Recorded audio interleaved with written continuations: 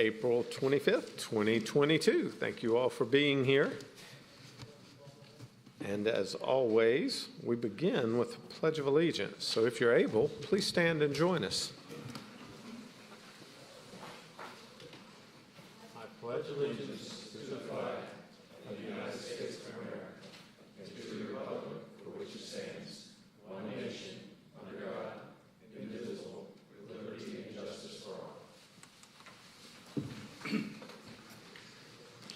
And I will note for the record that all members of council are present and accounted for except for Councilman Mitchell. I don't believe he'll be joining us this evening. First item up on the agenda this evening will be the presentations. And this is the 2022 Building Safety Month. So if I could, I'd like to ask Mr. Booker and Kathy Cook, Director of Community Development, to come on and join me.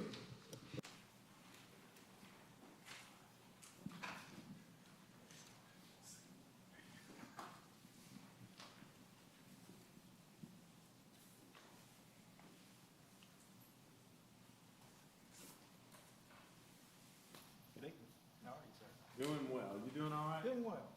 Good. Glad to see you here this evening. Appreciate this opportunity to recognize you and your professionals and all that you do to make this city what it is today.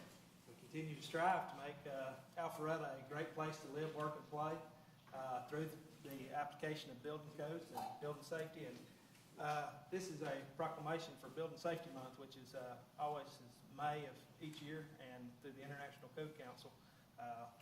They recommend that we get a proclamation from our local governments, and so that's what I've asked for tonight. Good. Anything to say? I'll just add that of working with JB and his team, I've always seen them go above and beyond to make sure that they keep up with what's happening in the state. They've actually, JB won't talk about it, but he has been down to the Capitol to make sure that any of the changes that are passed at the Capitol, that they don't affect Alpharetta. They really go above and beyond, and they never cut corners. And I think a lot of people saw over the last couple of years, your home became also your place for education. It was the place to work. And I think a lot of people started thinking about their built environment a lot more. And I just want to congratulate him and his team. They've always done a great job for Alpharetta. So thank you. Thank you. Councilman Mark? Are y'all good? Thank you. So I will read this proclamation, and it is a proclamation by the Mayor and Council of the City of Alpharetta, Georgia, Building Safety Month, May 2022, Safety for All, Building Codes in Action. Whereas the City of Alpharetta is committed to recognizing that our growth and strength depends on the safety and economic value of homes, buildings, infrastructure that serve our citizens both in everyday life and in times of natural disaster. And whereas our confidence in the structural integrity of our community is achieved through the devotion of our building safety inspectors and officials, fire marshals, architects, engineers, builders, tradespeople, design professionals, laborers, and others in the construction industry who work year-round to ensure the safe construction of building and infrastructure. And whereas these individuals are dedicated members of the International Code of Council, a U.S. organization that brings together local, state, and federal officials who are experts in their profession and create and implement the highest quality codes to protect in the buildings where we live, learn, work, worship, and play. And whereas our nation benefits economically and technologically from using the international codes, our government is able to avoid the high cost and complexity of developing and maintaining these codes. The international code is the most widely adopted building safety and fire prevention codes in the nation. These modern codes include safeguards to protect the public from natural disasters such as hurricanes, snowstorms, tornadoes, wildland fires, floods, and earthquakes.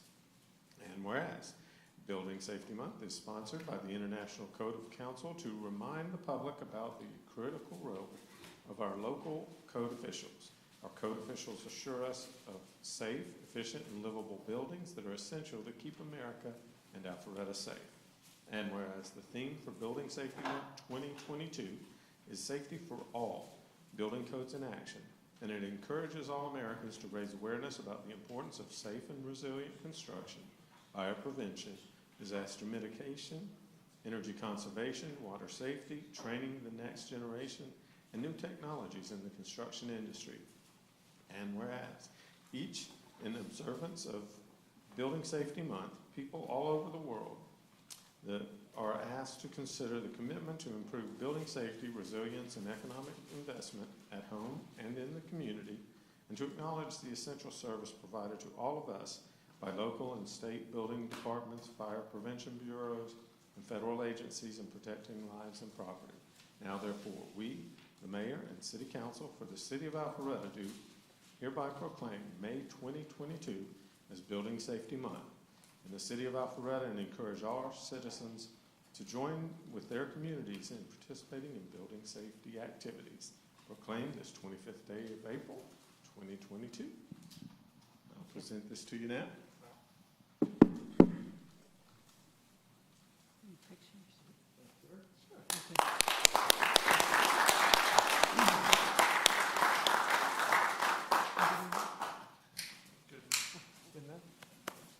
Thank you.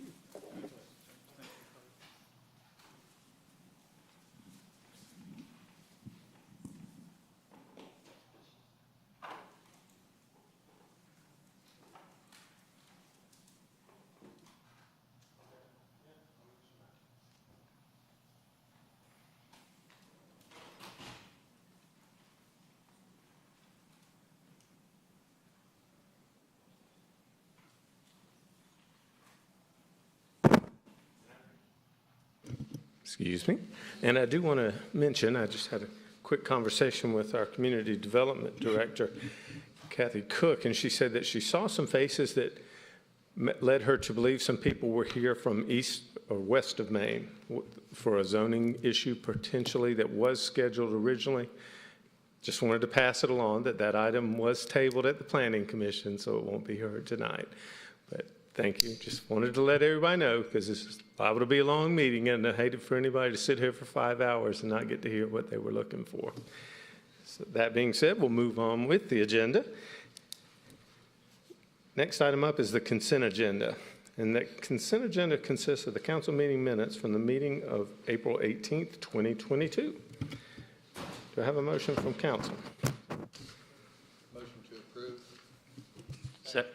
Have a motion by Councilman Heights, a second by, I believe that was Councilman Dorito.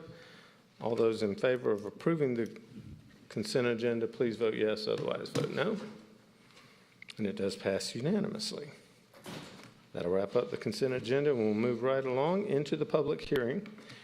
First item up under the public hearing agenda is V-22-09, Kimball Bridge, 154 waiting period variance. Director Cook, I believe you have this item.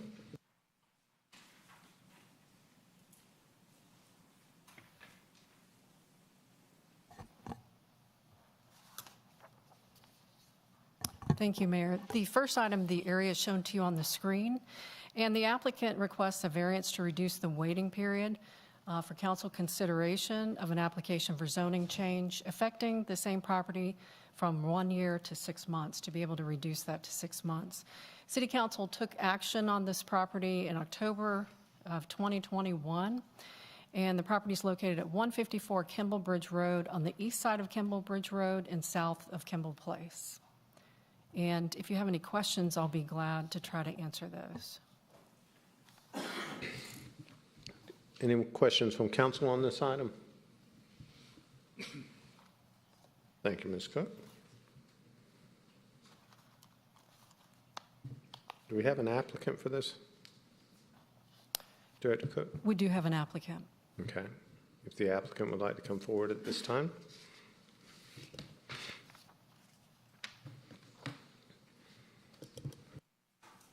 Good evening. I'm Matt Viverberg with the development team, and just due to market conditions that we've found right now the need for more parking. We have a minimum parking ratio for the site, and we'll explain a little bit of this later. And looking at market conditions, it was necessary to park more, which we understand is what the City of Alpharetta would prefer for this site as well. But to do that, it required some condition changes, 2 condition changes. So that's what this application is about and what we would ask that you consider for us tonight. Thanks, sir. Any questions for the applicant from council? Thank you very much. Ms. Shapiro, do we have any public comment cards on this? No, sir, we do not. But if there's anyone that would like to come forward and speak on this item, now's your chance. Seeing none, we'll close public comment. To have a motion from council. Yes, sir, Mr. Mayor, I'd like to make a motion to approve V-22-09, Kimball 154, waiting period variance. Second. We have a motion by Mayor Pro Tem Merkel and a second by Councilman Dorito, and that was to approve V-22-09, Kimball Bridge 154, waiting period variance.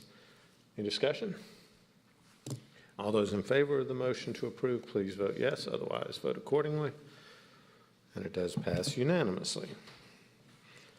Now, Ms. Cook, we have the secondary item for the public hearing is PH-22-05/V-22-06/Kimball 154, change of condition and variance. Thank You have the floor. Thank you. So the item before you, the submitted request, if it was approved, would allow for an increase to the height of a parking deck from 3 stories to 5 levels, from 3 levels to 5 levels. Property was recently approved for a 3-story, 120,000 square foot office building with parking deck and adaptive reuse of the Bailey Johnson School and the gymnasium buildings.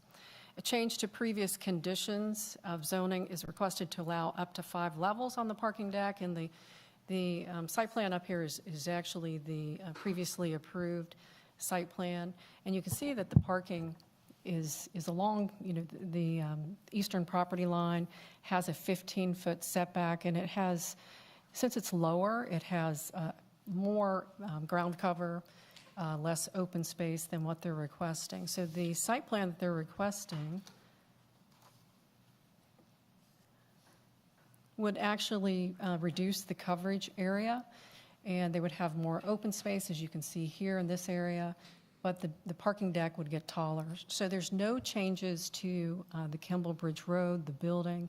The change is limited to this area.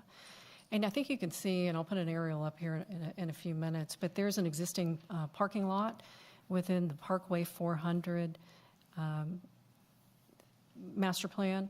And this area was required to be open space, so it's planted pretty heavily with pines. They planted that several years ago, probably over 20 years ago. So very heavy tree coverage in this area.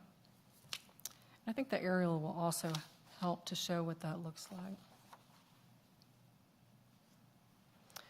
So here is the outline of the property where the new office building and parking deck will be built in this area. And this is the green coverage that exists along that parking lot. So there's a lot of screening along the back. And although they're requesting to go from 3 levels to 5 levels, it's still shorter than the building. And I have some elevations to show you what that looks like.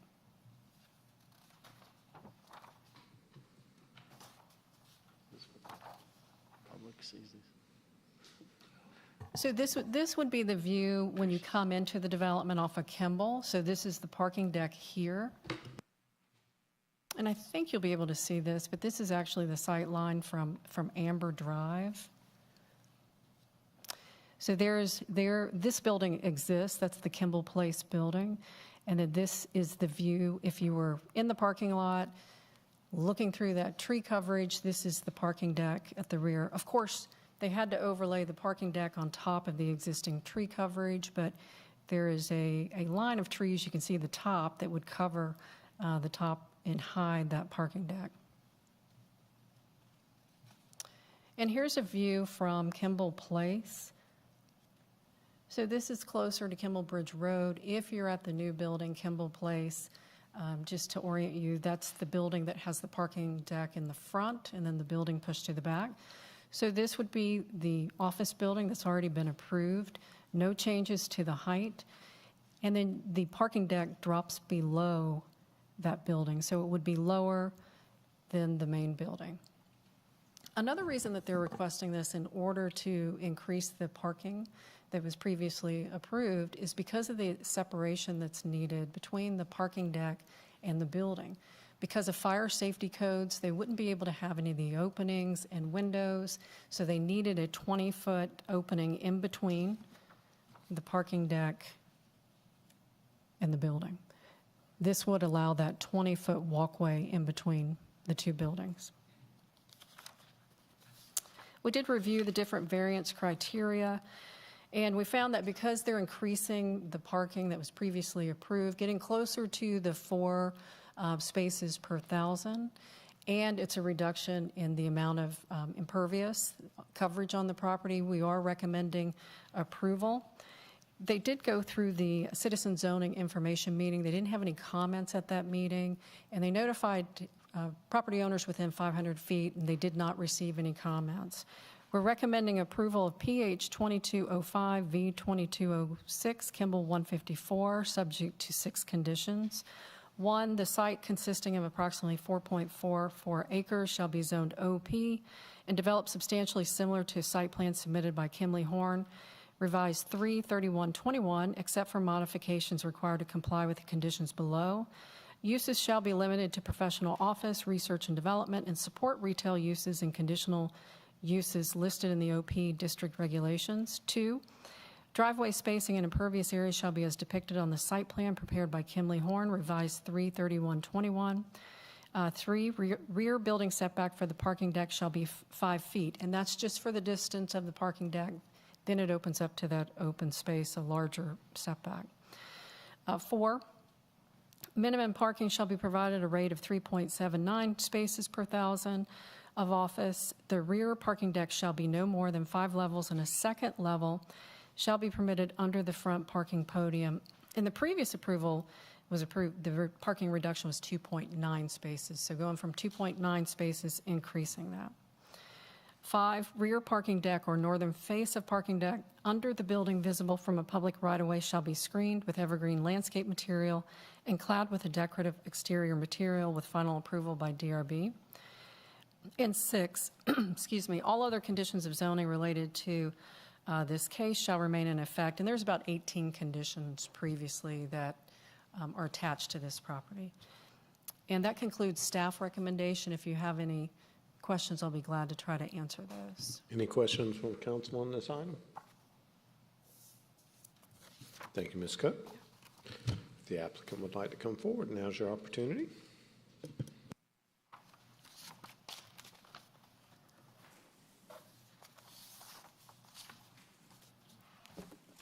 Good evening. I'm Matt Viverberg with the development team again, and wait for some of our imagery to get up here.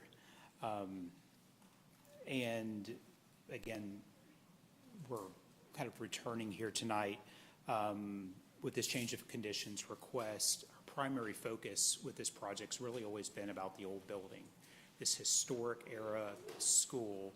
And I'm going to walk, I know we've shown this before, but I'll be a little bit redundant and show some of the before and afters and what we're trying to accomplish, and then how this changing condition interweaves into the entire process and the ask that we have here tonight.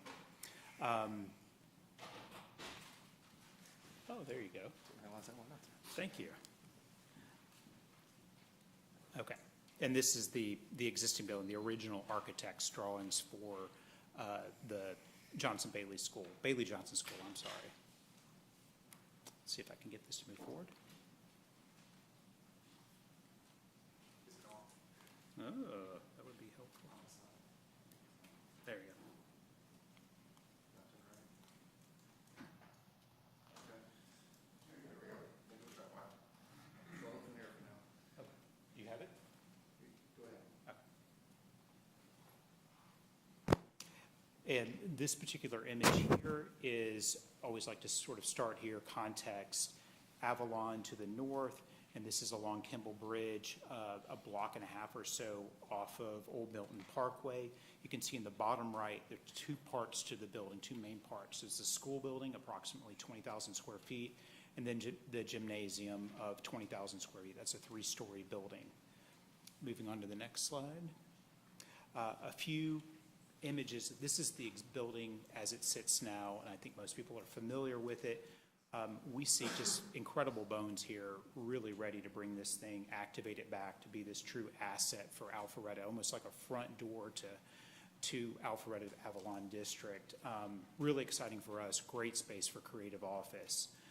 Moving on to the next slide. This is the gymnasium. Again, right now, I think beyond, now all the windows are boarded up to sort of protect the integrity of what is there so we can save it. But kind of gives you a glimpse of what the building is now. Moving on to the next slide.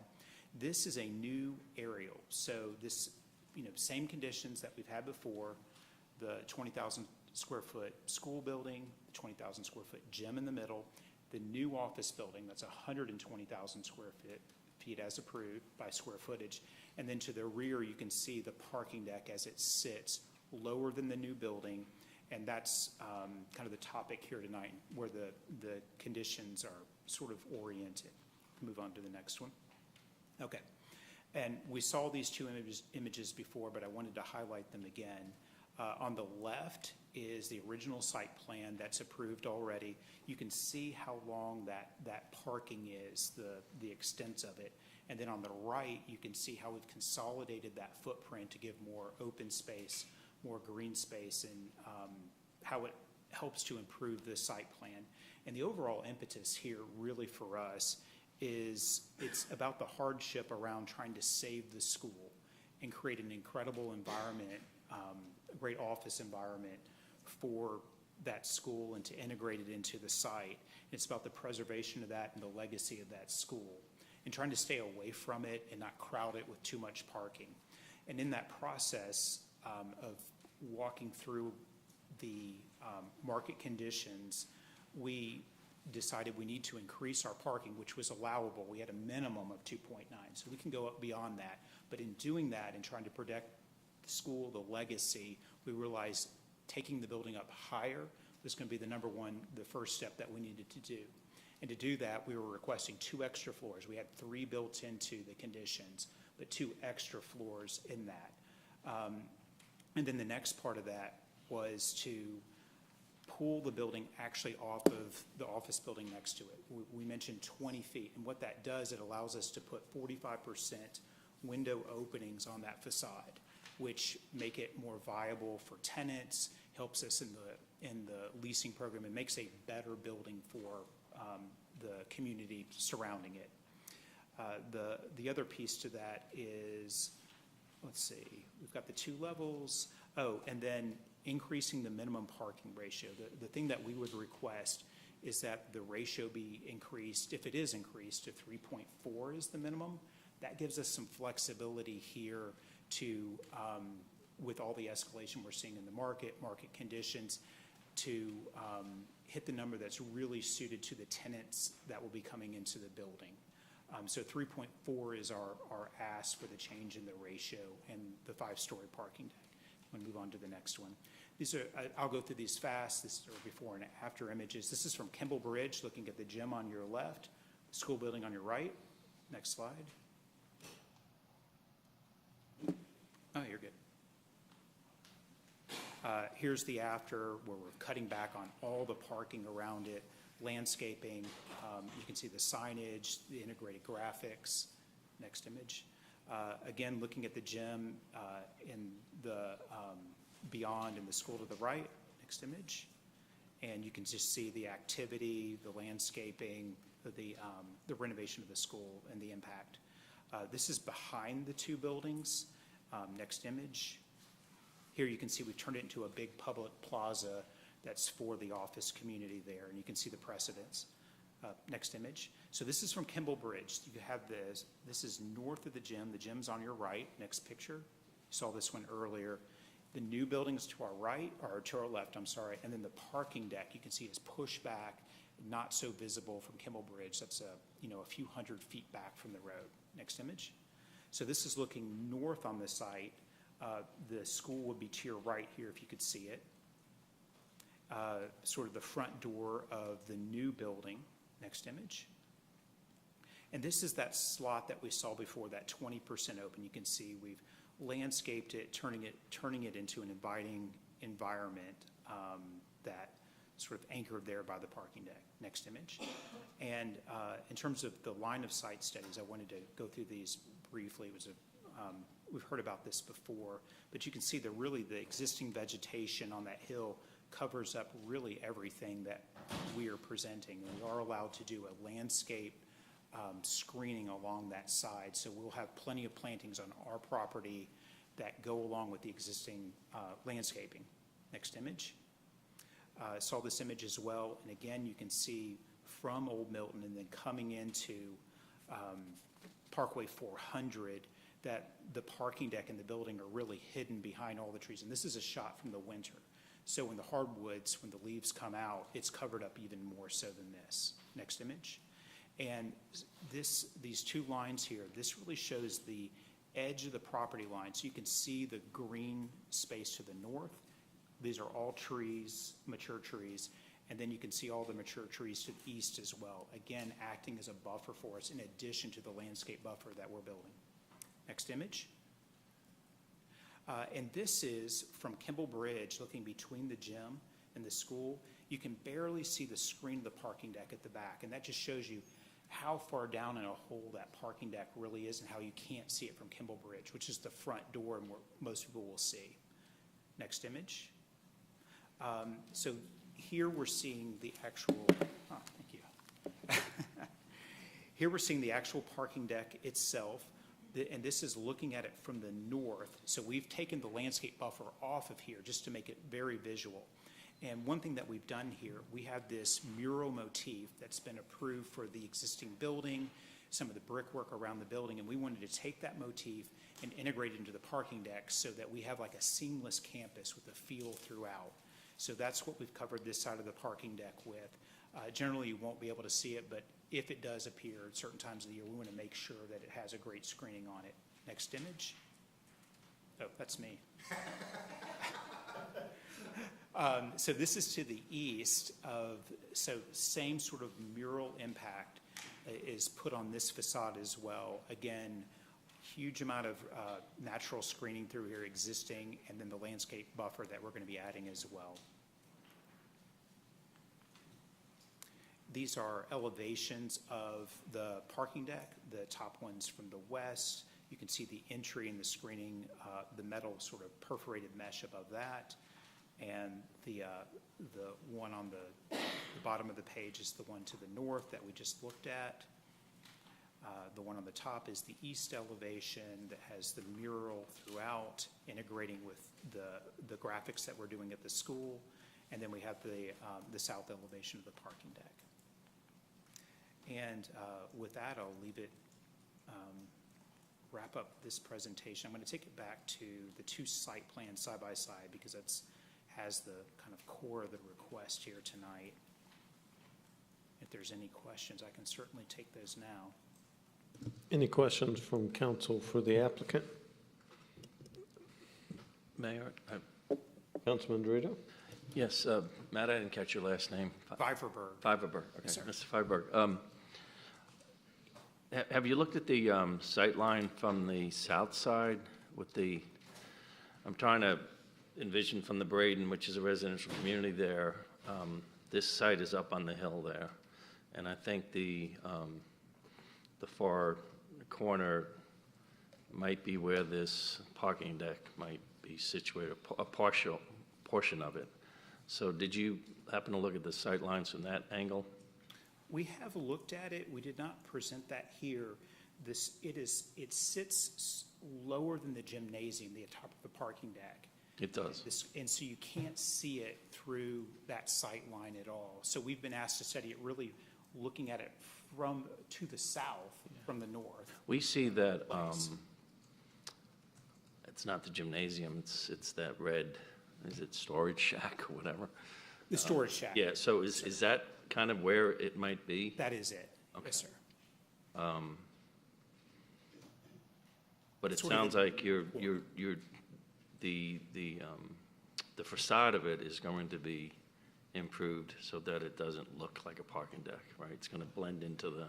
Correct. Because that's my only concern is what those residents will see when that parking deck is built and the height of it. That's right. That's right. Most of it is actually blocked by the school itself, and anything that were to come over the top, the whole thing takes on the same mural that we're applying to the actual school itself, so it feels like an integrated grouping of buildings on a campus. One other question. If this is approved, and obviously you remove the old parking deck and open up that green space area, is there any intentions to potentially develop that green space in the future? There is not under our plan at all. We're locked down to the 160,000 square feet, and So what will that green space, will it just be green space, or will Yes, it be sir. used for anything other than a grassy area? just a grassy area and some detention there, and then integrated in with the landscaping. Underground detention, or This would be a landscape bioretention area. like a wet And then we have an underground detention area wet as space? well. Yes, sir. Whatever they refer to that, okay. Yeah. All right, thank you. Councilman Hypes? Out of your 584 proposed parking spaces, are you going to be having EV charging stations? Yes, sir. We've got, and my apology for not knowing the number offhand that I believe it's in the application. But we are providing a minimum. I can give that to you. That's okay. Thank you. It's a requirement for our tenants, to be frank, more so than what the number City of Alpharetta would ask us to deliver. I do have a question for you. As I've reviewed this, much of it I think makes sense as far as consolidating the footprint and all of that. The challenge I have is you're asking for the variance to a 5-foot setback. And so I'm a little curious, because it's a 5-story parking deck. How are you going to build a 5-story parking deck without intruding onto the adjacent property owners if you only have a 5-foot setback? Right. Well, so our general contractor, Winter Construction, has worked through logistics on this, and we have a plan to do it. I'm not a construction expert, but we are working with the neighbor. Are they here? Logistics. Are Winter Construction here? Winter Construction, no, sir. So you don't have an agreement with the adjacent property owner yet? Well, we have a plan without it, and we have a plan with it. So if we have the agreement, we will work with them on it, but we have a building logistics plan to build it without that. Working with the 5-foot setback, especially in an urban area like Atlanta, they're used to working in those conditions. I'm not saying it can't be done. I'm skeptical. And the reason I say that is because you're counting on that green space right behind that to help shield the additional height. And yet, I know it can be done. 5 feet is shorter than I am. Yes, sir. And that's not much room for error to build a 5-story parking deck. So I do have a bit of a concern, and maybe we can see if there's some kind of condition that everybody can find acceptable, but that's not much room for error back there. And I don't want to see any additional trees taken down if we don't have to. No, we understand. Okay. Thank you. Any other questions from council? Thanks, sir. Ms. Shapiro, do we have any public comment cards? Not for this item, sir. But if we do have anyone that would like to come forward and speak on this item, now is your chance to do so. Seeing no one, we'll close public comment. Do I have a motion from council? Yes, sir, Mr. Mayor, I'd offer a motion tonight to approve PH-22-05/V-22-06, Kimball 154, changing conditions and variances presented tonight by staff.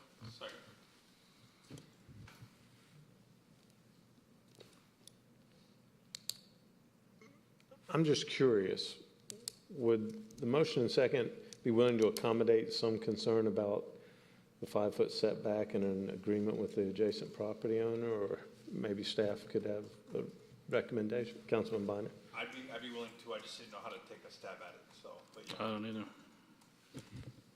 Kathy, would you like to give us any suggestions on how we could resolve that? think it would be in addition to number 3, rear building setback for the parking deck shall be 5 feet. In addition, no off-site trees shall be cleared for the construction of the deck.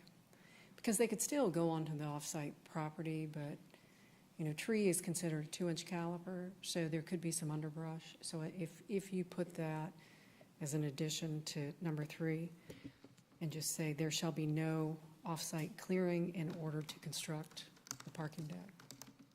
I think that's what you were looking for.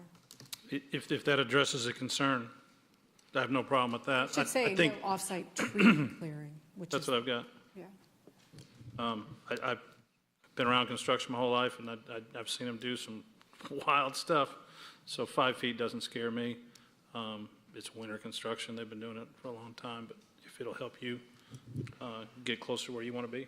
Well, I think it would, only because as they try to work with the adjacent property owner, if they can acquire a construction easement for 25 feet, then they might have the ability to clear cut that 25 feet just to make it a lot easier. Not that it can't be done, but I'd feel better knowing that it wasn't going to be done. You're fine with that? Give me the wording and I'll put it. Right now you're saying add to number 3, no off-site trees shall be removed in the course of this construction. Correct. I'll accept that. Jason? Councilman Bud? Accept it.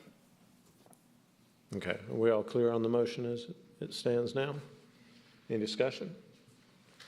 All those in favor of the motion to approve with the conditions as outlined by staff and as amended by Mayor Pro Tem Merkel and Binder, please vote yes, otherwise vote accordingly.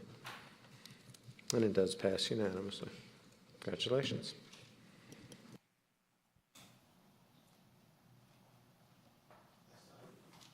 Turn my microphone back on. Next item up under public hearing items is Z-22-03/V-22-02/Toll Brothers/Kimball Bridge Road. Mr. Woodman, you have the floor.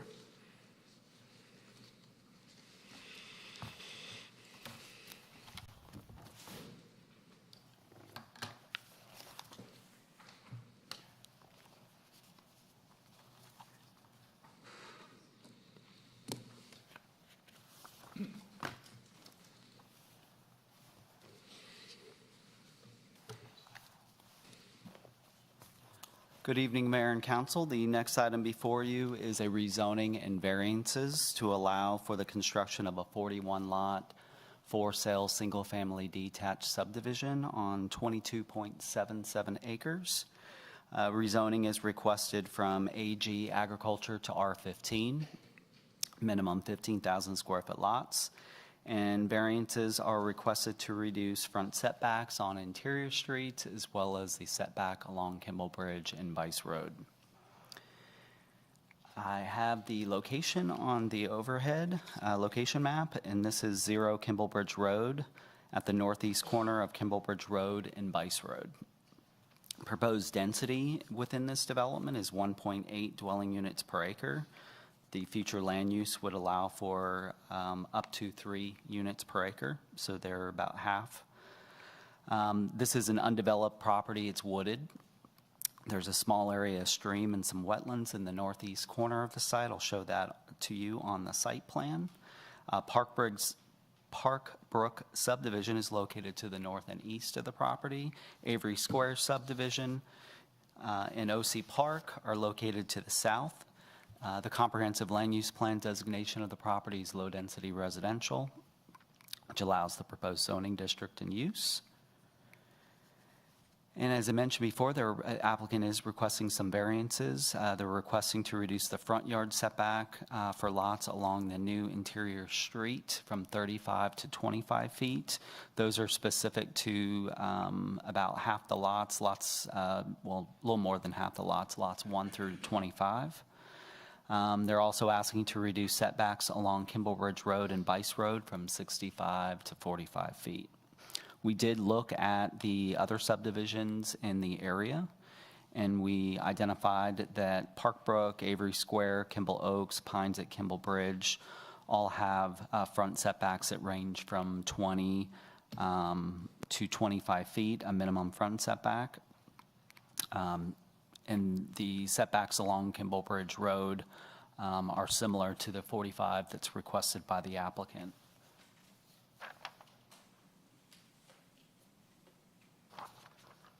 This is the applicant's site plan, and I've got a color site plan. I'm not sure if that's going to show up as well as this one, but we'll try it. All right. So this is the applicant's site plan depicting the 41 lots. Access is from the existing signal at Bice Road. So Bice is offset on the south side. They are lined up with the Bice on the south side of Kimball Bridge. And then Bice Road north of Kimball Bridge is along the western boundary of the property over here. The lots are oriented to the interior of this property with a new internal loop road. As I mentioned, the 45-foot setbacks along Kimball Bridge and Bice. 25-foot front setbacks for the lots on the exterior of the road. And they are proposing 35-foot setbacks for the lots on the interior of the loop road, which is consistent with the R15. They are requesting those variants in response of concerns heard from the neighbors to the north and east at Park Bridge. Their attempt is to pull the houses further away from Park Brook.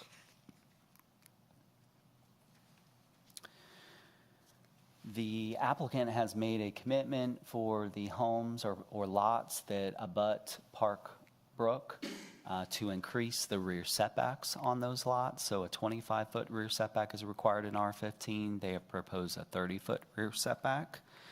The applicant is also committed to a 10-foot planted buffer along the common property line with Park Brook subdivision. The city's code does not require a buffer between residential developments. Only a 50-foot undisturbed buffer is required when residential abuts commercial. Go back to the other site plan real quick just to show you the stream and wetlands that I mentioned before. So the stream is reflected with the circles around the buffers. This is an intermittent stream here. And then these are the wetlands in question. The applicant is proposing to fill the wetlands. It is believed that the linear configuration of these wetlands are a result of the stream being piped, which begins at this location on the Park Brook side. So when Park Brook was developed, a section of the stream was piped over where the homes are, as well as where there's a road here, and then it opens up into a stream further into the development. Let me show you that on, I don't know how well it's going to show up on this map. Michael, Yes. can I interrupt you here before going further? Yes. It's been a notice of an error. A lot of people that had the handout out there shows this is 43 lots. That's a misprint. It's 41 and has been 41 since prior to that. So I don't want anybody out there stewing going, hey, wait a minute, there's 43. Yeah. Yeah, the initial application was for 43 lots, and as a result of making some tweaks to the site plan, they're at 41 currently, yes. So this is the applicant's property, sits approximately in this location, and just to show you where that stream, it was piped. So it's piped up to this point, and then it opens back up. This reflects where the stream is open on the Park Brook side.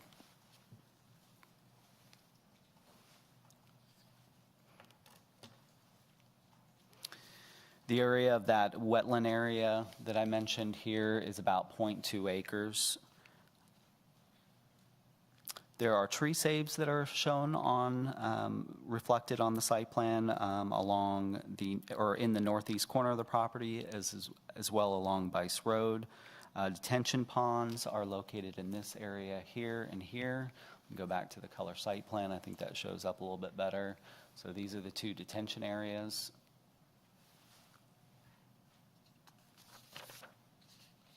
There is a violation on the property, as is typical of a property approaching public hearing request. Developers typically do a geotechnical investigation of the site.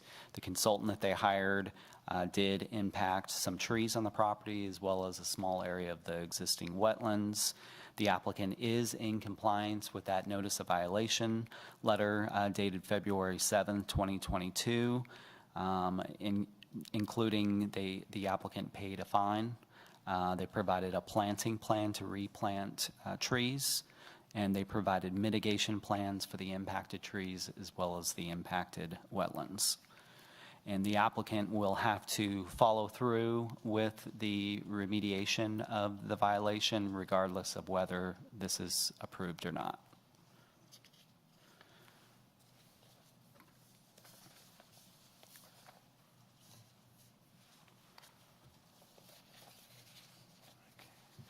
The applicant also provided several examples of homes in subdivision that are reminiscent of the types of homes that they would like to build within this subdivision.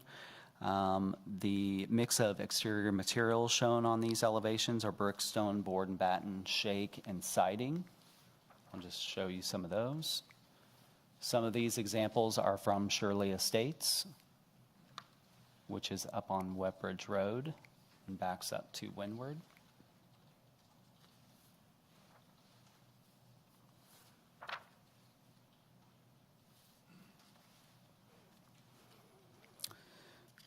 We looked at the traffic. The proposed 41-lot subdivision would generate 35 a.m. peak hour trips and 45 p.m. peak hour trips.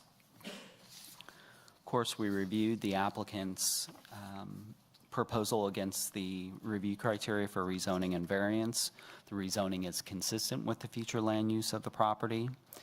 As I mentioned before, the future land use would allow up to 3 units per acre, and the applicant is requesting 1.8. We believe the R15 district would have the least impact to surrounding properties and would exceed the minimum lot area and lot widths of the adjacent subdivisions. As previously mentioned, the applicant is also in response to concerns voiced from the residents in Parkbrook. They have increased the rear setback of the homes that back up to Parkbrook to 30-foot setback from 25, and they're also showing a 10-foot planted buffer adjacent to Parkbrook.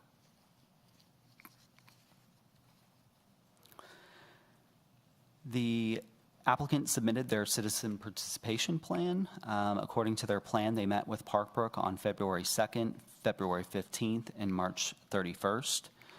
There were several concerns that were identified by Parkbrook homeowners: surface water runoff, increased building setback adjacent to Parkbrook. Specifically, they were requesting a 100-foot setback, which included a 50-foot buffer. They asked that the developer not disturb the wetland area. They wanted the detention ponds to be relocated. Fencing and landscaping between the proposed development and Parkbrook. Landscaping and tree saves along Kimblebridge Road. Concern over the applicant requesting smaller lots than minimum 15,000 square foot lots. City also received correspondence from residents in Parkbrook with similar concerns that I just read. We also showed this to the public at the Community Zoning Information Meeting on March 9th, and we also heard similar concerns that I just read during that meeting. This item was presented to the Planning Commission on April 14th. Staff recommended approval subject to 27 conditions. There were several public comments at that meeting in opposition to the request with the following concerns: larger setback buffer adjacent to Parkbrook. A lot of the concerns that I read before, just a few that I didn't mention: impacts to wildlife. Specifically with regard to stormwater runoff, it seemed like the existing stormwater runoff problems seemed to be a big issue. There was a lot of concern about homes, concerned voice about the homes being 3-sided brick. And then there was a comment from a resident suggesting a berm adjacent to Parkbrook. After discussion, Planning Commission recommended approval to the subject to the staff recommended condition and making changes, conditions 8 and 13. That was a 4-2 vote. With that, Planning Commission's recommendations, 27 conditions, and I'll go through those. Condition 1 is the site plan specific condition, tying it to the McFarland Dyer and Associates site plan dated April 5th, 2025. Condition 2 addresses the home elevations and architectures, specifically refers to the home elevations that I showed you. Those are labeled Exhibit A.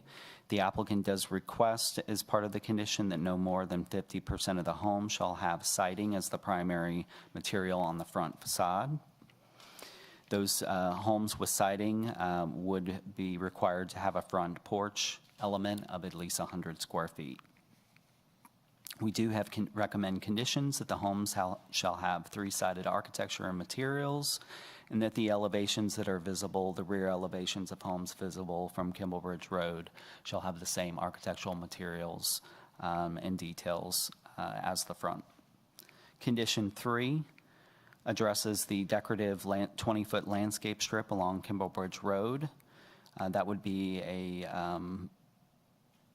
aesthetically pleasing landscape strip, as well as serving as a screening landscape strip as well. Condition 4, a 10-foot no access easement shall be recorded on the final plat along the road frontage on Bice Road, Kimblebridge Road, and the project entrance, just allow to prohibit more than one point of access to the lots. Condition 5, minimum 10-foot landscape strip shall be provided along Bice Road.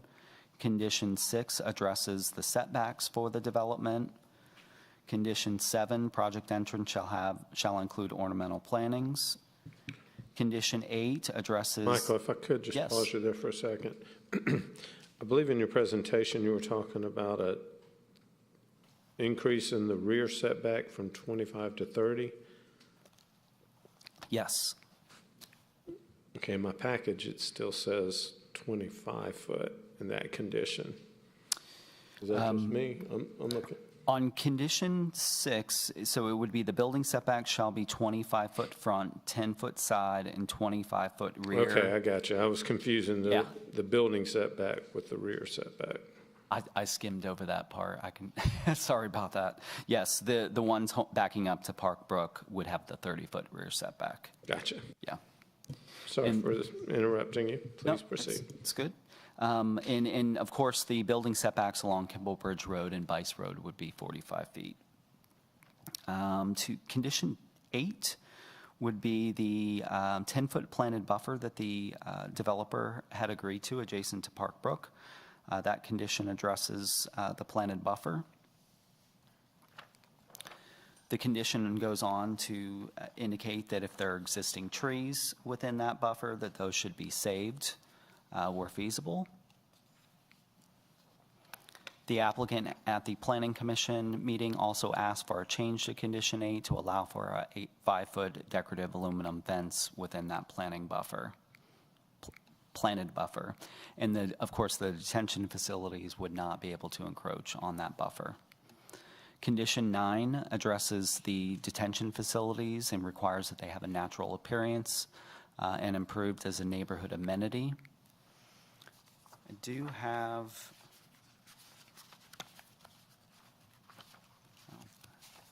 thought I had some pictures of what that might look like.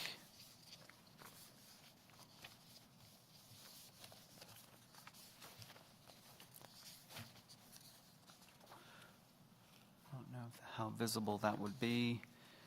This is an example of a detention pond in a townhome community in Milton. You've got the walkway around the pond, and it has a more natural appearance to it. It is not in the packet. It was just an last-minute example.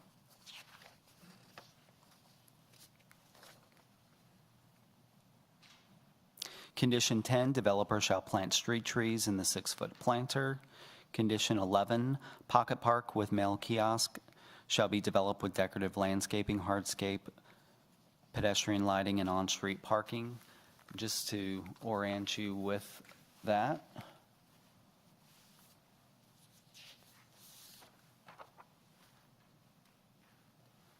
The mail kiosk area is in this area here.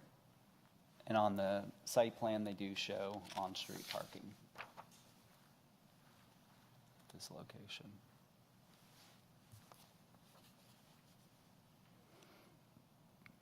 Condition 12 addresses the streetscape, improvement of the streetscape along Kimblebridge Road. Condition 13 requires that the developer dedicate approximately 5 foot of right-of-way along Bice Road frontage. Condition 14 requires the developer to remove exotic and invasive trees and shrubs from the stream buffers and tree save areas and replant where sparse. Condition 15, unfinished wood fences and decks shall not be visible from Kimblebridge Road or Bice Road. 16, developer shall complete remediation measures outlined in the February 7th notice of violation letter prior to the final site CO. 17, planning plan shall be implemented substantially similar to the plan prepared by Ironwood dated 4/6/2022 as approved by staff. 18 is the tree save condition referring to the O'Leary Design Group plan dated 3/29/2022. 19, developer shall identify and save additional tree groupings and trees of quality outside the required stream buffers. 20, all required permits and variances related to the 0.2 acre wetland encroachment shall be approved prior to the issuance of a land disturbance permit. 21, developer shall be responsible for all costs associated with upgrading the signal to accommodate new development. Traffic signal modification to be complete prior to the final plat. 22, streets less than 24 foot wide shall be marked no parking. 23 is the fire marshal condition with regard to the fire department access road. 24, developer shall provide an eastbound left turn lane on Kimblebridge Road at the signalized entrance to the site. That would be eastbound left turn lane into the site.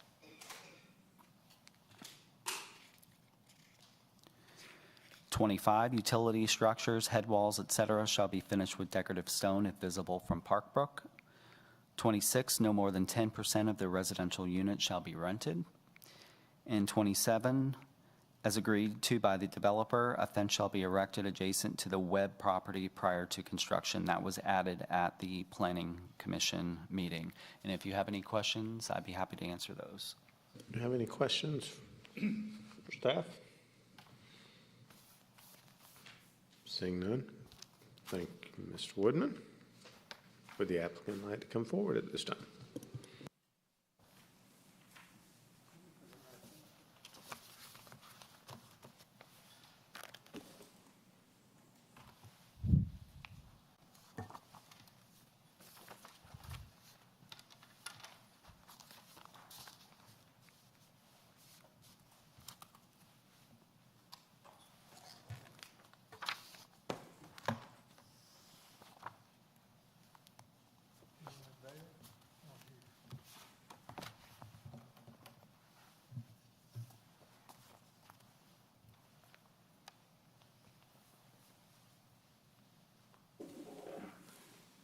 Mayor and members of the council, I'm Don Rollator. My address is 200 Foothills Parkway, Marble Hill, Georgia. I'm here tonight on behalf of Toll Brothers. I'm here with Jake Meek, who's the Director of Land Acquisition for Toll Brothers, and with Chris McCrary, who's the Director of Planning for McFarland and Dyer Associates, which is a Gibson company. Toll Brothers is a national builder, a builder of excellence. They are establishing quite a footprint in the state of Georgia and particularly in North Fulton County. Michael did an excellent job of describing the property. I won't wear you out with that. It's 22.744 acres. It's presently zoned AG, which is the way we bring property in from the county when we acquire it. And the proposal is to develop it to an R15. The property kind of is hilly. It slopes from front down on Kimblebridge Road, lower in the back along Park Brook. Park Brook is the buffering neighbor all along the north and east boundaries. Kimblebridge Road is the south boundary. Bice Road is a portion of the west boundary. Bice Road in that area is a gravel road, undeveloped, unimproved.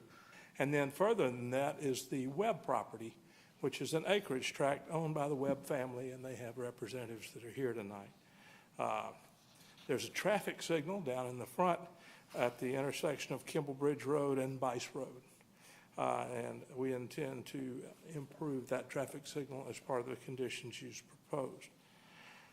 It's a proposal for 41 homes, as shown on the site plan. The density is 1.8 units per acre. Lots are a minimum of 15,000 square feet per acre. Every lot in this subdivision is a minimum of 15,000 square feet. The minimum widths are 100 feet. Park Brook, our neighbor, is zoned CUP with a minimum lot size of 11,500 feet and a minimum width of 80 feet. This proposal is in compliance with the comprehensive plan and the future land use plan. It is low density, which can go all the way up to 3 units per acre. We're at 1.8. Applicant has requested 2 variances.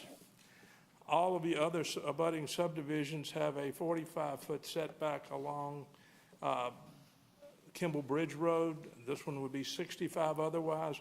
We can do more with the lots, more with the homes, and make a better statement with this variance, which matches or is better than every other setback in that area along Kimball Bridge Road. More importantly, we've asked to reduce the front setback for the interior road all along the perimeter. It's 35 feet by code. We're asking that that be brought up to 25 feet so that we have the opportunity to pull the homes, A, closer into our development, and B, further from our budding neighbors in Park Brook. Staff has recommended approval of both of these variance requests. Applicant has agreed to increase the rear building setback along all of the lots abutting Park Brook from 25 feet as required by code to 30 feet. That's shown on the site plan. Applicant has agreed to require the subdivision HOA to maintain the stormwater management system on a scheduled basis. This is not a fire drill, oh, it's backed up, go fix it. This is a scheduled maintenance item, and part of the homeowners' dues paid each month by the people who will buy these homes will go to the continuing maintenance of those detention ponds so that they are both functional and sightly and attractive. Applicant has agreed to increase the rear 5-foot landscape strip, which is required along the Park Brook property, and to do it as a 10-foot landscape strip, landscape to buffer standards. I want to ask Chris to show that to you and to take over for just a minute and discuss it, then I'll continue.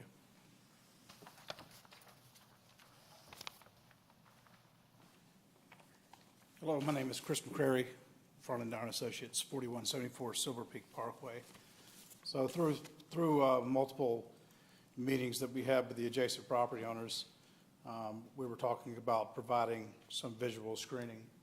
And so we've developed in the areas that are adjacent to Park Brook subdivision, enhanced landscaping areas here along 16 and 17, 10 through 14 as well. We also did some cross sections, as you can see here, to kind of show the line of sight distance from view up to the proposed homes down to the existing a little bit higher, as you can imagine on that.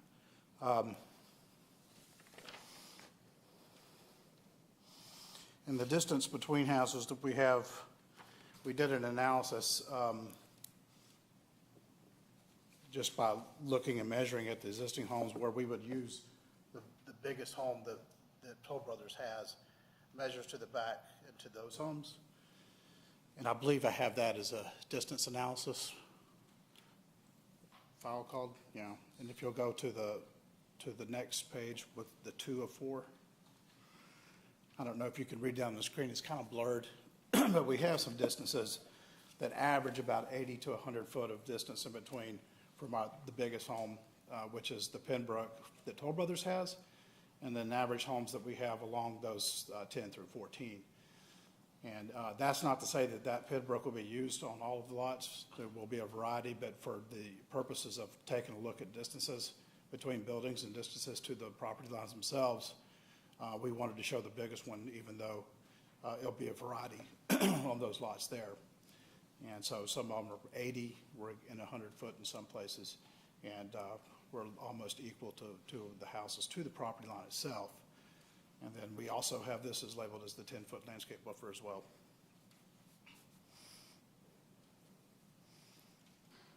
Don?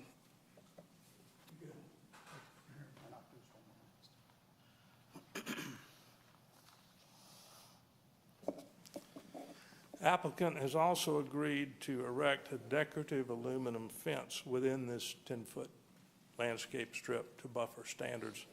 For two reasons: it appears to be wrought iron, it's very attractive. More importantly, it also creates a barrier so that there is no pedestrian transportation between the subdivisions, which was a concern to us and our neighbors. There's also a 10-foot no access strip we've agreed to along these property lines so that people can't erect pathways or gates or whatever else to allow interparcel access that is not desired. On the Kimball Bridge road frontage, we will heavily landscape that, including tree plantings, knee walls, and create an entry statement where the subdivision street accesses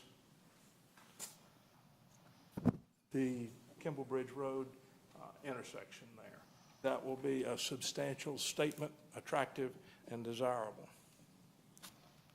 The homes that are planned, Michael has shown you the designs for, will be 2 stories with a basement, where a basement will fit, with a variety of architectural themes. These houses are designed to sell from $1.3 million upward. It's interesting to find that with Toll Brothers, many of the property owners who want to buy one of these houses demand a great deal of input into the appearance of the structure based on what they want and what they see in the overall community. So we have provided multiple examples, and Michael showed them earlier, and that was intentional, it was on purpose. The most important thing I want to stress tonight, and I'm going to turn it back over to Chris to do it, is that the detention facilities are in 2 locations along the north boundary. At the bottom of those detention facilities, there will either be a wall or a berm. The hydrology study will dictate which it is. We have committed by condition that if there is a wall, it will be covered or faced in stone or brick, subject to staff approval, so it appears very attractive. If it's a berm, if it's earthen, it will be heavily landscaped and made to be attractive from the people on the other side of it. Chris has done a fairly extensive study on existing conditions for surface water on this property, which is totally undeveloped. It's attractive woods. And surface water management once this property is graded and the detention facilities are designed. Chris, I'm going to let you take back over at this time and explain what you found there. Thanks, Don.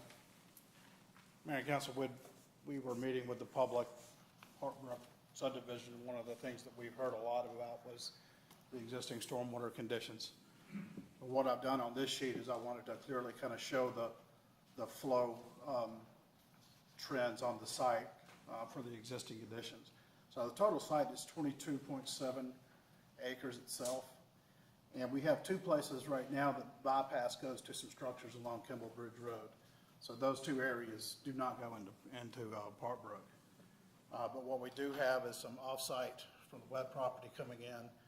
And really there's a strong swell that comes in this way. But that's left at 20.2 acres of sheet flowing onto the site at Parkbrook subdivision right now, minus the bypass. So we have 2 low points, major low points here with the head wall here, and another low point here. And so, of course, when you're doing stormwater design, you have to start at the low point and move forward to move up. Same with sanitary sewer. So you have to start at the low point and move up. So that's dictates the locations that we have to place for the detention ponds themselves. But at 20.2 acres, sheet flowing onto the site and point there and a point there, I can believe there's probably some conditions out there that aren't in heavy rain events is probably causing some scouring and some flooding. I have no doubt about that. But what we would like to do is take a look at reducing this amount of sheet flow down to a minimum and then provide as much as possible into the detention ponds. And what I've got on this drawing shows flow areas of the development conditions.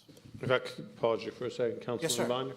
Sorry, I'm trying to split to see that previous one. Is that digital in our documents and what page, or can you all send us a digital version of that? Yes, I can. This was an analysis done after planning and zoning because we heard quite a bit about what the existing conditions are and then how implementing a design engineered detention system will improve downstream conditions. When was that done or completed? This was done last week.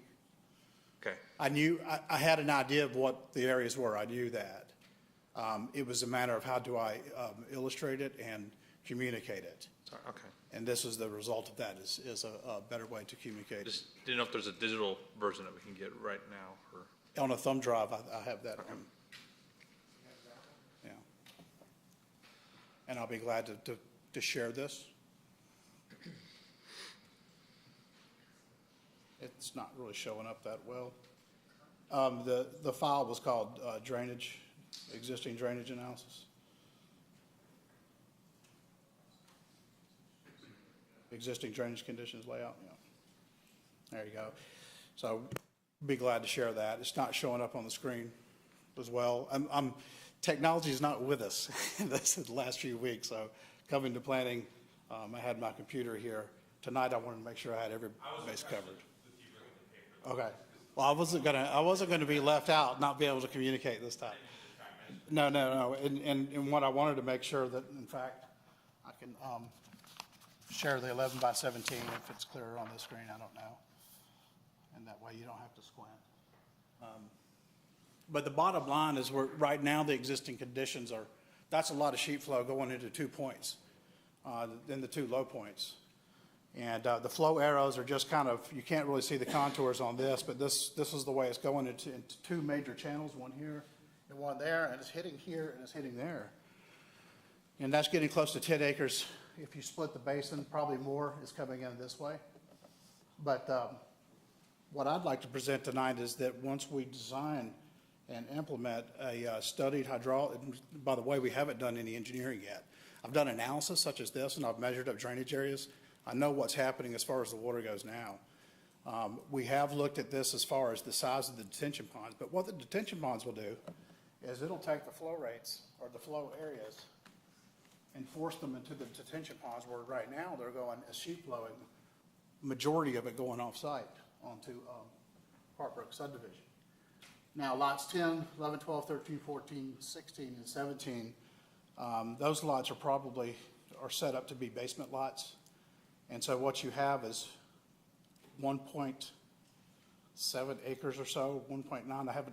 Depends on what the houses are, what the rooftops are, how we're going to drain it. But we know some of the backyard is going to continue to sheet flow, but it's going to be a minimal amount compared to 20.2 acres. At worst, we're looking at 1.9 acres of bypass back there, but even that can be reduced. And even that, we can probably get it into a number where we put something in the back where we can pick it up before it gets to Parkbrook. And that could be a condition of zoning where we work with Jill and her team to figure out something. Right now, since we haven't done a lot of engineering, it's tough to say. But we're looking at a reduction of flow area onto Parkbrook Subdivision, a reduction of 90, 95, 96%, and maybe even up to 98% once we figure out some systems we can put in place. So that's what I wanted to try to express today, that the detention system implementation, based on the code right now, is going to improve the drainage conditions by removing the flow area, reducing flow rate, and then taking the velocity that's happening out of these points almost down to zero. And I think if there's any questions, I'll be glad to try to answer that from the stormwater related. If I could just follow up on that diagram. So those two detention facilities will drain into underground piping that already exists? Well, we'll have to develop to get to the ponds. And then No, I mean leaving from the ponds. on the pond, we have to do an outlet control structure. And then the release of that right now, we would have to release it and they would get to these head walls. Okay, so they're existing head walls, so. Yeah, in Park Brook subdivision, there's a head wall here, a small one here, which we're probably gonna alleviate any flow to that one when we're finished done. And then we'll discharge there. Once it goes into the detention pond, what happens in the first 15 minutes of a rain event goes straight right now into Park Brook. And if we can get a majority of it, 95% of the flow area into the ponds, that detains it for the next 24 hours. And that is where your flood control happens. And you just control the water better than what it does now. And that's what So we're proposing. the head walls already exist. Yes, sir. Okay, it's just the majority of the water flow is not being directed into those head walls. They are, and they're coming fast and they're coming at a flow rate that's more than, because it's not controlled. So they are going to that point, and it is going to that point based on those flow arrows that I had on there.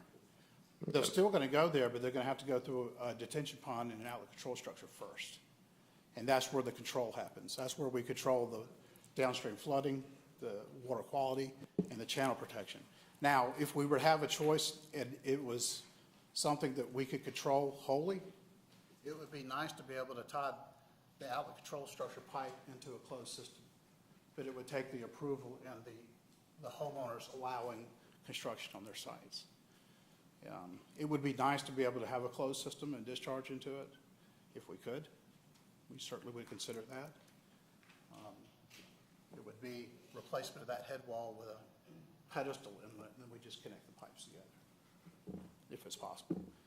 It's possible, but we would need approval for the homeowners to allow us to get on their property to do this construction. Thank you. Okay, yeah. Yes, sir. Councilman Banya? So, you're really making me think I might need glasses. 10 through 14, and I appreciate the analysis, and that it does not go unnoticed, the analysis that y'all done from Planning Commission where it was approved, but there were concerns. Yes. And y'all trying to, figure out how to alleviate those concerns. So thank you very much for that, for your entire team. 10 through 14, so we were discussing, and help me if I get the words wrong, swale or a berm, something to have mediation for the water flow between 10 through 14 to go east and west. So, but I'm still seeing the arrows keep pointing upward or north on there. So would the flow should be going east or west? East and west? Again, this is a good example of what I don't know a lot about right now is exactly how much bypass. This is what this gray area indicates along that. I'm just taking. That's a proposed berm, the gray area? And the gray area is the amount of square footage that I calculated that could possibly go back there. I haven't done micrograding yet, so I haven't set finished floor elevations. And I don't know exactly how those backyards are done yet because we haven't done the full analysis yet. But once we do, we're willing to talk about a condition of zoning that works with Jill to get that to go east-west. Right now, it would tend to probably go towards these head walls again and not get into the detention ponds because the backyards of a basement home might be lower than the detention pond bottom itself. We'll do whatever's feasible to try to get it in there, but without doing a lot of engineering yet, I just don't know. But we'll be willing to work with Jill's group and have a condition of zoning that could state something to the effect that, we work with staff to try to get it as feasible. It's always best to try to get 100% of the flow area, controlled in somehow. But you just get into a design situation sometimes where something has to bypass. But there are systems in place where we could do infiltration trenches. There could be some type of plantings that kind of soak up the water. There's ways that we can go about looking at it. Now, I think if we explore with staff, I think we could find a solution that works. I've been trying to get an answer on the pipes, the current pipes on the Parkbrook side. Sure. In your due diligence, have you looked to see who owns it or responsible? Is that, I've heard property owners and/or the HOA. Have you been? It's through, whenever you have a storm pipe serving a subdivision, is going, you know, if you look at a final plat, it'll have easements on it that have a certain amount of responsibility of maintenance inside the easement. Yeah. But it is on somebody's property. But if the county has to replace something on that pipe or something collapses in there, then that easement is there to be able to get and maintain those pipes. Okay. Same with our subdivision. Once we're done, if it goes through private property, it'll have an easement on it for our proposed pipes as well. Say that again, sorry. Once we design our subdivision, it'll be the same thing where we'll have Okay. stormwater conveyance with easements on them. And it's the same way with Parkbrook and it's every other subdivision in the city. I guess I feel more comfortable tonight knowing if I'm putting the onus on a property owner and a current property owner versus an HOA.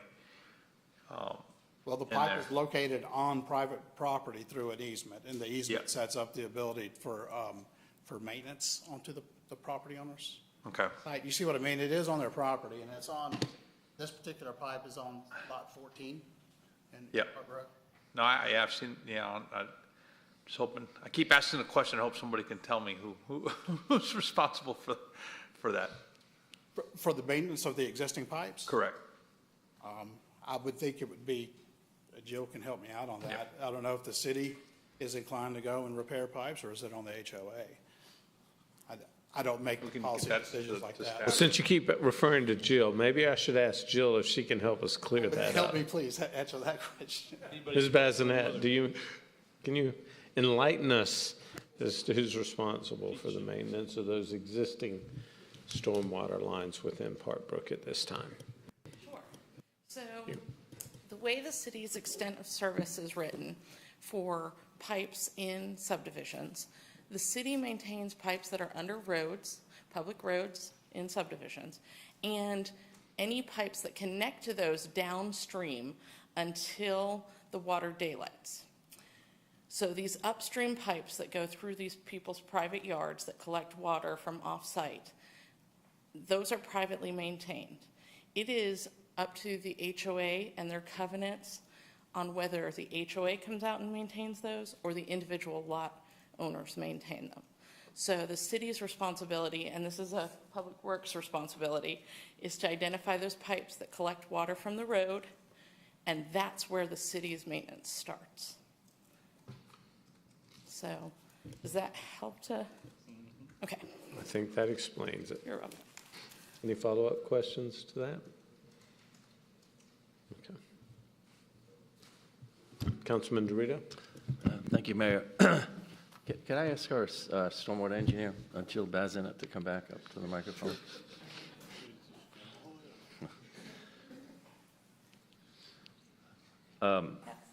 Let me just say, I attended the Planning Commission hearing and listened intently to our fellow residents and some of the concerns that were outlined here already this evening, so I'm not going to regurgitate those. But obviously, stormwater management is a critical concern, particularly to those homes that abut the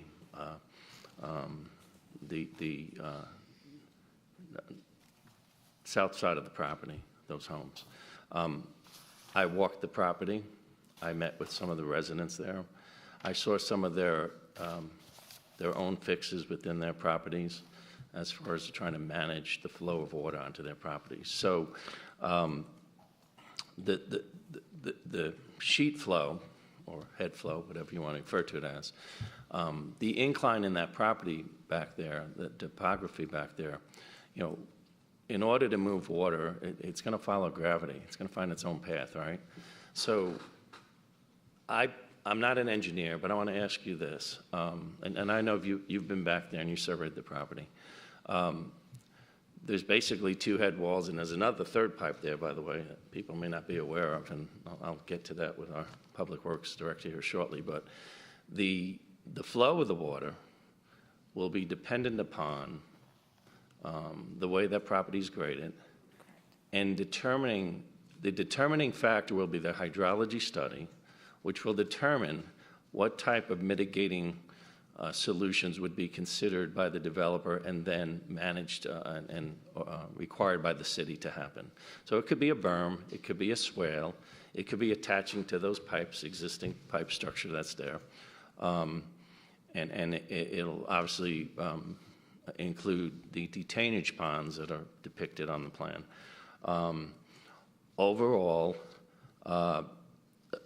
can you explain first and foremost what a hydrology study is, what it does, what the potential results might be, and how the city will then enforce the hydrology study results? Sure. So the applicant's professional engineer will do calculations. They will look at the entire site as it is today, undeveloped with the trees out there, and they will determine the runoff rates coming off of the site at those two key points. They will then take their site, grade it out, design where their pipes are going to go to take water to their detention pond locations, which are going to be in their two low points, and they will size those based on the release rates that are allowed based on pre-existing conditions, what it is today. They will hold water back and release it only at that maximum rate. A lot of times it's a little less because you're kind of working with those numbers and matching, making your pond as big as it needs to be to hold back the water to have that release rate low enough.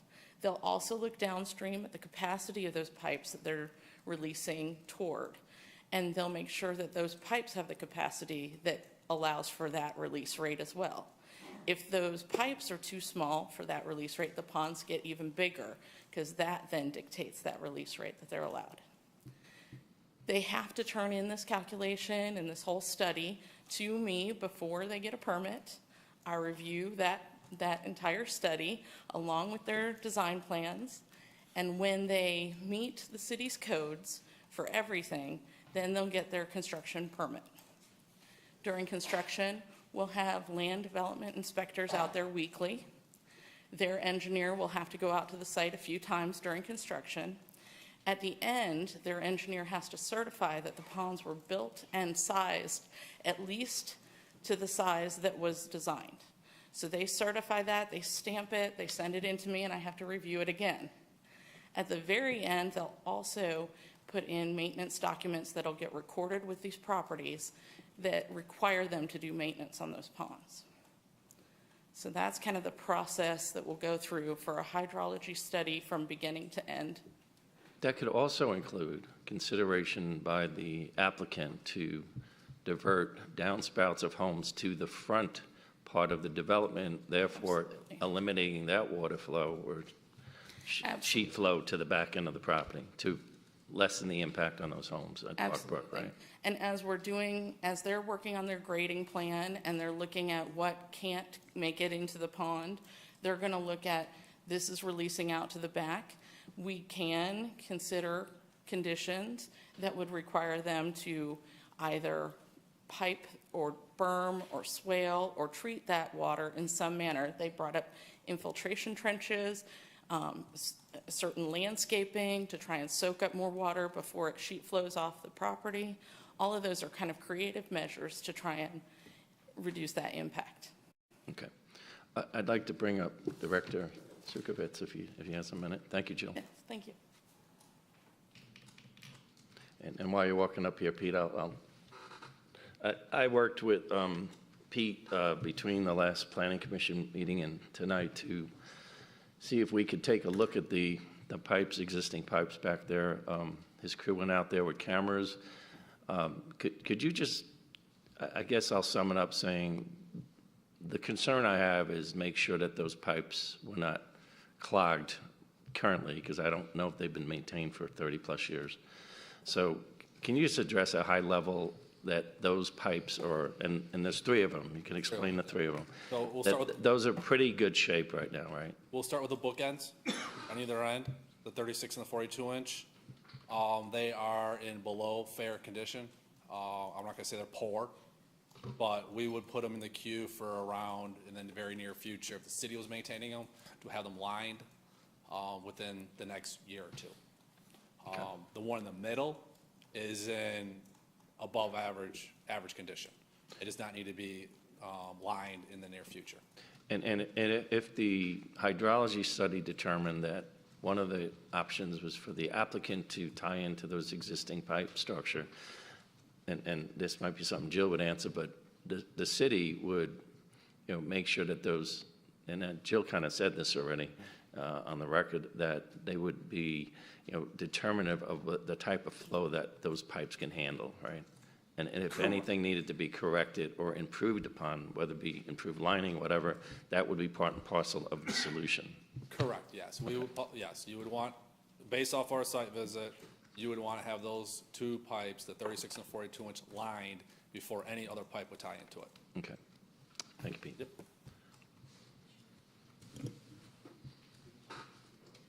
Pardon? Sure. You pointed at somebody else. Councilman Will, you have the floor. Sorry, I want to follow up on that. So, and my understanding is, and I'm trying to follow this subdivision is going to drain to these 2 retention ponds. These 2 retention ponds are then going to ease this water out, and it's going to hit those 2 pipes. Is that correct? The head walls are off-site. So they're behind, they're several feet, 5, 10 plus feet behind the property line. It is probably the intent of the engineer for a swale, a channel to be constructed so they would go make its way to the head wall. But as was said earlier this evening, I think it was Councilman Dorito, it's going to follow the path of least resistance. So if there's an obstruction, it's going to divert. So ideally, like I was said earlier, it was tying in would be. If it diverts, where's it going to go? Wherever the path of least resistance is. It may not make it all the way to the head wall. And if those head walls are within a year or 2 needing to be relined, what happens if they fail? It is the responsibility of the private property owner to have them replaced. Okay, thank you. Any other questions from council? Mr. Roulette? I'll finish briefly, thank you. I wanted to make one last summary comment on the drainage, because I think it's important we understand. Right now, all that water is running willy-nilly, uncontrolled through the woods. A good deal of it goes in those 2 pipes, but it just runs. When this development is completed, 95% plus of that water will be directed into brand-new designed detention ponds that do exactly what they're intended to do, which means they don't release that water willy-nilly into the subdivision. It's released through those 2 outlets at a rate that doesn't exceed what the off-flow rate of the subdivision is today. And if I could pause you there, just because of this latest exchange, or I would have asked the question earlier. If I understood Director Stasevich right, this isn't going to go directly from the detention pond in a pipe onto the pipes next door in Parkbrook. So how do you, or your applicant, intend to make sure that water goes into that head wall? The way we design our outlet at the bottom of each head wall will direct it into the channels that pretty much are there today, and water following the rules of gravity will continue to run in, at that point, into the inlets. The difference is the rate of flow and where it comes from is far superior once the system's in place. But it will flow over open ground if there's no agreement with the other subdivision from our exit point to that pipe on the neighbor's property. It will be open. Has the property owner made any outreach to the subdivision of Parkbrook? Until we have the hydrology, we won't know exactly what to ask for. It was mentioned briefly in a meeting. There was no decision made and no deep discussion made with the association. They've been very kind to meet with us on 3 different occasions. That, at that point, was not a major topic of discussion. Okay. We pointed out to them that when the water leaves us, perhaps it'd be better once we have the hydrology study if it went straight into a pipe. But we can't force them to do that, and we're not demanding that they do it. We will make sure the water exits our property as prescribed by your ordinances. Thanks, sir. 2 last points. We are doing the traffic improvements necessary to absorb any additional traffic from our development. It only generates 35 a.m. peak trips and 45 p.m. peak trips. We've got a left turn lane, a right turn deceleration lane, and as the Transportation Department directs, we will improve the traffic signal there. None of the public schools affected are over capacity at this point in time. Lastly, the staff and the Planning Commission have recommended approval of this project. We ask your consideration, and we continue to be available for whatever questions you may have. We'd like to reserve time for rebuttal. Any other questions for the applicant at this time? Councilman Well. Yes, sir, I'd like to follow up on that. So, and again, I just want to be clear. Currently, the hydrology report, I think you called it, that water's just pushing across into Park Brook. This plan is going to take all the water from this new subdivision, funnel it into 2 specific spots. Most of it. Ponds. I don't want to mislead you. Okay, I think fine. Chris's From there- figure was 95%. From there, it's going to exit at those 2 specific spots. Is where it used to go like this, now it's going to be channeled at literally aiming at 2 people. At a very controlled rate. That's the purpose of the detention ponds, are to detain the water, to hold it for 48 hours, 72 hours, whatever it takes, and to only release it at the rate of flow it was ahead of time. That's what your ordinance and your standards say. We know how to do it, but that's what the net result will be. By your ordinance, we cannot increase the flow, and we can't collect all of it and spew it out through those 2 pipes at any increased rate. The off-flow rate has to stay what it is, which means it will be a very, very controlled light release from those 2 facilities, the head walls, whether they be concrete or whether they're earthen berms. It's science of hydrology, and we don't have a choice. We have to do it that way. Its design is to keep from damaging downstream properties by the water flow off of ours. And these 2 specific spots are near 2 specific homeowners, I assume. I'm sorry? These 2 retention ponds are going to be funneling towards 2 specific homeowners? They'll be funneling toward those pipes. And so that homeowner has a choice then whether they decide to allow you to pipe it into that head wall, fix whatever issue there may be. As Pete said, it's going to take the path of least resistance, so it may not hit the head wall. But they would have a choice of whether they wanted that, whatever work done to get it flowing into that head wall. Now, I think when the homeowner's representative speaks, and I expect that he will, he can tell you whether that's an HOA responsibility or an individual homeowner responsibility. I don't want to make a guess at that when he can inform you precisely as to what it is. All right, thank you. But it goes into those 2 pipes on purpose. Those were created when Park Brook was built to manage the water, not only on Park Brook, but coming into Park Brook out of the woods. Thank you. Any other questions for the applicant at this time? Thanks, sir. Ms. Shapiro, do we have any public comment cards on this item? Yes, sir. We have 2 cards for this item. The first is for Judy Webb at 11155 Bice Road. If you'd like to come forward into the podium and again, just repeat your first and last name for the record, please. And just so everybody knows, we'll have an opportunity for everyone, whether they've signed up or not. But we do have a 3-minute time limit, and because we have so many cases tonight and so many people here, I'm going to try to keep us to that 3-minute time limit. I'll be short then. Thank you, Judy ma'am. Webb, 11155 Bice Road, Alpharetta, Georgia 30022. Bice family's been here in the Bice were here before us. The Webb family has been here since the late 1880s. We've been involved in everything, business owners, hotel, the country store, you name it.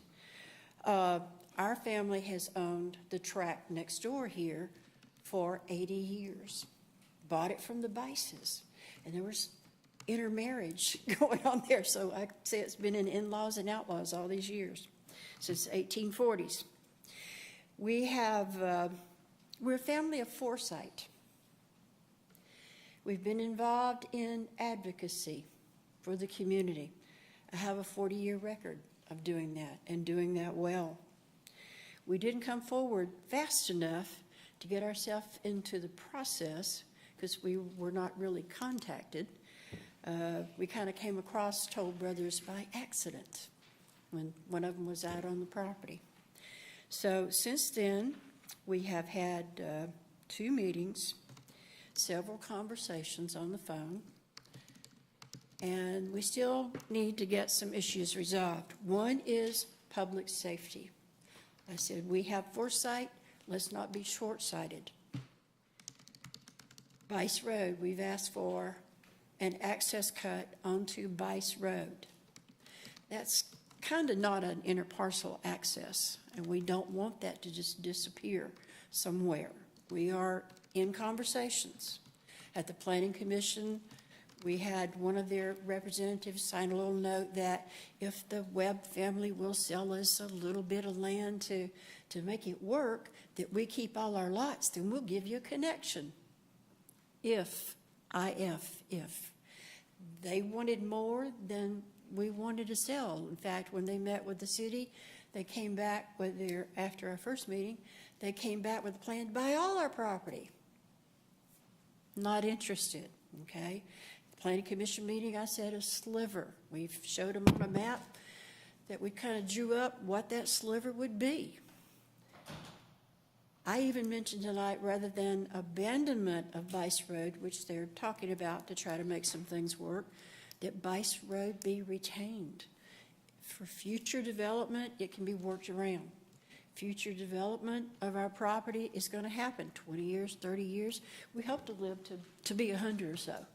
We're in our 70s now, and we do good work on our maintenance for our bodies. So hopefully we will be hanging around a while. So we've asked for that curb cut on the Bice Road to give us access to the signal for ourselves and for future residents down our road. With possibly 50 to 60 homes that might be developed at some point in the future on our property, you need another road besides just their road through their neighborhood that, now has access. So that's just something I'm putting on the table, that we need to have the foresight and put something together there. We had not made sure that a sewer extension to the Webb property was in the request. So I'm making that tonight between what's current lots 8 and 9 or any future lots as they're named as things are shifted in that immediate area. Again, that's for future, not for this minute. Just so you know, you're approaching 3 minutes. All right. If you got a list, you better start reading them quick. I've got my notes. We're going fast. No construction traffic or staging on Bice Road. That'll depend, of course, on, getting the curb cut and all that. We've made our points at the Zoom meeting. I've had conversations with Mr. Woodman here. We really want a good development here for our neighbors and for the community. I'm glad that they are going fully strong ahead with all the detention. Our property drains onto this property, or Paul's property. Paul, my brother-in-law, owns the property that this is adjacent to. So, we want to make sure that, any drainage from our property is fully incorporated into what that detention pond in the northwest corner is going to be receiving. That's important. So I thank you for the time. I heard all kinds of terms here we've talked about privately, dissipating head walls. You've got to work on the infrastructure and keep the infrastructure working. And as part of the infrastructure, we asked for that curb cut requirement, not just a maybe in a parcel. You've reached your 3 minutes and you're getting repetitive now. I think we heard about the curb cut. Yes, thank you. Any questions for me? No, this isn't really a give and take. This is just public comment, so thank you, ma'am. Ms. Shapiro? The next speaker that we have this evening is Franklin Lamonde. If you'd come forward, please, and state your first and last name and your address for the record. Mayor, Council, my name is Franklin Lamonde, 4645 Parkbrook Trace, here in Alpharetta. I'm the Secretary of the Parkbrook Homeowners Association, and I'm here in that capacity. As a board, we'd like to make 2 requests for the consideration of the mayor and council as additional conditions to the 27 that were already discussed by Mr. Woodman. We would like to see some type of earthen berm along the entire common property line in order to cut down on the potential for sheet runoff from lots 10 through 14 along the back, and I think it's 16 and 17 along the right-hand side of the development, in hopes that that would push the water to the left and to the right rather than allowing it to move directly from those backyards directly on to Parkbrook Subdivision. And the second thing that we would like to request is, I guess, a second hydrology report post-development to ensure that what they advertised is what we ended up with. And I guess I'm old, but not so old, but I still remember Reagan and his famous trust but verify. And so I trust that they're going to do what they tell us when they give us the hydrology report. But if we don't do a follow-up report at the end of the development, how do we really know that we got what the hydrology report said we were going to get? And so I don't know if a second hydrology report is something that is commonplace, but that's the only way that I can think that we can verify what we were told up front is what we got at the end. And I understand that that'll be an additional expense for Toll Brothers, but at sale prices at $1.3 million and up, I think maybe we could afford a secondary hydrology report at the end of the process to make sure that what we were told we were going to get, we got, and that the water is not going to run off at any greater rate than it currently does. And so those are the 2 things that I'd like to request on behalf of the Parkbrook Subdivision Board, and thank you for your time. Thanks, sir. Do we have any more public comment cards? Yes, sir. Our next speaker is Belinda. I believe the last name is Kazmersky. Got it. Okay, if you'll come forward and just state your name and address for the record. Thank you. Hi, my name is Belinda Kazmersky. I live at 3910 Brookline Drive. I'm lot 9 on Parkbrook, which is behind their lot 14. This is kind of, I don't know if you'll be able to see that. Will you be able to see that?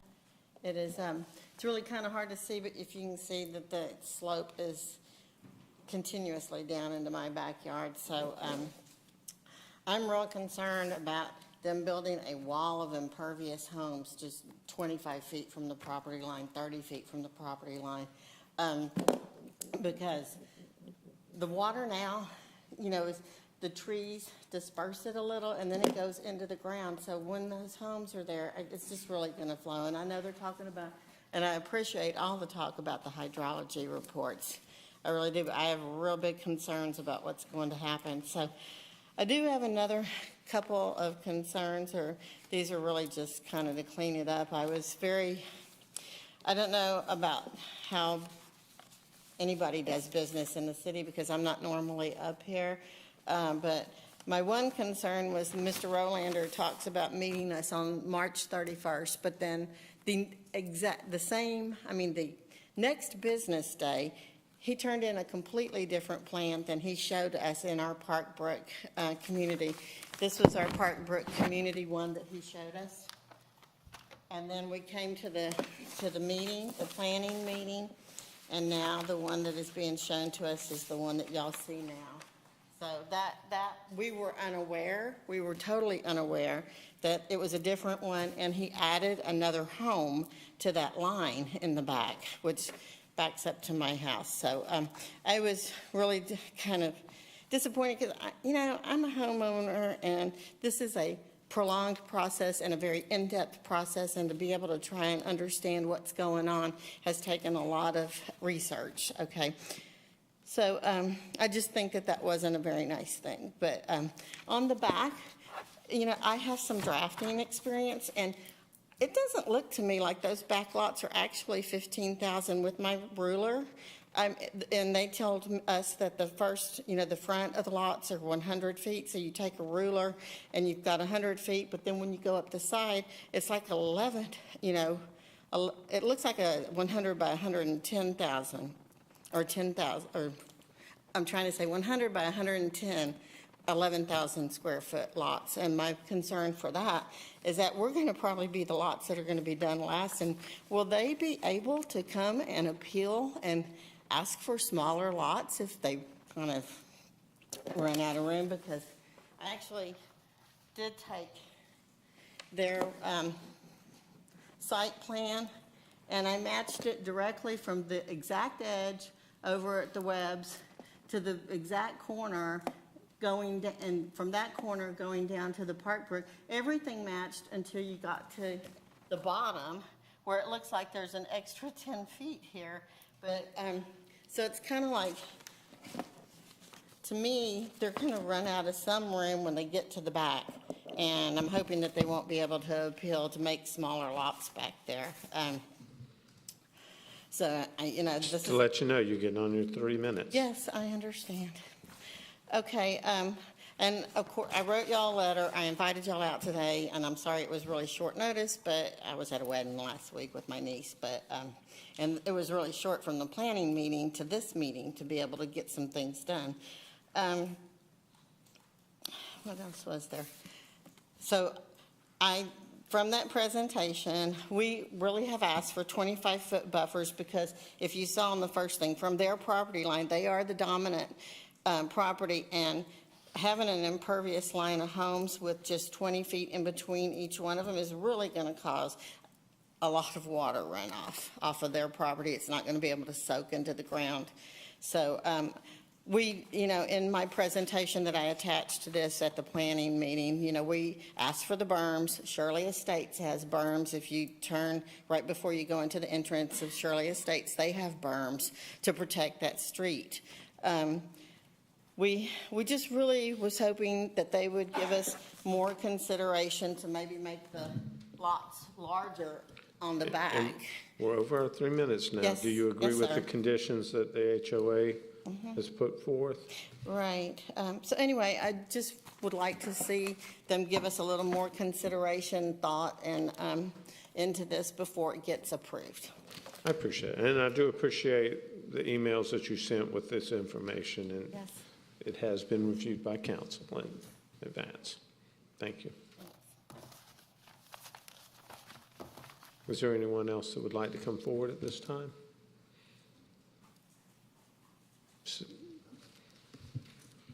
And if you'll just state your first and last name and address at the podium for the record, please.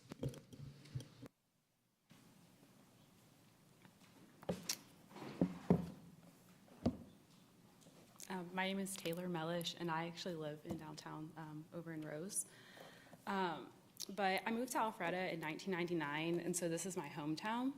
And one day as I was walking down the Alpha Loop with my dog, I was absolutely heartbroken to pass by a plot of land scooped up by a developer, clear-cut, ecosystems eradicated, and trees stacked in a pile.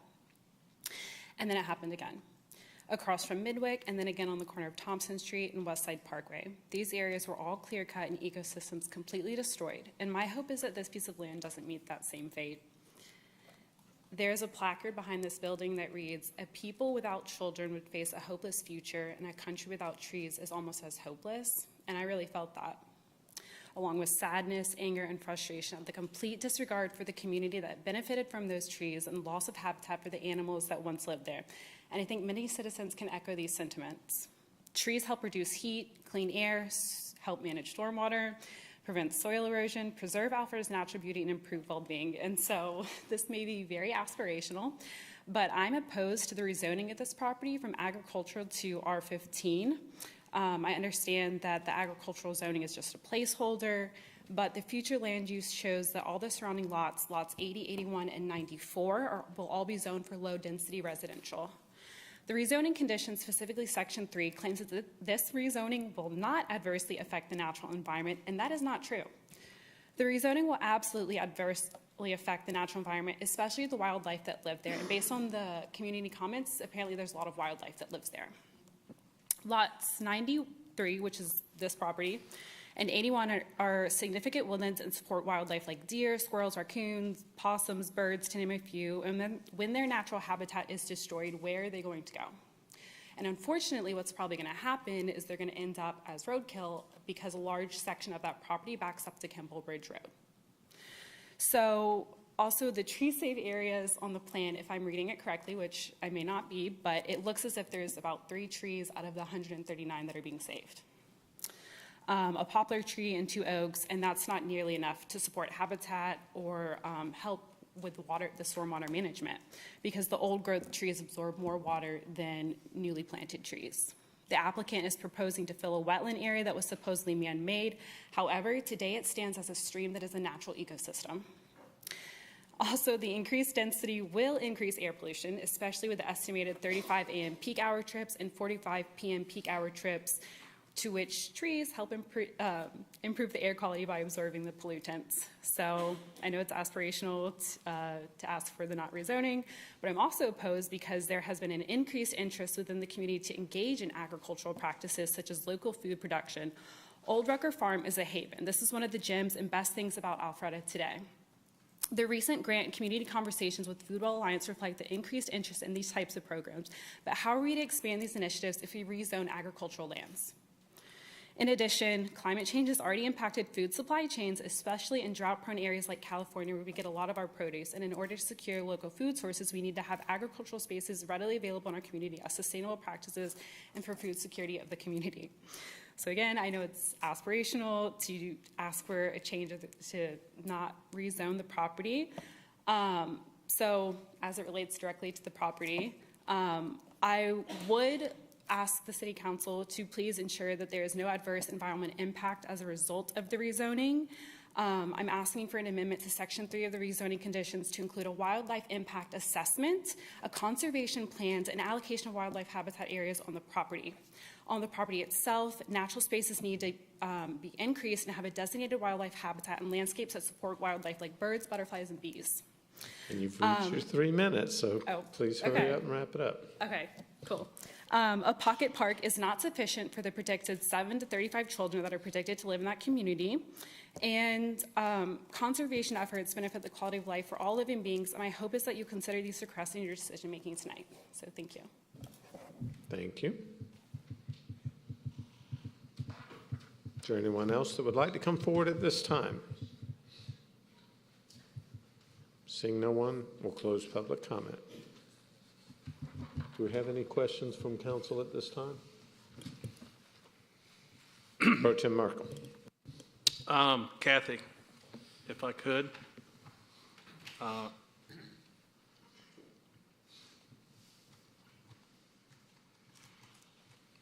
The representative from the HOA had 2 requests, the first one being a burn running along the property line.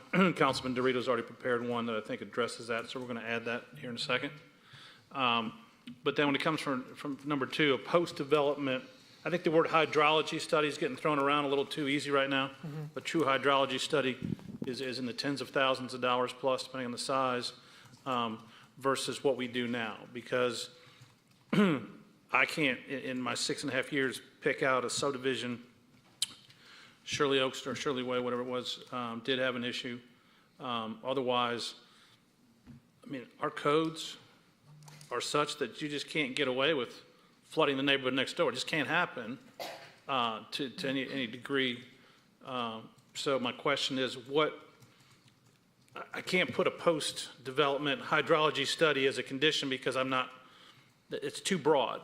Well, we already have that because we require an as-built, So we actually require an engineer to certify and give us an as-built. It's on a survey to show that it was actually constructed exactly how it was approved. So you have a subdivision that's built, 41 homes.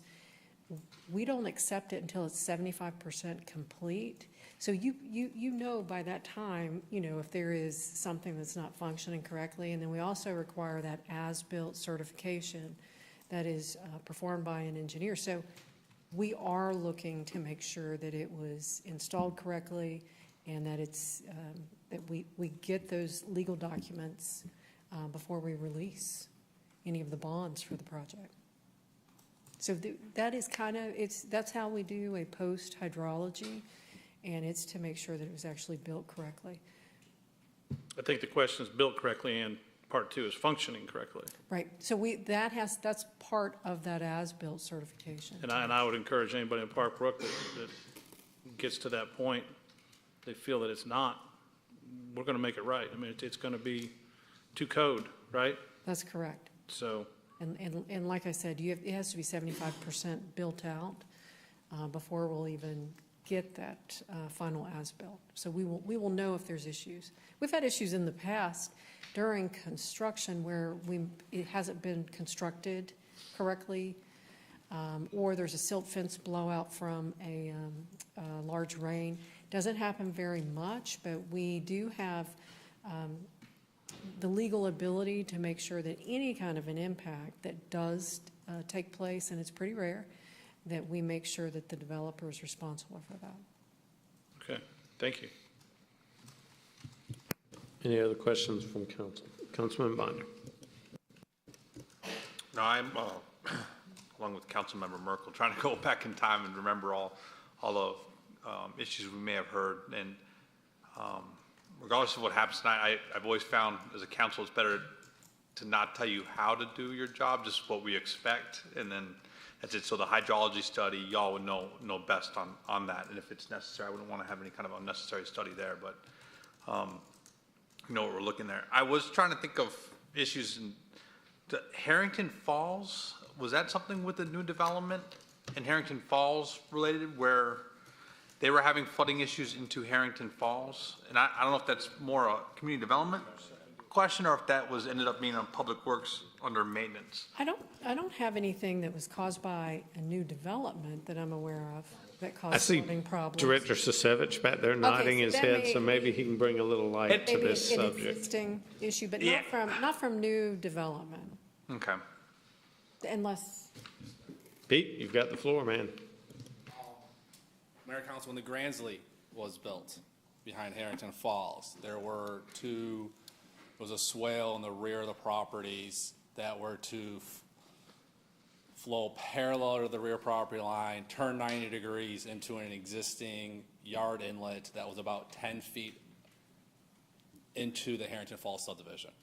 So it was a diverted swale to go in the middle, and then another swale to dig it, to flow into the existing yard inlet, weir inlet. And we had to come back and extend pipe all the way to the property line, install another structure so to catch the water so it would not flood out the two neighbors in Harrington Falls. So. If I could just follow up on that specific response. So is it your recommendation not to have open cuts across this property? It is. Okay, thank you. Councilman Bond. And that's my overall concern, and we can I'm going to put this to staff to see how I can get this done, because from what I'm hearing is from the applicant, we can't force the property owner, whoever owns the easement for that pipe to do it. But how on our end can we say it should be done, and if it's not, it'll be the decision of that property owner on there. I mean, that's what I'd like to see, because I'm not hearing the urgency on the applicant's side to say, well, we can do it this way. So I don't want to put ourselves in position on there, because we can't force the owner of the pipe to do it. But I want to say from the city perspective, this is what we want done, and it's on y'all if you don't want to do it. Yeah, I mean, you can have every attempt shall be made in order to make Yeah. that connection. But you're right, you can't actually speak for that property owner And as to whether they're going to allow. And Let me get the condition. I understand what city responsibility, what the applicant responsibility is, but I feel compelled to find out who owns that pipe, because we're dealing with storm. I don't want to keep doing that because belaboring the point, but I would hate to have a property owner, an individual property owner, not realizing the full responsibility of what's underneath their ground, and then saying, oh, by the way, this thing needs to get lined and everything. So I'd feel a lot more comfortable knowing that answer, at least if it's an HOA organization or a single property owner on that, making a decision. But I mean, we can cross that bridge. I don't know if anyone else shares that concern there too, but I wish either party between our city staff or the applicant could have answered that in their due diligence. Any other questions for staff? All right, seeing none, I'll call for a motion. Mr. Mayor, I offer a motion tonight to approve Z-22-03, V-22-02 Toll Brothers Kimball Bridge Road with the 27 conditions presented tonight. Mr. Mayor, I do apologize to interrupt, but you did not offer the applicant opportunity for rebuttal. He generally isn't shy about asking for his opportunity. I just want to make sure we got our That's quite all right. I appreciate you looking out for the applicant. I certainly didn't intend to dismiss. Did you? Yeah. Is the motion good? The motion. I didn't hear the whole motion Okay. because James wanted to keep me from stepping on James. Mr. Rollator's toes. We'll start over. I'd like to offer a motion this evening, Mr. Mayor, to approve Z-22-03/V-22-02 Toll Brothers Kimball Bridge Road project is presented tonight with the 27 conditions as they are. Mayor, I'd like to second that with a friendly amendment to be considered. And I'd like to add condition number 28 to read, if feasible and as determined by the hydrology study and grading plan, developer shall install a berm, swale, wall, pipe, or other means of diverting sheet flow to the detention ponds along the common property line with Park Brook as approved by staff. I'll accept that. And if it's okay, Mr. Mayor, I'll give this to Mr. Rollator for their That'd be fine. Mr. Rollator, would you like to see this? No, that's fine. Okay. If you could just read it again. Yeah, if feasible and as determined by the hydrology study and grading plan, developer shall install a berm, swale, wall, pipe, or other means of diverting sheet flow to the detention ponds along the common property line with Park Brook as approved by staff. I can give you a copy. That's fine. I just want to make sure I understood before I vote on it. There. Okay. And I've accepted that. Okay, so we do have a motion and a second. Councilman Binder, did you have? If I could ask staff, Kathy said that she maybe had some wording that could be added in, talking about the direct pipe connection. And there, just for, we had to offer up a friendly amendment for me to. Sure, I'm just waiting for Kathy. I added a wall, so.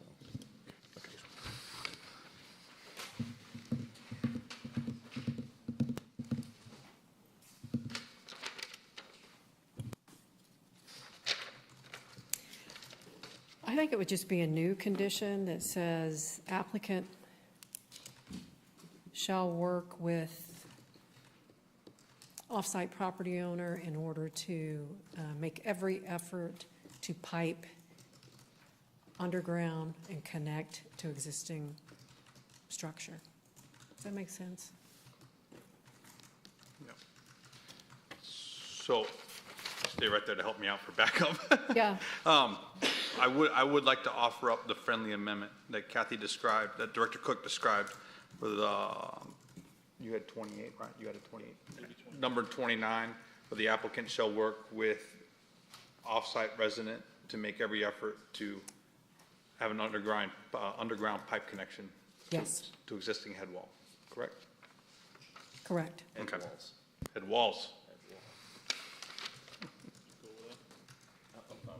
I'm fine with that as well. I'll accept it. Okay, so we have a second friendly amendment. Is everybody clear on the motion as is with the 2 additional amendments? Any discussion? Councilman Binder and Councilman Dorito. I just, again, want to appreciate the applicant and what you've done, every effort, the work you've done between Planning Commission and now. You had a positive vote on there, but there were concerns. So you've done everything you can, and I really appreciate working on there. I know what my concerns aren't fully your responsibility, but you are a partner, share in that responsibility. So want to make sure every effort is done in that. And I know you can't always lead horses to water on that one. So I think it's a good application, and I think it's good. I mean, sorry for the pushback, but there's been a few cases in my history where I wish I had that back, and just it has to deal with the existing neighbors and the issues that they said were going to happen. So I want to make sure we hit that off from the beginning. But thank you and best of luck. Councilman Dorito. Thank you, Mayor. First, thanks to my fellow neighbors of Park Brook and surrounding areas and the Webb family for being here tonight and at the Planning Commission hearing. This is democracy in action and input from the community. And I know everyone on this dais has taken this application very seriously and your concerns. I will start out and just say that this is a good project for Alpharetta. And it's a good project for a number of reasons. First and foremost, we're talking about homes that will value at 1.3 million plus by the time they get built over the next number of years. It will have a positive impact on the valuation of properties in that area of the city. And we very rarely talk about that. Secondly, I want to address Ms. Mellish, I hope I said your name. I really appreciate your comments. If I could sit up here and say that, we're going to protect every green space in the city, I would love to do and have the power to do that. And I would follow through on your suggestion. But the fact of the matter is the elected officials up here our ability is to, homeowners have a right to develop their properties. And our responsibility is to make sure that they meet our comprehensive land use plan, our zoning code, and that they meet all the stringent requirements of stormwater management and everything that the city will be very active in if this project gets approved tonight, and making sure that a lot of the protections that the Park Brook residents are concerned about get addressed proactively, and that at the end of the day, when this development comes out of the ground, that you'll be extremely happy with not only the result of it, but the mitigation of water currently impacting the homes along the back end of this proposed project. As Councilman Merkel kind of alluded to, Alpharetta happens to have some very stringent code around stormwater management. Years ago, and I'm talking 25 plus years ago, when old communities at Alpharetta were built, a lot of detention ponds weren't required, and things of these nature that we're talking about here tonight in this public hearing was not required. We didn't have ordinances in place or zoning codes to instill strict guidance and requirements around developers in the city. We've seen rapid growth in the city, and along with that, a rapid growth of your code to protect you as residents in our community, to make sure we build out a quality community. Last time I was on the council for 10 years, we went through a lot of changes in zoning code. I started out in council, I think we had 7,000 residents. I think, Mayor, we're up to, 69,000 residents now? Close to that number. And so this has been a very difficult application for myself personally. I lived in Park Brook for 22 years, 23 years. I know this property extremely well, just like many of my fellow neighbors that are sitting in the audience and maybe watching on the streaming live. And it's a difficult decision because I hear, and if I lived along the back end of this property where you currently have some water runoff issues that you're dealing with, I think the conditions we set tonight, if this gets passed, will basically enhance the situation that you currently experience today, and at the same time have a developer that coordinates with our city staff to make sure that a lot of these things are addressed. Because if they don't get addressed, who's going to buy a $1.3 million home? I mean, so in reality, the developer, to get that type of price point on their homes, they're going to have to address these issues. Because I know if I'm going to buy a lot in that area, that's one of the things I'm going to look at, right, in consideration for the price point that I'm being asked to pay for the home. So I just want to close and say thank you for being very actively involved. There's been a lot of frustrations throughout this process. I've gotten emails, phone calls, texts, and I've heard you loud and clear, and my colleagues have heard you loud and clear. I've had many discussions with my colleagues, and what we're about ready to do tonight is probably, hopefully, the right decision for the city from my perspective, and it certainly provides the protections that you are looking for and have asked about from day one when this application came to the forefront. So thank you. Mayor Pro Tem Merkel. Being the only council member that lives in that corridor, I'm very sensitive to it as well. When I moved here 20-some years ago, I apologize, Ms. Well, we were riding mountain bikes on your property, didn't know it was your property, but it has been wild. It has been beautiful. We love the way it looks right now is what people like to say. I love the way it looks right now, but I know from practicality it's not going to stay that way. So what I present to you folks tonight that are directly there, I looked at this from so many different angles, and one of the angles I looked at, what else could it be? And it could be a whole lot different, which some might say could be a whole lot worse. There's precedent's been set for size of lots. It could have gone to 12,000 instead of 15,000. Big push still on townhomes. This council currently, from the feel of it and our history in voting, doesn't have a big appetite for that.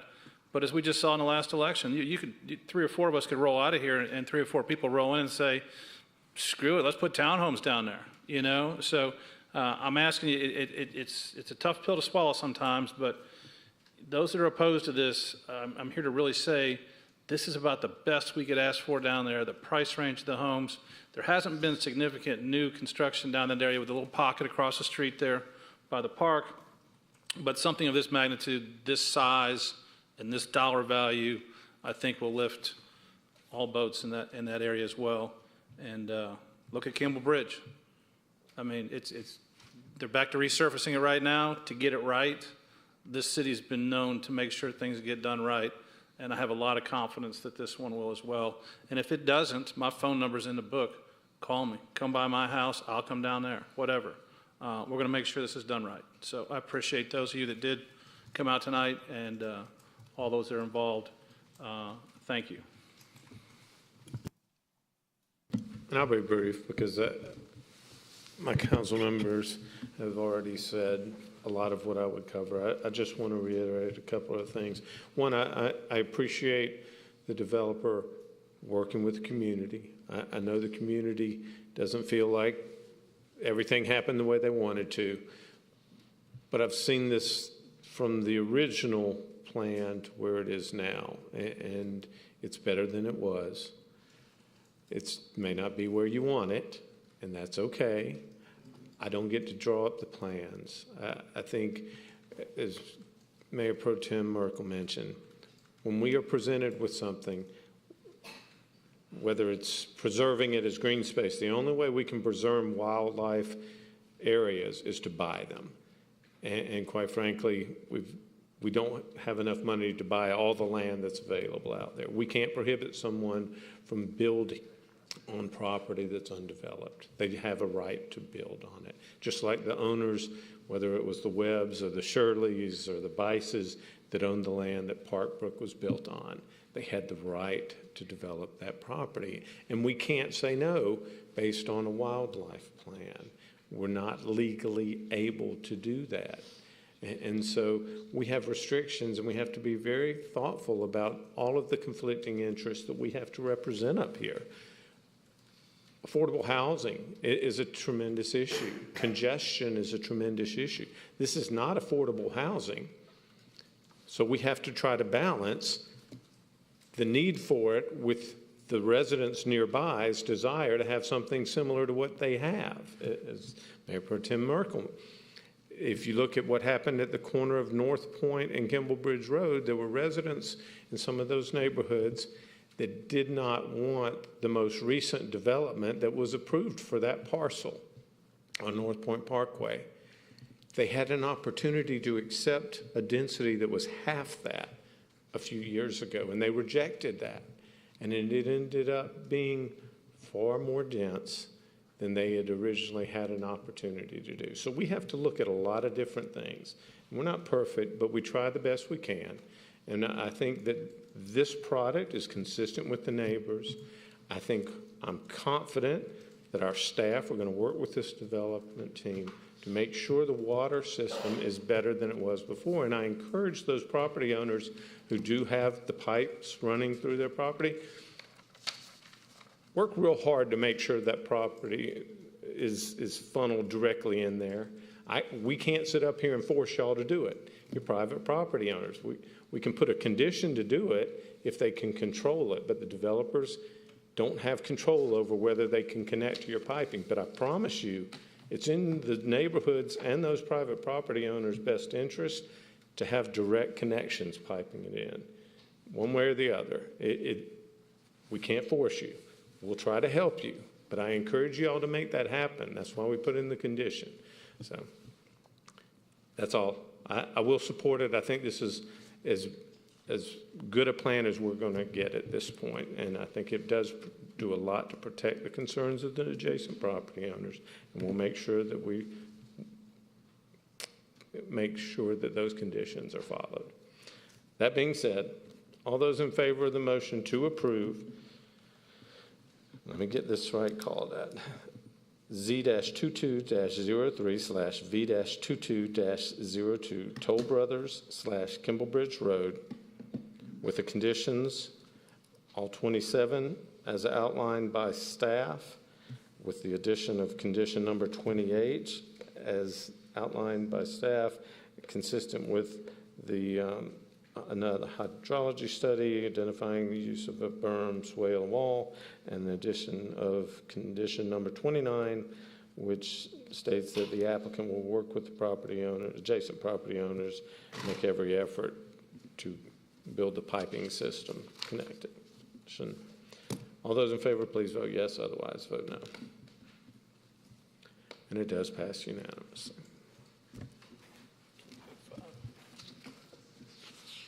It's almost 9 o'clock. We're going to take a 5-minute break.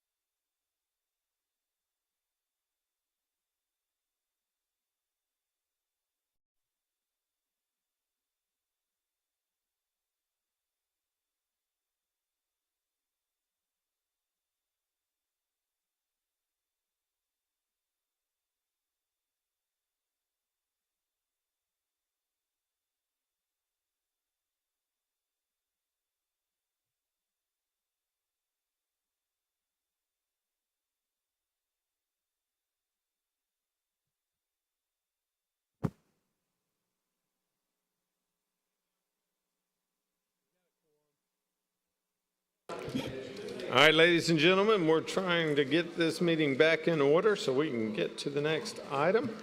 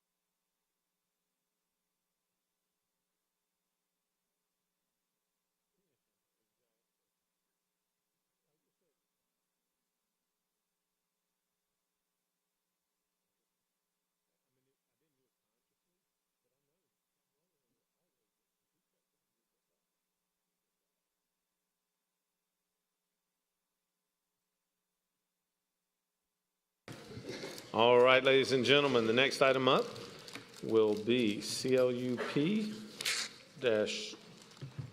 nope, excuse me. I've skipped ahead on all my scribbling. Next item up is item E, which is E-22-01/63 South Main Street parking. Say D or G? Item D. I got D as in. It's item D. Okay. And then E. Got it, that's what you threw me We'll off. start all over again. Because now I'm even confused about what I said. This is item D on your agenda if you're watching at home. And it is item number E-22-01/63 South Main Street parking special exception. Director Cook, you have the floor. Thank you.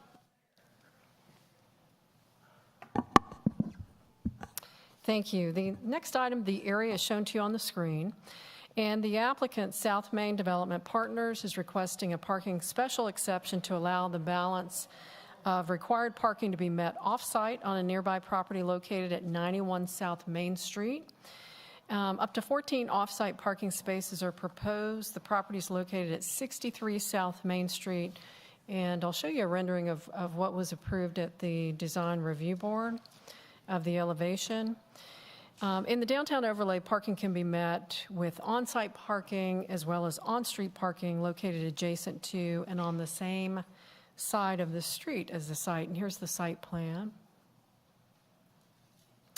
If parking cannot be satisfied, we have the parking in lieu fees that could be paid. We also have the parking special exception that they may request. And this applicant had actually filed for a parking in lieu fee for the 14 parking spaces in order to pay a lump sum of $86,000 to the city and not have those parking spaces. Staff had recommended denial of that application. They submitted a second application after speaking to a nearby property owner, which is the Churros Restaurant, to obtain off-site parking spaces. And I'll show you where that's located. So the property that you're looking at, 63 South Main, is in red, and then 91 South Main is the Churros. Of course, that was originally the Hardee's. Has about 50 parking spaces, but by the downtown code, they're only required to have 10 parking spaces.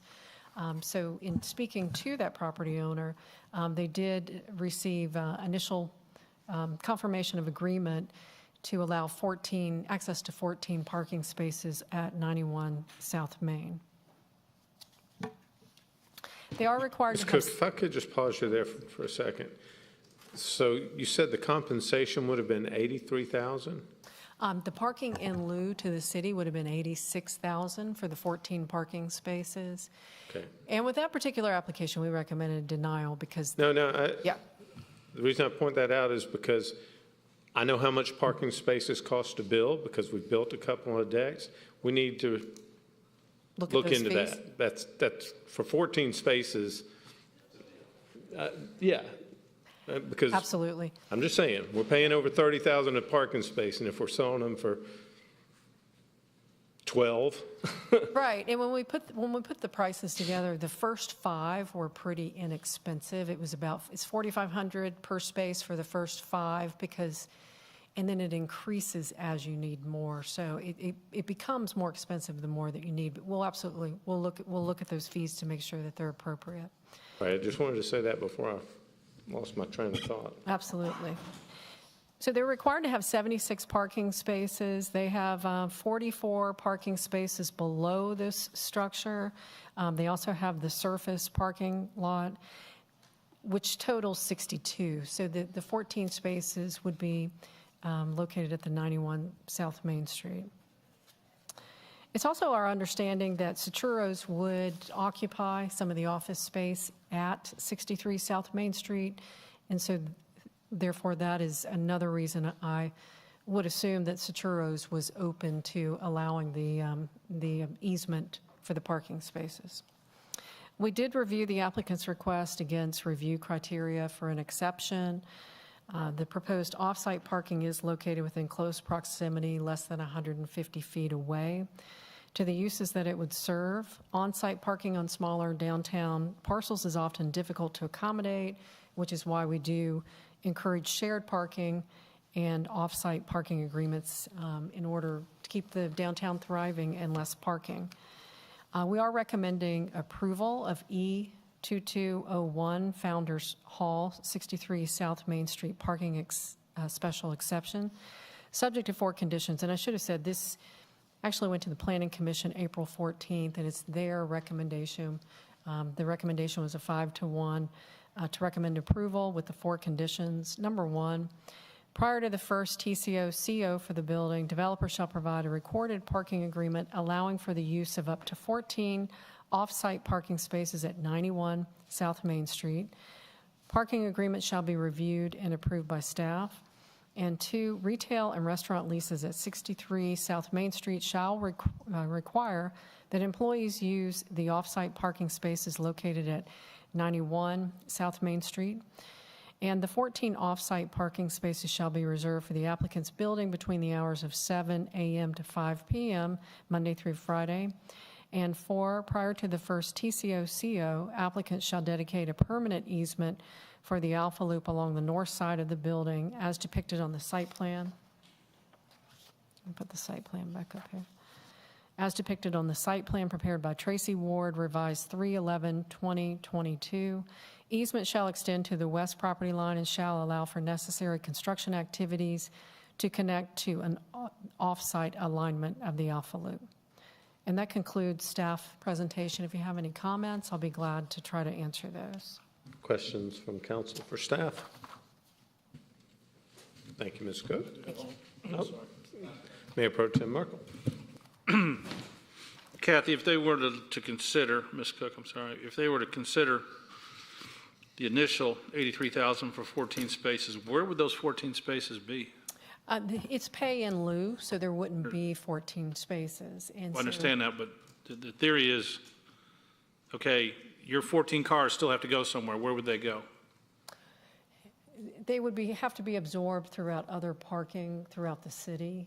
So that would be the old Roswell Street parking lot. You're saying public parking? Public parking, on-street parking, and so that's why we didn't support that particular application. What's the closest public parking lot to this parcel? It would actually be the old Roswell Street parking, and then the second one. Which is 2 blocks away? How far away would you say that is? I actually have the distance. Let me see if I can grab that folder real quick. It's not adjacent, for sure. No.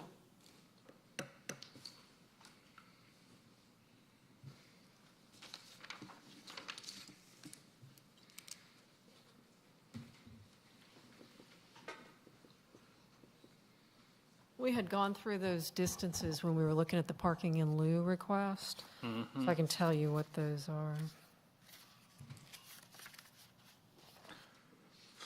Old Roswell Street we have listed that at peak utilization, it's 90 to 100% full. It's around 750 feet. We also have the city center parking deck. That's 1,100 feet. 70% at peak utilization. So the closest is the on-street parking spaces, which we're showing 90 to 100% utilized. And then second would be the Roswell Street parking lot. I mean, the old Roswell Street parking lot. And anybody that's tried to get into the Roswell Street lot in the middle of the day, it is 90 to 100% full. It's a crapshoot at best. Okay, that's quite a distance at 1100 to the city center. Thank you. Councilman Binder. Director Cook, walk me through the what if the contract doesn't get renewed for the shared parking agreement. Then where do we stand as far as Sure, and fix that? the city attorney recommended that it be a deed that runs with the land for 91 South Main here. And I don't know if you want to add anything to that of what that would look like, and then I can talk about what happens if that falls apart. It wouldn't be a deed. If it's done as an easement, then it would need to run with the land. If it's done as a parking agreement, which can work, there would need to be a provision in there that if for some reason, say, Cercheros were to sell the property, that the sale would be subject to that agreement, that they couldn't, essentially that agreement's going to stand, so you wouldn't lose that parking if it were to sell in a couple of years.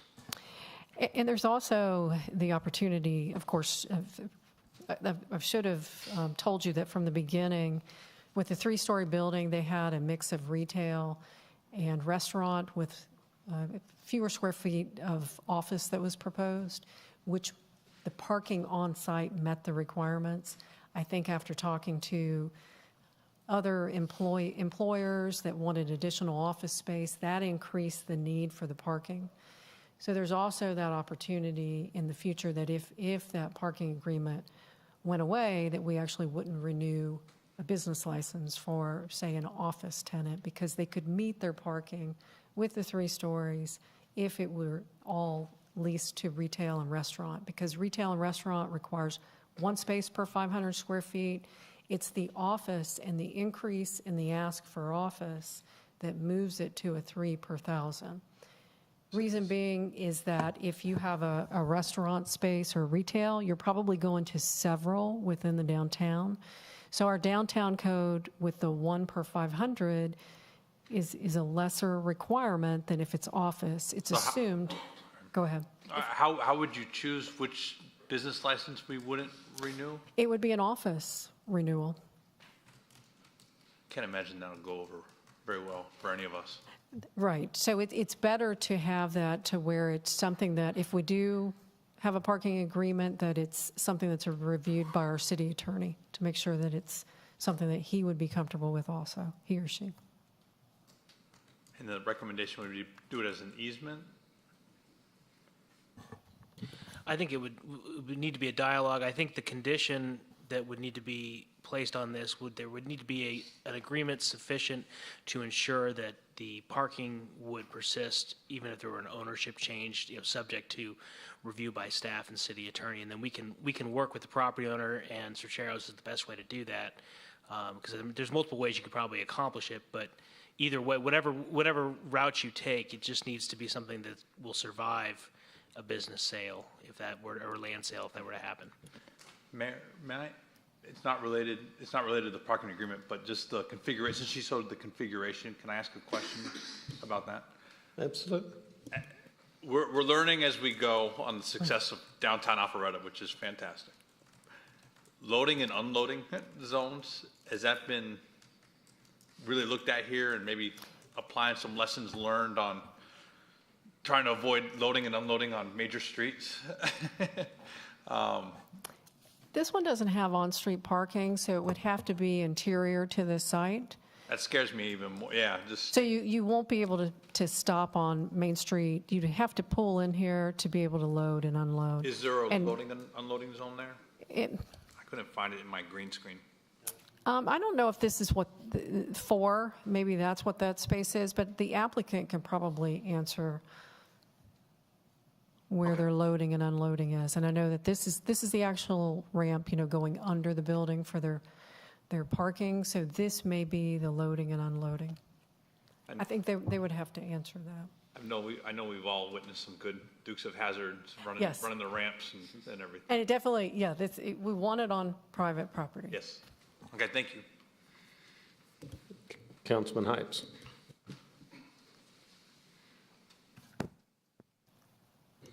Director Cook, if I understand this, if it was 2 stories, there'd be sufficient parking on the site, based on the numbers. I would have to run the numbers, because if it was 2 stories with all office, it would likely, Close. yeah.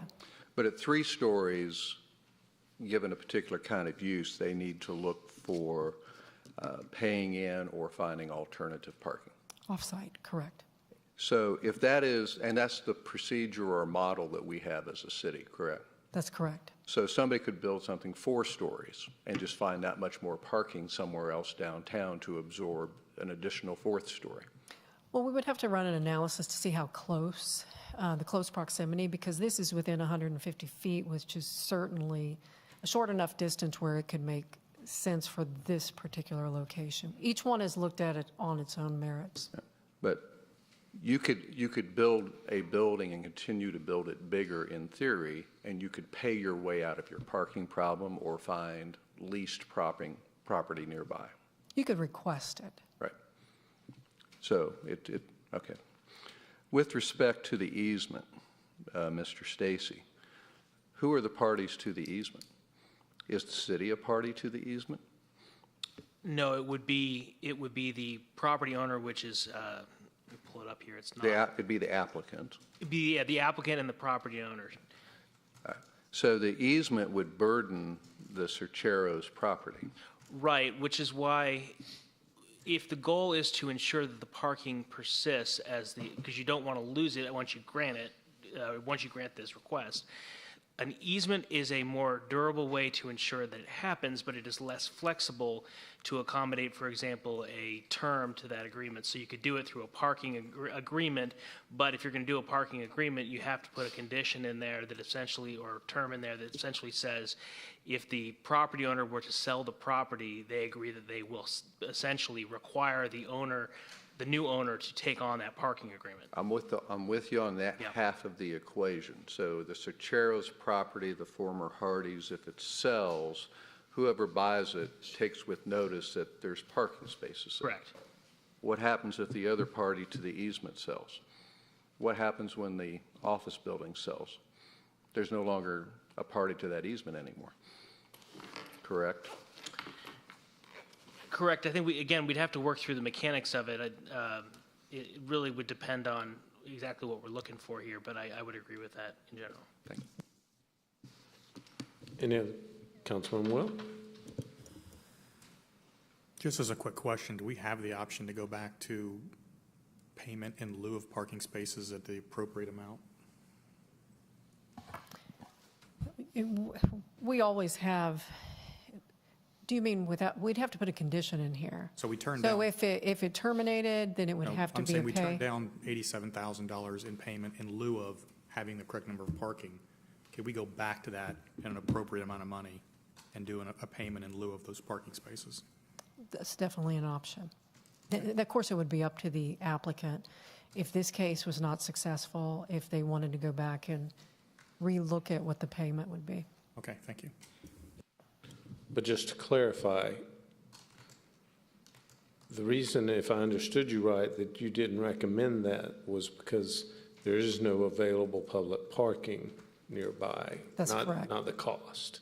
That's correct. It was because of all of the available parking we looked at, the on-street, 90 to 100% full at peak hours. Okay. Thank you. Any other questions for staff? Thank you, Ms. Cook. Would the applicant like to come forward? Would you mind just leaving a slide? It's right on, it's under here. Appreciate that. Good evening. My name is Dan Connor. My address is 1819 Peachtree Road. It's in Atlanta, Georgia, 30309. I'm with Kim King Associates, and we're the owner and developer of the proposed project at 63 South Main. Our company's been around since 1970, and this is our first project in Alpharetta. So self-admittedly, we're a little bit late to the party, but we're happy to be here and hope this is first of many to come. I think Ms. Cathy did an excellent job kind of outlining the project and the details of our request. We'd like to elaborate on just a couple points if we may. And obviously we can speak at length to the challenges of developing a project in today's economic climate, specifically increased costs, supply chain issues, rising interest rates, et cetera. But I'm sure you guys are very familiar with those, so we won't bore you or waste your time with that, but instead focus on the uniqueness of this site and what's happening to us to be here tonight. The biggest issue we're facing is the regularity and the shape of the site that was touched on by staff. Our site stretches just 100 foot across South Main Street, and once setbacks and necessary drives are in, we got about 50 foot of buildable space across the front of that site. The north and south property lines head back at different radiuses to about a 200-foot access across the rear property. This irregular shape makes for a very challenging site to develop and is likely why this is the last somewhat undeveloped site in downtown district to date. The C2 zoning height limitations and the shape of the site physically limit the ability to provide ample surface parking. There is a height requirement, so we couldn't go above 3 stories in this situation and go get more parking for that. This also prevents us from supplying the surface parking. Instead of, it forces us to go and accommodate the parking underground. In the current design, we're showing 45 of the 62 spaces that we have on site are provided underground. And as was mentioned previously, underground parking costs about 3 times what surface parking does. It costs between $40,000 to $50,000 per space for us to go underground and park. So we're looking at about a $2 million construction cost before we do any vertical construction whatsoever on that site. So that in itself gives us, it's a very challenged financial deal. On a standard site, to the contrary, we would place the building at the front as required by code, and we would surface park the spaces behind it, like you see in a lot of the other downtown buildings that are constructed on rectangular sites. This would eliminate any of the additional costs, if not all of them, that are coming from digging underground. The planned building is a total of 28,124 square foot spread over the 3 floors. First floor is 8,796 square foot. The second and third floor are 9,644 square foot each. We currently have enough parking on the site, assuming the third floor is made up of all restaurant and retail tenancy. Unfortunately, COVID-19, as you know, impacted restaurants more than any other type of business and significantly decreased the pool of potential users willing and able to take such large restaurant space. So when we initially did this deal, we were envisioning, similar to what they have a couple streets down of Up on the Roof, I believe it is called, large 8,000, 9,000 square foot restaurant on the roof. That pool of tenancy is pretty much gone away with COVID. So we're really struggling to try to identify that user. So our plan at this point is to continue to chase that whale and try to find the big tenant. We think that's the highest and best. It certainly is financially for us when you look at rates versus office rates. But we're looking for the flexibility that if we can land a smaller footprint tenant on that third floor, we can backfill that floor with office use. So 14, if we put all office on that third floor, 14 would be the maximum shortfall we would have on spaces. So if we were to put half of it as office and half of it as retail, that number would cut in half. So we're just looking to fill the balance of it. Again, we're trying to put restaurant in the event that we've got to put some office up there. That's what we're looking for the break from and what we've agreed to with Sucheros. So we've spoken at length with Luke Christian, who's the owner of the new Sucheros restaurant located at 91 South Main. Their proposed restaurant is a total of 3,500 square foot, which per code and the staff report requires 10 spaces. Their approved site plan shows 50, leaving them with an excess of 40 spaces on their site. With our project using 14 spaces, there is still a supply of 36 spaces, 26 more than what is required by code, which calculates to 10 spaces per 1,000 square foot, which is substantially more than any other restaurant in downtown Alpharetta. Due to scheduling conflict, Luke was not able to join us this evening, but he did provide us a letter which should have been circulated prior to the meeting. In that letter, we asked Luke about the demand of parking, and his response was, quote, "Although we hope to have high demand, we are a fast casual restaurant, and we feel there will be ample additional parking, even if the 63 South Main development uses the 14 spaces that they are requesting." Luke and his team, as staff mentioned, have also signed a long-term lease with us at the second floor of the building to house their corporate headquarters, which we feel creates further synergies between the parcels and further validates the location for off-site spaces. We have reviewed the conditions presented by city staff and feel the conditions are fair and reasonable, and we ask that council approve the variance with conditions outlined. I'm happy to answer any questions you guys would like. Questions from council? Councilman Binder. Sir, do you have a copy of the proposed parking agreement? Yeah, we circulated a draft, but one of the conditions is that will be finalized prior to any TCO or CO, and we're totally on board with doing that. I'd feel comfortable looking at it before approving it myself, but I don't know what the rest of the group would think. We circulated a draft. Do we have a copy of that we can share with? There's one in the packet. Is it the one in the packet? Okay. How come I'm missing that one?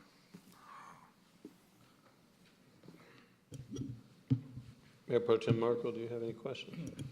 I do. Do you think Mr. Luke Christian understands that if he enters into an agreement, the city would probably demand it would encumber his other property? We haven't had that conversation with him in total candor. We have discussed a parking lease with him, not an easement in perpetuity, because we do a lot of work, like I said, in Atlanta and other municipalities, and they don't require easements in perpetuity for that sort of agreement. Now, what we would be open to is somewhat what was alluded to, that in the event that space goes away or can run concurrent with his office lease, which is, like I said, a long-term lease. I think it's a 7-year term with a couple options of renewal. We would be happy to run it with that, which I think he would be okay with. The second side of that would be in the event that did go away sometime in the future, we would then pay into a parking fund to accommodate or find additional space to maintain the COs of our building. But I can't find you space right now to buy in lieu of in a proximity, because we're talking the closest is 750 feet. We've done studies. We've read studies, how far people will walk. We fight people all day long in downtown Alpharetta to keep employees from taking prime spots. We can't afford to keep doing that. Fair point. Yeah, I think that in that same study you're referring to, it said that employees would walk much further, I think, as part of that study. So we would, as part of the condition, they're asking that employees use these spaces. So well, I don't want to mix terms, but it wasn't a study that said they would walk it. It was a demand that says they should and would, and they don't. Got it. So we're still fighting it. I really think this is an example of you're landlocked almost. And I do know the folks that own the property. It hasn't been sitting here because nobody wanted to do anything with it. It was sitting there because there was a family agreement to ride out a certain time period. So it's prime. A lot of people want it. A lot of people have different ideas. I just think you all need to figure out the parking there, because, now you got guests and employees walking the sidewalk or cutting through the parking lot of Alpharetta Outfitters between the two. I don't think it's ideal, and it may work short term, but Luke's a great guy, but restaurants don't always make it. I don't think there's a real concern that this one won't because of his reputation. Somebody could walk up and write him a check for his restaurant chain, which includes that location, and as a businessman, I'm not going to speak for him. I would be reluctant to say, I'm going to buy this from you knowing that there is a attachment to 14 of my parking spaces going forward. So I think in the city write-up, they did mention that this has been done in other locations in downtown to date. I think there were 3 or 4 examples, if that's correct, of this taking place, the same scenario. And I don't know the format of that, but perhaps Lisa can speak to that. But this isn't the first time such a thing has been approved. Okay. That answered my question. Thanks. Councilman Will? Not understanding everything as a reason why you can't buy that part of that parking lot from him? We haven't approached buying it from him, but that would still be an off-site parking, same scenario, if it's not on. But then the lease agreement would go away. A lot of the concerns would, I would think, if you owned it. Okay, we could definitely look at that.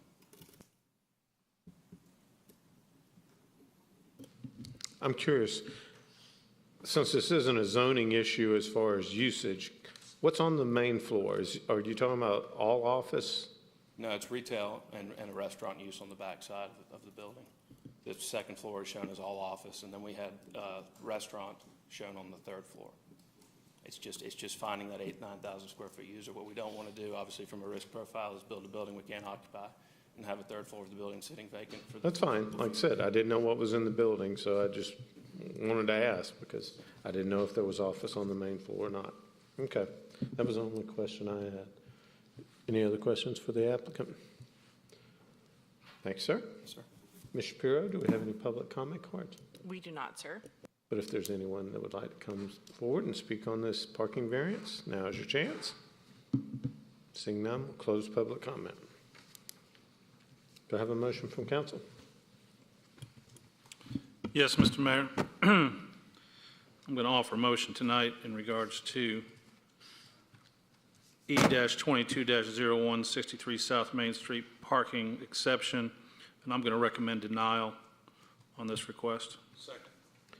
Have a motion by Mayor Pro Tem Merkel and a second by Councilman Binder, and that was for denial of E-22-01/63 South Main Street parking special exception. Any discussion? Councilman Hypes.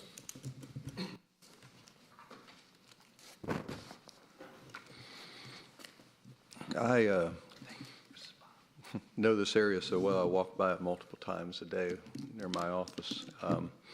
It's, you know, what I've seen of the building, it's a beautiful building on a quite of a small site. And, you know, there's a little bit of irony in tonight's proceedings if you were here from the first application where we have an owner over off Kimball Bridge Road, which is not really impacting surrounding areas with his parking issues, but he's building sufficient parking to meet his needs over there by the 5-story parking deck to match what his building will be. And the city has made an amazing investment and a statement. I remember former Mayor Belle Isle stating that the most beautiful building in downtown is this parking deck out here. And people would ask him why. He said, that's the city's commitment to all the merchants who are going to come here once we build this parking deck. And they have. And then we built a second parking deck that supports all these merchants down here, restaurants and retail. In the next couple of weeks, we're going to have 4 new restaurants open up. Fogan Lion, going to have a couple in the hotel, a sushi and a Italian restaurant. We're going to have Foundation Social come. That's just 4 more restaurants in a few weeks that are going to be dependent for retail and consumer use of these parking decks where we made an investment. And I jealously guard all of those businesses when weighing out the needs of an individual business who chooses to build an office building that cannot supply its own parking needs. Don't begrudge anybody for asking, but my job is to be a councilman for Alpharetta as a whole and to look out after not just your business, but all of those businesses. Old restaurants, or restaurants come and go. 2 of the oldest restaurants in Alpharetta are no longer here. Alpha Soda, an institution, and a place called Hardee's. It's not here anymore. Office buildings get bought and sold all the time, in which case a party to an easement no longer exists. Office buildings, when they're 20 years old, not brand new, will do what they need to do to make sure that they're filled with tenants. I might be in a building right now that has gone through that many years ago, where call centers and cubicles are put in there, which means a lot of cars are coming because the landlord's going to make sure they're doing what they need to do. This is not a snapshot of what our parking will be in the next year or next 5 years. This is what's best for Alpharetta in the next 20 and 50 years because your building's still going to be there, whatever it looks like and whatever parking's provided. So, I don't know how the vote's going to turn out. I wish your project well, regardless of how the vote turns out. But when we build office buildings in downtown in the midst of our retail district, I think it's very important that this building, the next building, and the buildings after that provide for their own parking. Because 14 here, 20 spaces there, 8 spaces there, after a while, you're talking real numbers of parking spaces. And we lose 1 or 2 spaces, even in parallel parking. I can tell you which merchants will be calling me up saying, hey, I just lost a parking spot out in front of my hair salon or out in front of my restaurant. So I just felt like, you know, before I cast my vote, I know what type of time, effort, and investment you have into this, and I wanted you to hear from me. I may not see you after the vote's over with, so thank you. Councilman Binder. Same here. I think I owe you kind of an explanation on it. You did mention 2 or 3 that we've done in the past. I can think of one where we're part of the agreement and really wish we weren't, but that was decades ago. And I remember one where we approved and we weren't part of the agreement, but we said, yeah, that'll be instead of the in lieu parking. And that one ended up going south, and then being me or the city being called all kinds of names saying we were causing the issues here. This wasn't an issue we created. We've done our very best to help alleviate the parking supply to add to it. So just out of past history, this application just is very glaringly similar to the one I'm thinking of, just in near proximity, that I just really don't want any part of trying to work on the short term. And I think there is a feasible long-term solution that y'all can provide. I don't think it's government's job to provide solutions for you on this one. I think you can do it in the free market. So hope y'all can work it out, and then if not, you got to build within your means of resources. So I appreciate it. Any other discussion? I'll just echo what they've said. You know, I've been on this council 10 years ago, and I remember before we built City Center, before we built any parking decks, we were saying that someday we hope we have a parking problem. That's the kind of problems we want. Be careful what you wish for. We built 2 parking decks to help facilitate the growth and development in this city, and it's been a tremendous investment. But because we built the first parking deck and it started catching on downtown, I was here when we had to pay $1 million for less than an acre to build the second parking deck beside a cemetery. Not prime property, you would think, but, and I say that because I do appreciate your interest in investing in the city of Alpharetta. I hope you'll be successful in doing that, but we've gotten to the point now where we can't subsidize parking with our taxpayers' dollars anymore. And that was my point about when parking was plentiful and it was cheap, then we did our best to help facilitate the growth and development. You own land here. I hope you can build it and support it with the parking, because it's been a long time since we've voted for a new construction development that couldn't park on their property. And that, with the costs downtown, building another deck is almost cost prohibitive, as you mentioned. It's even more than I had anticipated. So I can't support this, but I will support you in trying to find some solutions. That being said, all those in favor of the motion to deny E-22-01/63 South Main Street parking special exception, please vote yes, otherwise vote accordingly. And it does pass unanimously.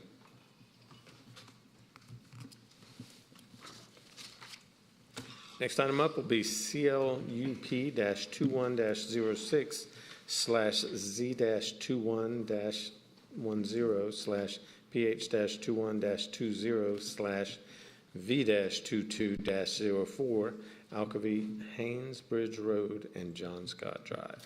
Mr. Woodman, you have.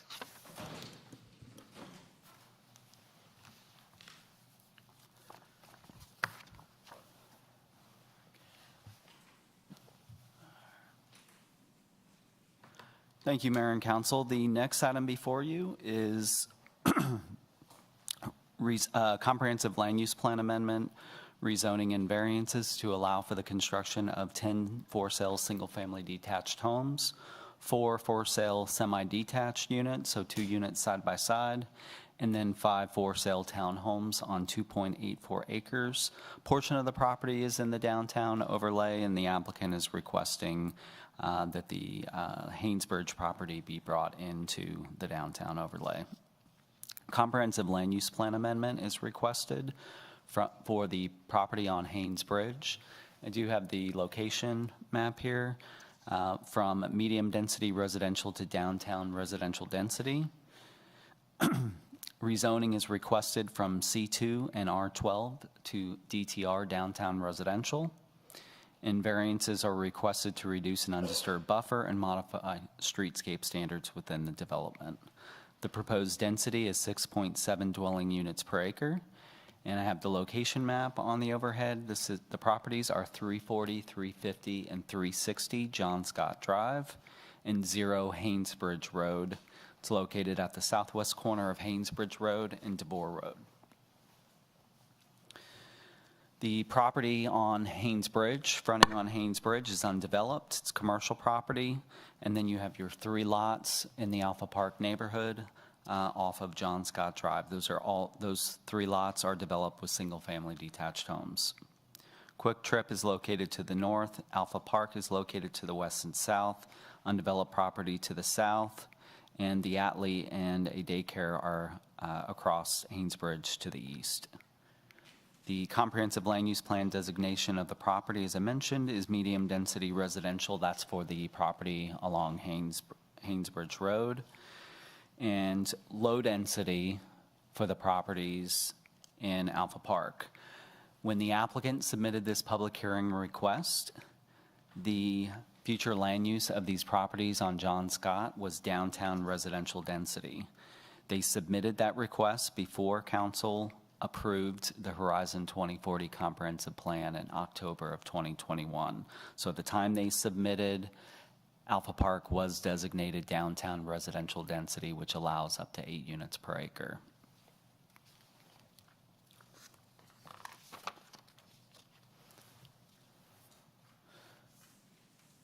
This is the applicant's site plan. They've made some changes to the site plan from the initial submittal to the city. Some of those changes have been in response to concerns voiced from the neighborhood, and I'll get to those concerns. Total of 19 residential units within this subdivision. The detached units are generally in this location. The semi-detached, the 2 side-by-side are here, and the townhomes are on the south end of the property. Access is provided by a new driveway off of John Scott Drive. The driveway, of course, connects to a new private street with access to alleys. There is an alignment of the Alpha Loop on 2 sides of this property. So along DeBoer as well as along Haynesbridge is an alignment of the Alpha Loop. The Atlee is directly across the street from this development, and the Atlee has constructed the Alpha Loop through the development up to this point. And the Providence Group does have responsibility for the striping of the Alpha Loop across Haynesbridge. The applicant proposes to develop the Alpha Loop through the existing right-of-way along Haynesbridge Road. So you see the 12-foot concrete path here. This portion of the Alpha Loop will extend south through the right-of-way, extra right-of-way that we have along Haynesbridge, and connect into the Morrison Park or the Mix development that Brock Built is developing at the corner of Haynesbridge and Morrison Parkway.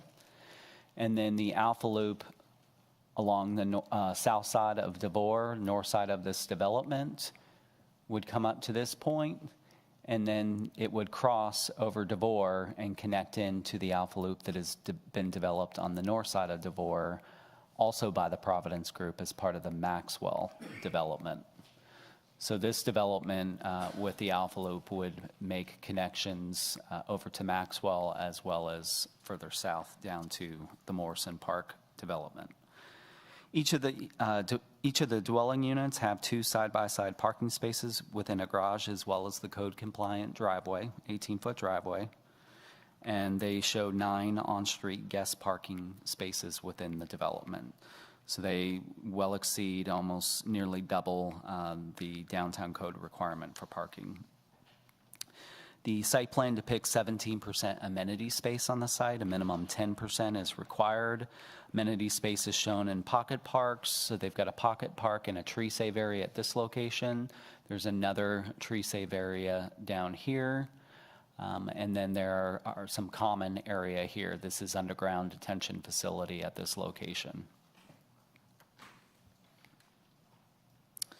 The applicant did submit a tree survey and assessment. They do, as I mentioned, the 2 tree save areas. The city arborist went out to the site and identified an additional 3rd tree save area at the corner, and the applicant, it's my understanding, has agreed to save those trees at the corner of John Scott.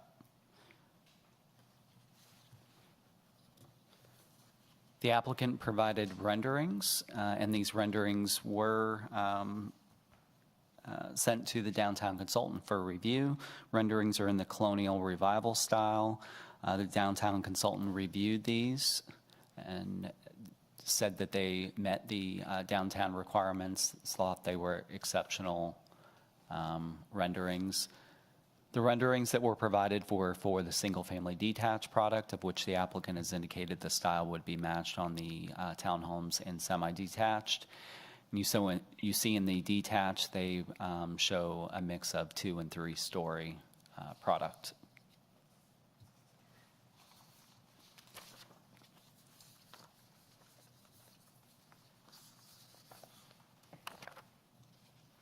Of course, we look at the established review criteria for a comprehensive land use plan amendment, rezoning, and variance. Believe the zoning proposal is suitable as it relates to the use and development of adjacent and nearby properties. The proposal, while it's not consistent, portion of it is not consistent with the future land use designation. It is consistent with the vision of the downtown master plan to create a walkable environment. As a reminder, the property out along Haynesbridge Road is commercially zoned currently C2 zoning. There was an approval on that property which reverted, so C2 auto-oriented uses could be located there. And given that use is not desirable given the current state of retail, we have a lot of vacant retail areas throughout the city that we'd like to get filled before approving any additional commercial. In order to protect the existing homes within the Alpha Park neighborhood, we do have recommend some conditions to maintain the character of that area so that this development would mesh well with the rest of the Alpha Park neighborhood and not stand on its own. The variance to reduce the buffer, undisturbed buffer. So this goes back to a similar request that you saw about a month ago on Marietta Street, where commercial property was being rezoned to a residential zoning district. This is a very similar situation. That responsibility for the 50-foot buffer that is required between commercial and residential then becomes the responsibility of this applicant. So we are supporting that reduction of the 50-foot buffer to a 20-foot buffer.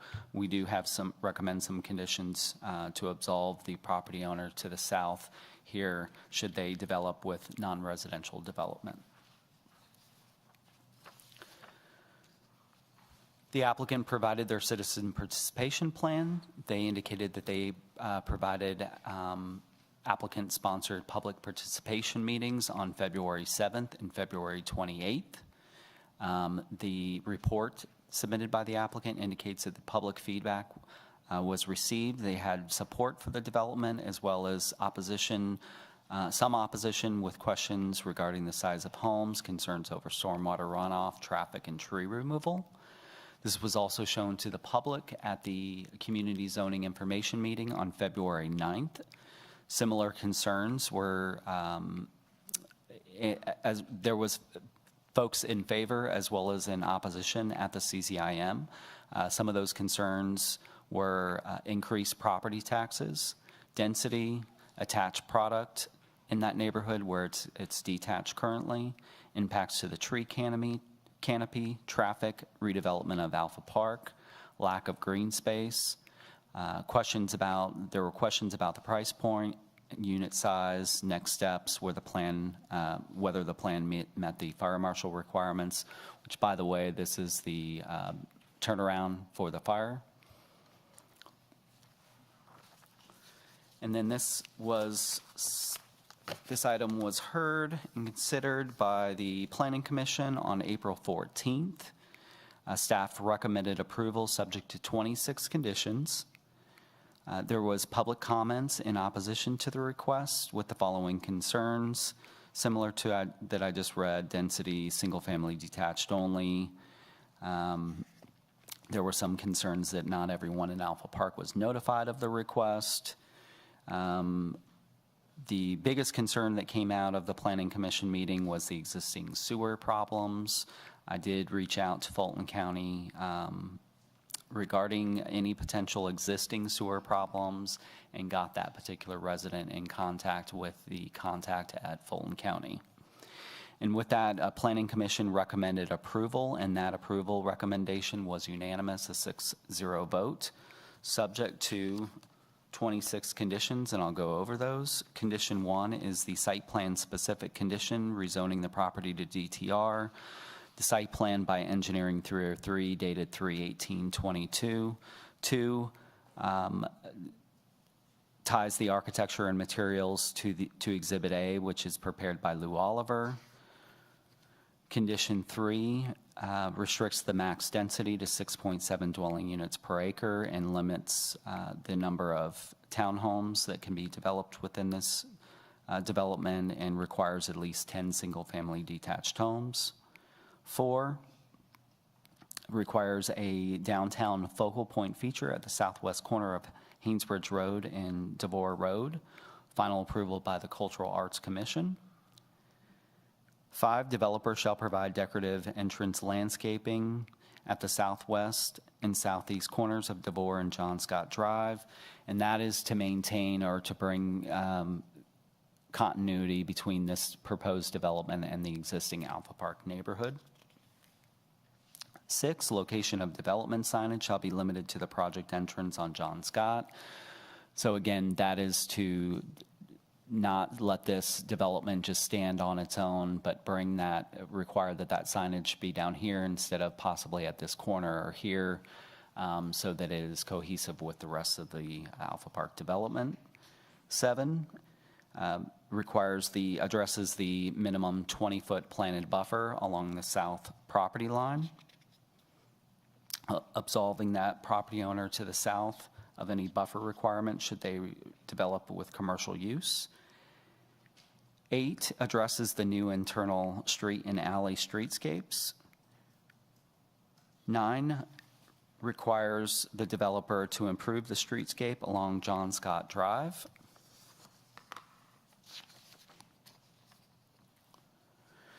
10, requires the developer to improve the DeVore Road streetscape. And 11 addresses the requirement for the developer to construct the Alpha Loop both along the right-of-way on Haynesbridge Road, along DeVore Road, as well as the enhanced crossing across DeVore Road to the Alpha Loop on the north side of DeVore Road. 12, developer shall provide enhanced Alpha Loop crossing at DeVore Road and John Scott, including pedestrian ramps, pavement markings, signage, and rapid flashing beacons. 13, developer shall remove existing sidewalk along Haynesbridge. Planter along Haynesbridge shall be planted with street trees and shrubs as approved by staff. 14, landscape strips along Haynesbridge, DeVore Road, and John Scott shall be planted with shade trees. 15, project entrance shall include a decorative paver, apron, landscaping, and low wall. 16, front yards shall be framed with a decorative low wall, metal fencing, or hedge with columns. 17, amenity areas shall be developed with a park-like setting with decorative landscaping, hardscape, low walls, and seating. 18, creeping vines shall be planted to cover retaining walls and low walls. 19, refers to the tree save areas depicted on the applicant's plan and calls out the additional tree save area at the corner of DeVore and John Scott. 20, minimum 10-foot planted buffer planted with evergreen trees and shrubs of varying heights shall be provided where their property abuts 370 and 380 John Scott. So that would be along this property line here. 21, fences and walls visible from the public right-of-way shall be decorative and shall complement the architecture of the dwelling. 22, unfinished wood decks, fences and decks shall not be visible from the street. 23, HVAC and similar equipment shall not be visible from the public right-of-way. 24, fire access shall meet IFC 218 Appendix D and fire hydrants. 25, garbage pickup shall be from within the development. And 26, no more than 10% of the unit shall be rented.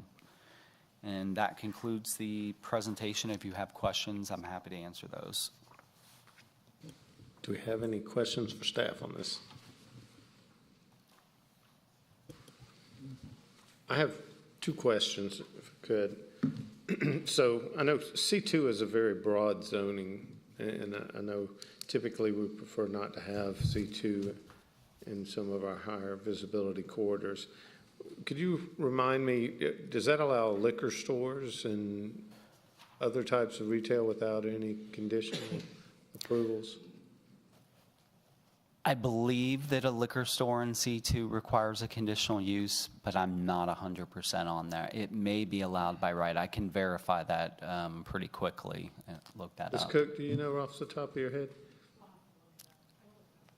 Okay. I was just curious because in and of itself, I would hate to see a liquor store in a high traffic area right there, a block from Reds.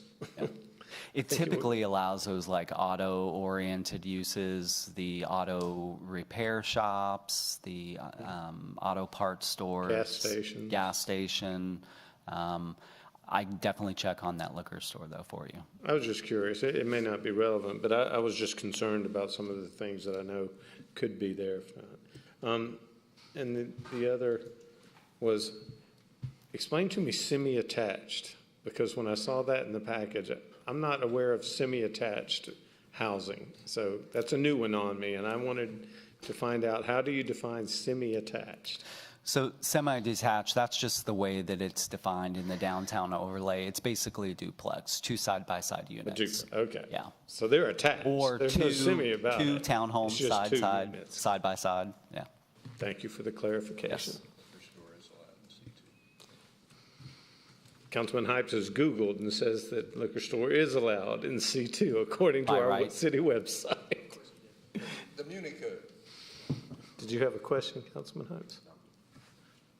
Councilman DeRito. Mr. Woodman, in the discussion on the staff report, it refers to property being considered for rezoning to downtown mixed use as part of this application, and it says it's current zoning is C2, as the mayor pointed out, and also R12. Can you point out to me again what portions of that property is R12? Yeah, so the 3 lots in Alpha Park. So That's the 3 lots single-family off homes of, that are on them, yeah, right? Yeah, all of Alpha Park is zoned R12. Okay. So these 3 lots are zoned R12 currently. The large parcel out on Haynesbridge is zoned C2. Can staff kind of, because you're requesting approval of this, can staff maybe give some insights on why they believe approving this for the downtown mixed-use zoning, where we're putting potentially 19 home sites on a 2.83 acre tract of land? That the density of that is pretty significant. And in that area, which I believe is a little bit sensitive, I mean, we get the Maxwell there, and if you drive through there, it's there's a lot happening there right now. There's a lot of already existing parking issues with the Maxwell. So I don't know if this type of density will exacerbate that. I mean, I'd just like to get some thoughts on that from the staff's perspective. Sure. So we did look at the density proposed of this development and compared it to other developments approved in the downtown. And the 6.7 is actually, it's kind of on the low side. It's probably close to the average, but a little bit on the low side compared to some others that have been approved. Typically in the downtown zoning districts, you're allowed, those zoning districts allow up to 8 units per acre. Most of the requests we've seen close to that 8, or some of them we've seen conditional use to go over. Maxwell was one where they got a conditional use approved to go over the 8 units per acre. I think they were, I want to say they were closer to 11 units per acre and they were done with it. The original approval was over that as well. We had another development at the end of where DeBoer is going to be realigned and will punch through to Roswell Street. We had Mayfair on Main just recently get a conditional use to go just barely over the 10 units per acre allowed within that zoning district. You know, we do support bringing the front property into the downtown. We looked at this development, and we do think that this, while there's a gateway into the downtown as you go further north up Haynes Bridge, this is also a gateway into the downtown as you turn into DeVore. So that's another reason why we were supportive of the request at this location. Is the Maxwell part of the downtown? It is. It is, okay. Yes. Actually, this may help out a little bit.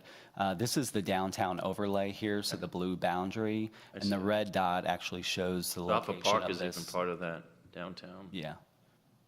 Okay. What if it was R12, how many homes could potentially be put on that tract? So R12 is going to allow closer to or up to 3 units per acre. 3 units per acre? Yeah. Okay, so 9, maybe 9 homes.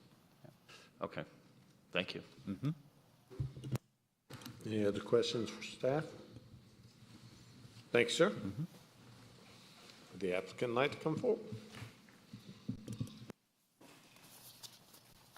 Mr. Mayor, members of the City Council, Ethan Underwood with Miles Hansford and Talent.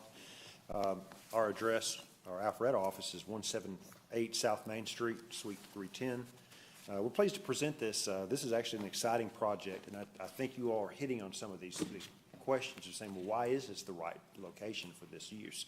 And we would suggest to you that this is a optimal transition from a very high intensity corridor of Haynes Bridge as it transitions toward Highway 9.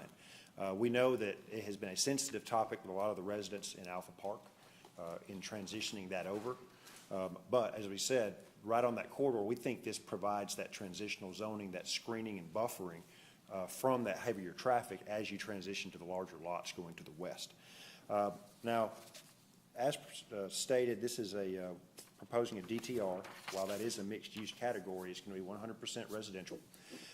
And we have our presentation. If we go to the next, am I able to control it from here?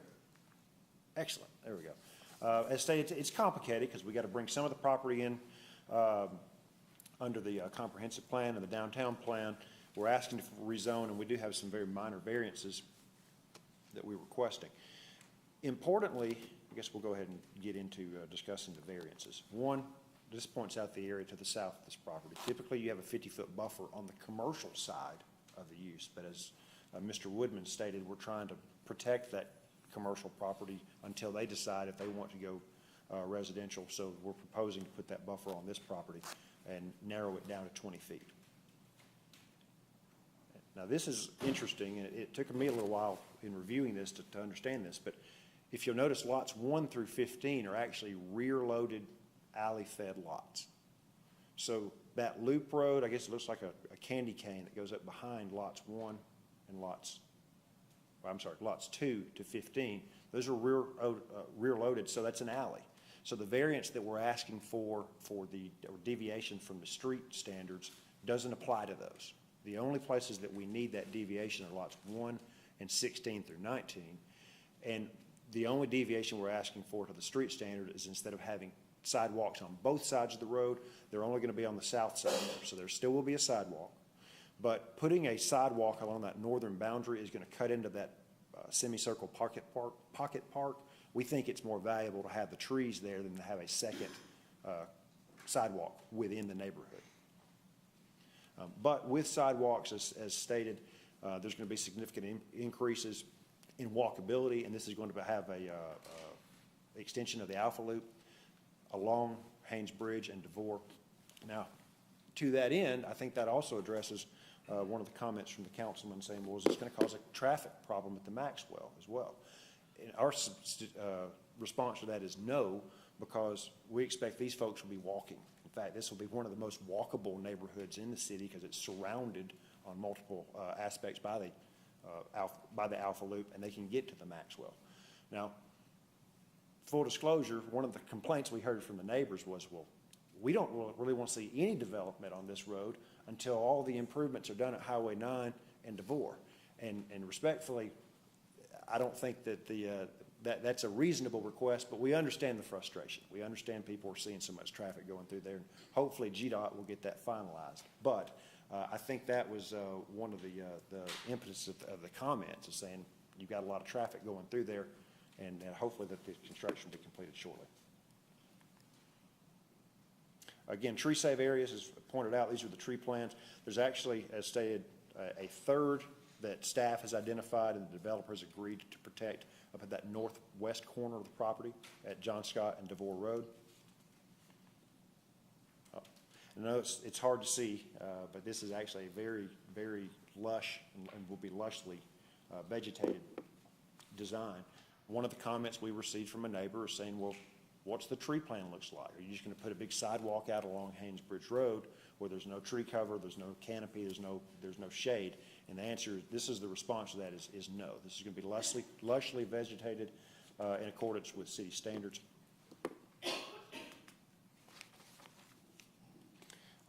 Also, to address pocket parks and accessibility, it's a little difficult to see, but this site plan almost indicates that there's an open detention pond at the southwest corner. That's not the case. This will be a below-ground detention pond, so it's usable. This will be a green that people can utilize for walking dogs, throwing frisbee, but it will also retain stormwater. Now, you all hit and spent a lot of time talking about stormwater earlier today, and so what we want to acknowledge in a public setting is no one has a right to flood anyone else's property. We understand that. And Georgia law says that you can't direct water in a way that it doesn't flow naturally without the consent of the adjoining property owner. So what's going to happen with this is stormwater on this site is going to be captured. It's going to be held for 24 to 48 hours and then released at a slower rate than it's leaving the property naturally. But importantly, it's going to be going the same route that it's going today. We can't divert that. You can't change that route without the consent of the adjoining property owners. Now, we did also hear from some of the neighbors, and I think there was a little bit of confusion between storm sewer and sanitary sewer. We know that Fulton County's had some problems with its sanitary sewer. It's just got to bring some things up to speed, but that's what this developer is going to be asked to do as it's tying on to that system. But I think some folks were saying, well, they've had flooding in this property, and they were confusing that and saying, well, that's going to cause problems with the sanitary. Again, that's part of the process and the design process to make sure that doesn't occur. But before any dirt is moved on this, there is going to have to be a hydrology study that's done. And that hydrology study has to take into consideration what is all this additional impervious surface going to do. We know that water that seeps into the ground now is not going to go through concrete. It's not going to go through rooftops. It's going to have to be caught and collected. That's the purpose of that hydrology study pre-development. It protects the developers and it protects the neighbors from downstream flooding. Nobody wants that to happen. Nobody wants the liability of that. But we do want the neighbors to understand that the developers are very sensitive to that. There we go. Just a little better tree design. And then finally, if I may, I'll introduce Mr. Lou Oliver. As Mike Woodman said, there was feeling that this was an exceptional design. I'll let him speak a little bit about the architecture and we'll reserve the remainder of our time.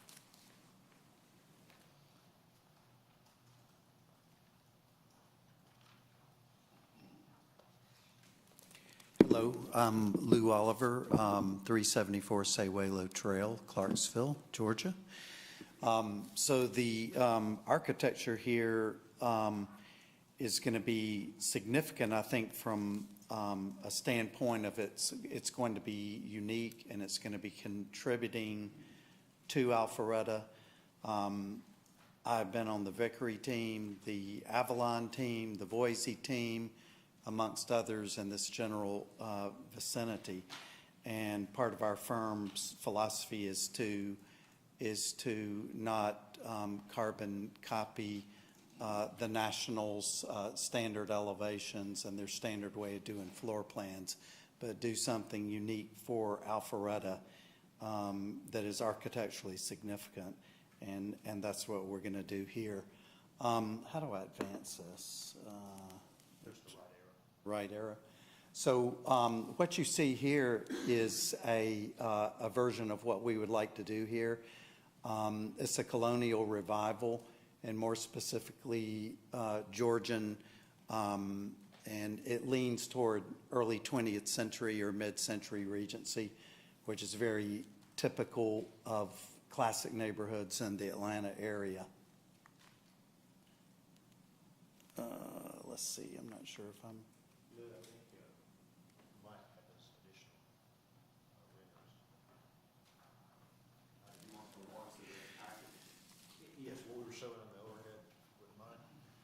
So these elevations are going to be classically composed. There's a lot of symmetry. There's deliberate asymmetry. We don't have a lot of the cliches of our time, and all the way from the 1980s forward. But the elevations are a little more historically derived. We're proposing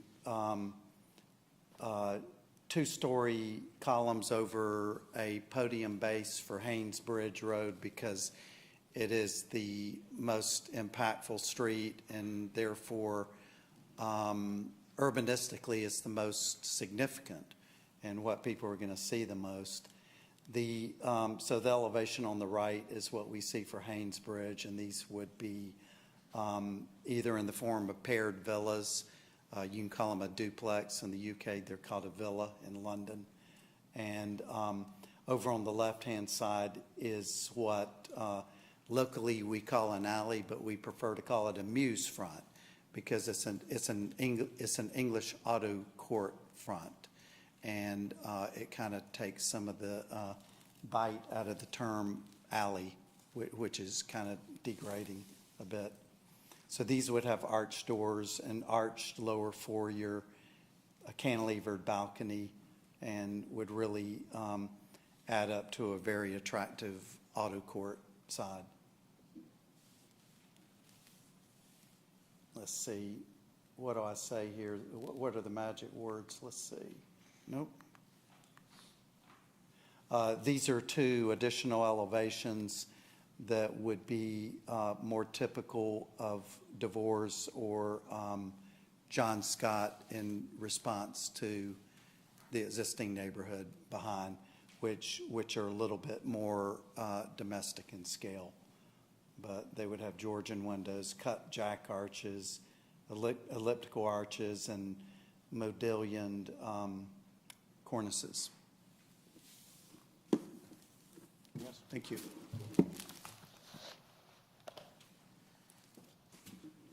Thank you. With that, we are happy to answer any questions that you have. We'll reserve any time we have for rebuttal. Thank you. Any questions for the applicant?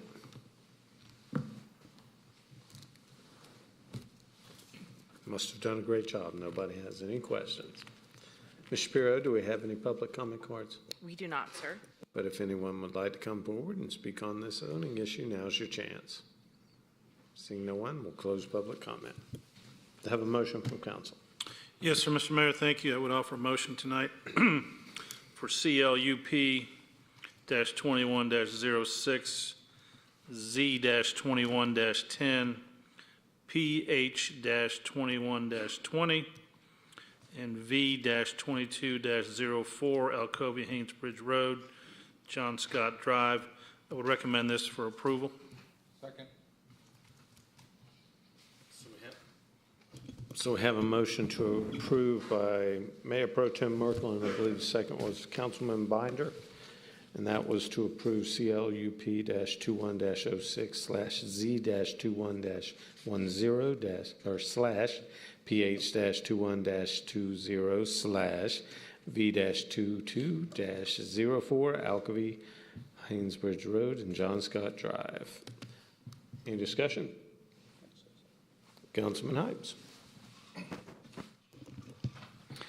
I think anytime we undertake to change the land use, vote to change the land use plan, I like to say something about it because this most recent land use plan was just passed in October after 15 months of input. And to me, there needs to be a really compelling reason why to do that, and I do believe it does exist here. I think because that is a commercial piece that works better as residential along Haynes Bridge, being opposite the QT gas station there on DeVore. I think it is a little bit unique, and this is a good and better use of the property. We're almost supplanting our judgment for what the land use plan says, but I think it's unique and I think it's exceptional.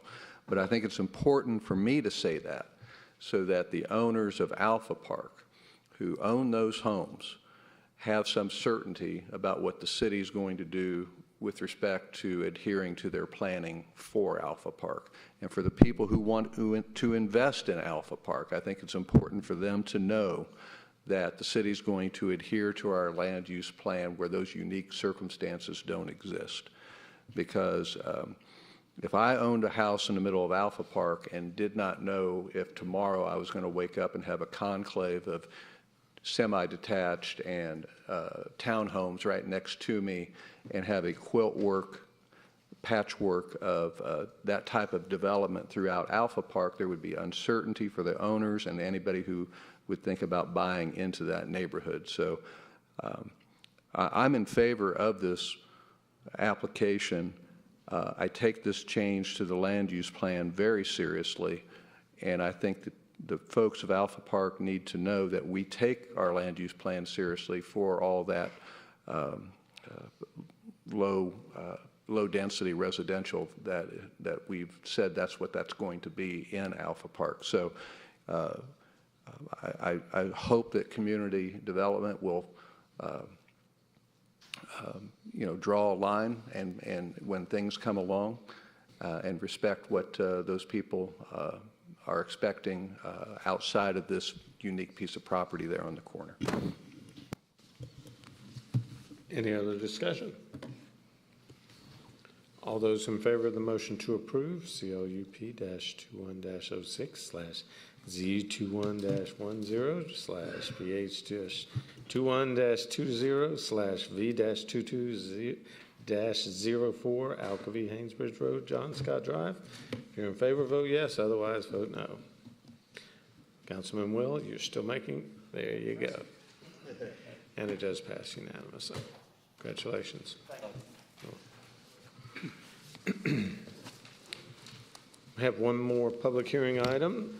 This is the Code of the City of Alpharetta, Georgia Text Amendments, City Parks Rules and Regulations, and the designation of the Alpha Loop as a city park. This is the first reading, and it's going to be a tag team effort between James Drinkard and Morgan Rogers, the Director of Parks and Recreation and Cultural Services.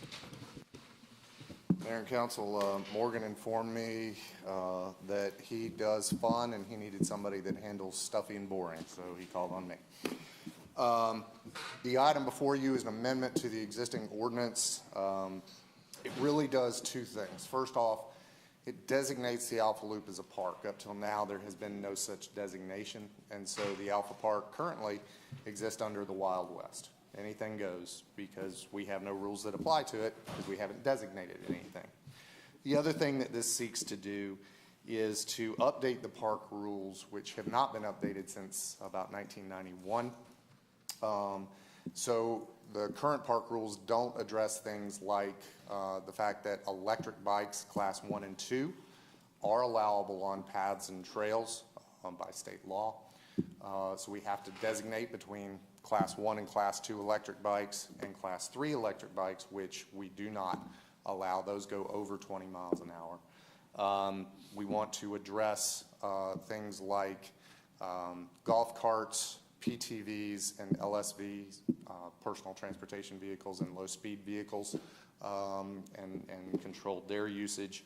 And then there's also just some language changes that needed to be updated to address things like changes in the ADA that we have to update. So Mr. Stacy has the ordinance to read that title in. Morgan is here to respond to any questions about why the specific rules that we're looking at were being requested. Thank you, sir. Yes, sir. Mr. Rogers, you don't have anything fun to add to that? No, sir. Then we'll turn it over to City Attorney Mike Stacy to read the ordinance for us, please, sir. An ordinance to amend Article 1, Chapter 32 of the Code and Ordinances of the City of Alpharetta, Georgia, to amend the rules and regulations for parks owned and operated by the city, to designate the Alpha Loop as a city park, to repeal conflicting ordinances, and for other purposes. Thank you very much. Any questions about the item or the ordinance itself from council? Seeing none. Ms. Shapiro, do we have any public comment cards on this item? We do not, sir. But if anyone would like to come forward and speak on it, now's your chance. Seeing none, we'll close public comment. Do I have a motion from council? Mr. Mayor, I make a motion that council approve the ordinance to amend Article 1, Chapter 32 of the Code of Ordinances of the City of Alpharetta to amend the rules and regulations for parks owned and operated by the city, to designate the Alpha Loop as a city park, to repeal conflicting ordinances, and for other purposes as noted by City Attorney Stacy. Second.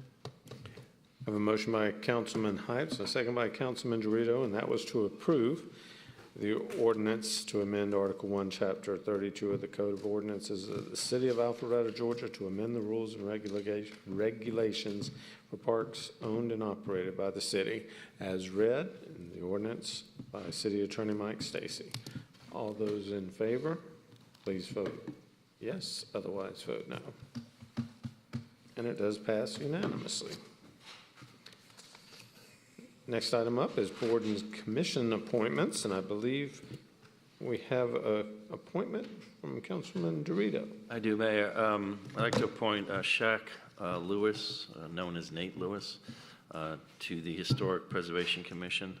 Without getting into great detail, he's been very involved with the Historic Commission in the backdrop and with just protecting the history of Alpharetta for quite a number of years. He's a long-term resident of Alpharetta and lives off Canton Street. I welcome him onto the commission. I think he's going to be very active and, add value to the commission's vision and efforts, and put his name forth tonight. That's great. Thank you very much. Next item up will be new business, and we have one item, that is the 2008 Reserve Fire Engine sale to Lanier Technical College. Mr. Regas, you have the floor. Mayor and Council, with the purchase of the Quint this past year, we added another engine to the reserve fleet that we have, and which means we don't need 3 engines. We really only need 2 in reserve with the 1 truck that we have, the ladder truck. So we usually surplus and sell that one. The director came up with a novel idea to price it in the marketplace and to offer it to Lanier Tech for them to train prospective fire recruits. And so we're getting $35,000 for it, which is a pretty good market price for the truck. And so that comes before you tonight with a recommendation to sell it to Lanier Tech. Thanks, sir. Any questions from council? Well done, Bob. Thank you very much. Ms. Shapiro, any public comment cards? We do not, sir. But if anyone would like to come forward and speak on the sale of the reserve fire engine, now's your chance. Seeing no one, we'll close public comment. Do I have a motion from council? Mr. Mayor, I make a motion to approve the sale of the reserve fire engine to Lanier Technical College in the amount of $35,000. Second. I have a motion by Councilman Will and a second by Councilman Height, and that is to approve the sale of the 2008 Reserve Fire Engine safe to Lanier Technical College at a price of, and I'm sorry I didn't jot that down, $35,000. All those in favor, please vote yes. Otherwise, vote no. Councilman Dorito. And we've lost Councilman Binder. I didn't think about it. And it does pass unanimously. I had confidence. So that'll move on from new business to the workshop item of the evening, and that is the North Point Parkway Streetscape Project. Mr. Ziegler, I believe you have the floor.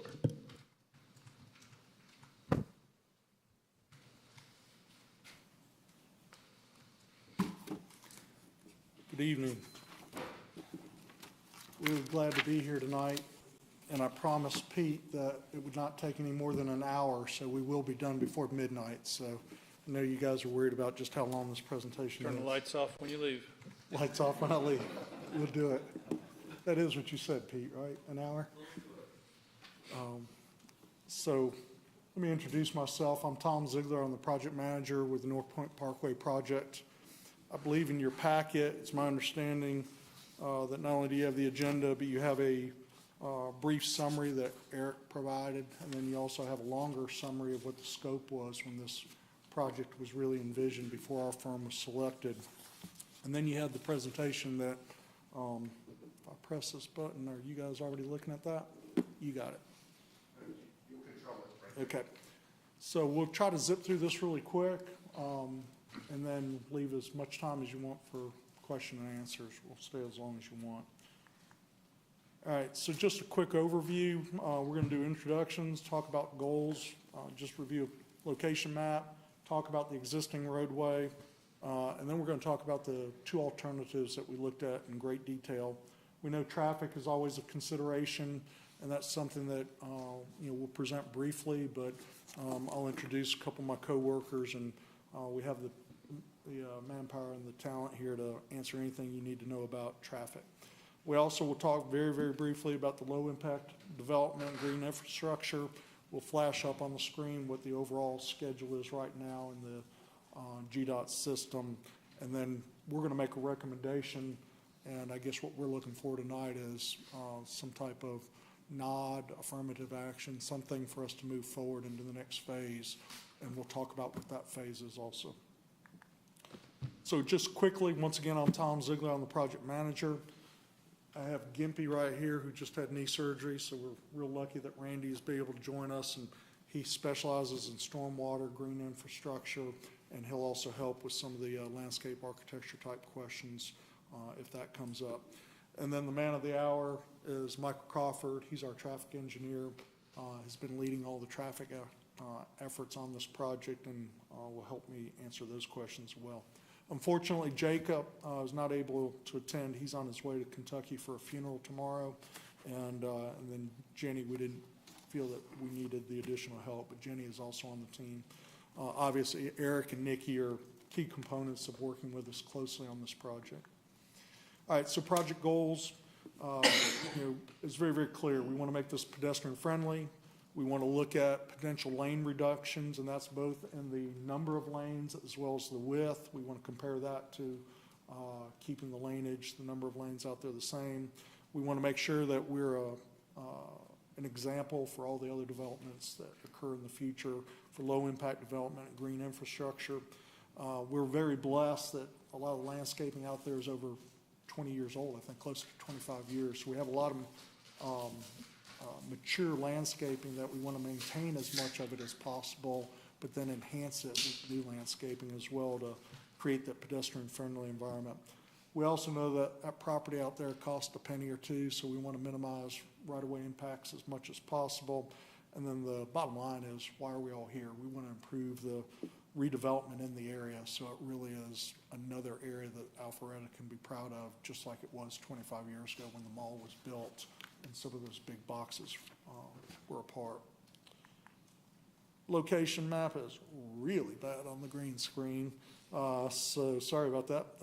It just wanted to point out it's basically almost 1.5 miles from Mansell to Haynes Bridge, but it's a really important corridor for the redevelopment. But we're also blessed that 400 is parallel. We're also blessed that Westside Parkway on the other side of 400 also is parallel, and so that really plays a lot into what our traffic numbers say and what we expect and can do and how this area can be redeveloped.